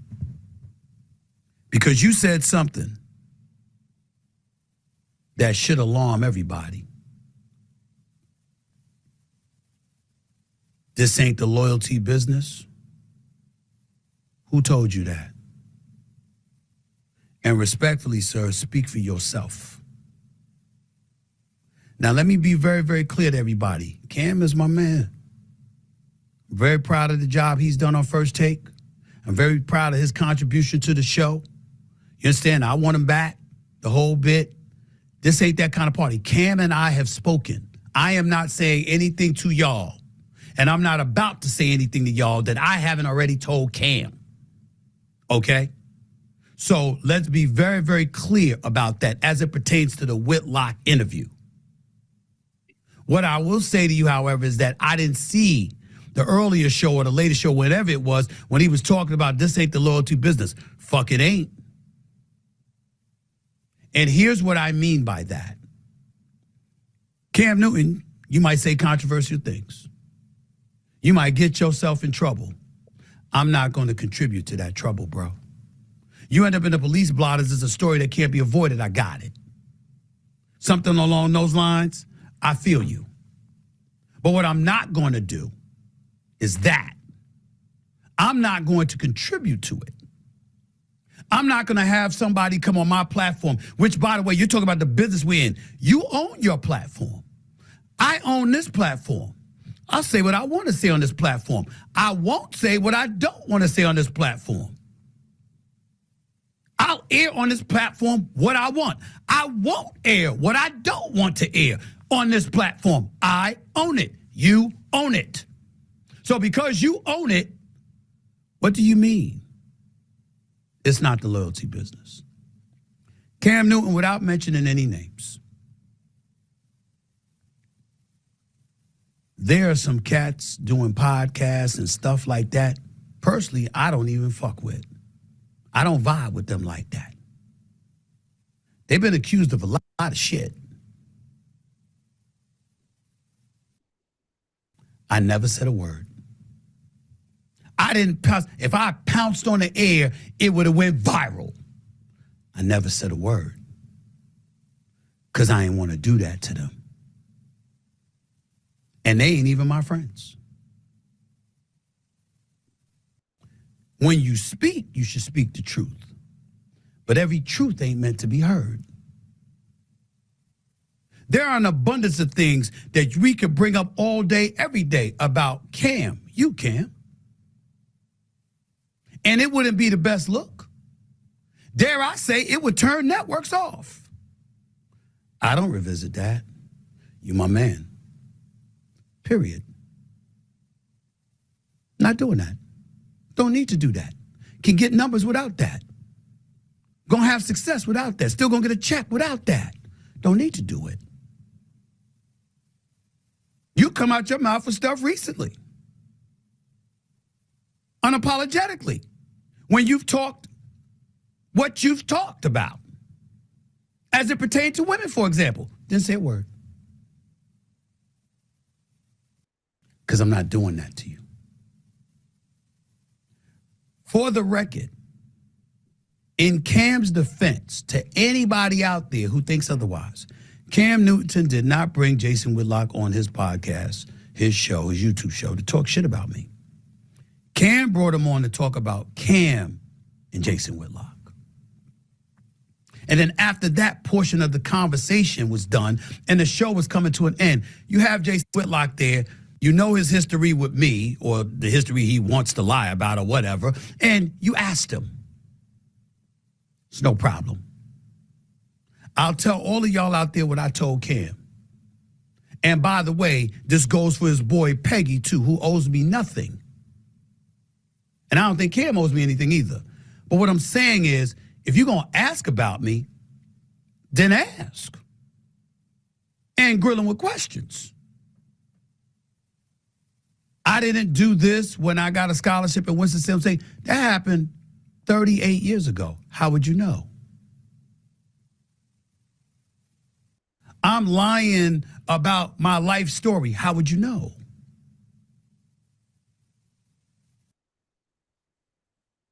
I didn't see anybody get shot and killed when I was growing up in Hollis, Queens in the 70s and 80s. How would you know? Is it too much to sit up there and say to somebody, yo, man, you can't just be coming on talking like that. Where's your facts? How do you know?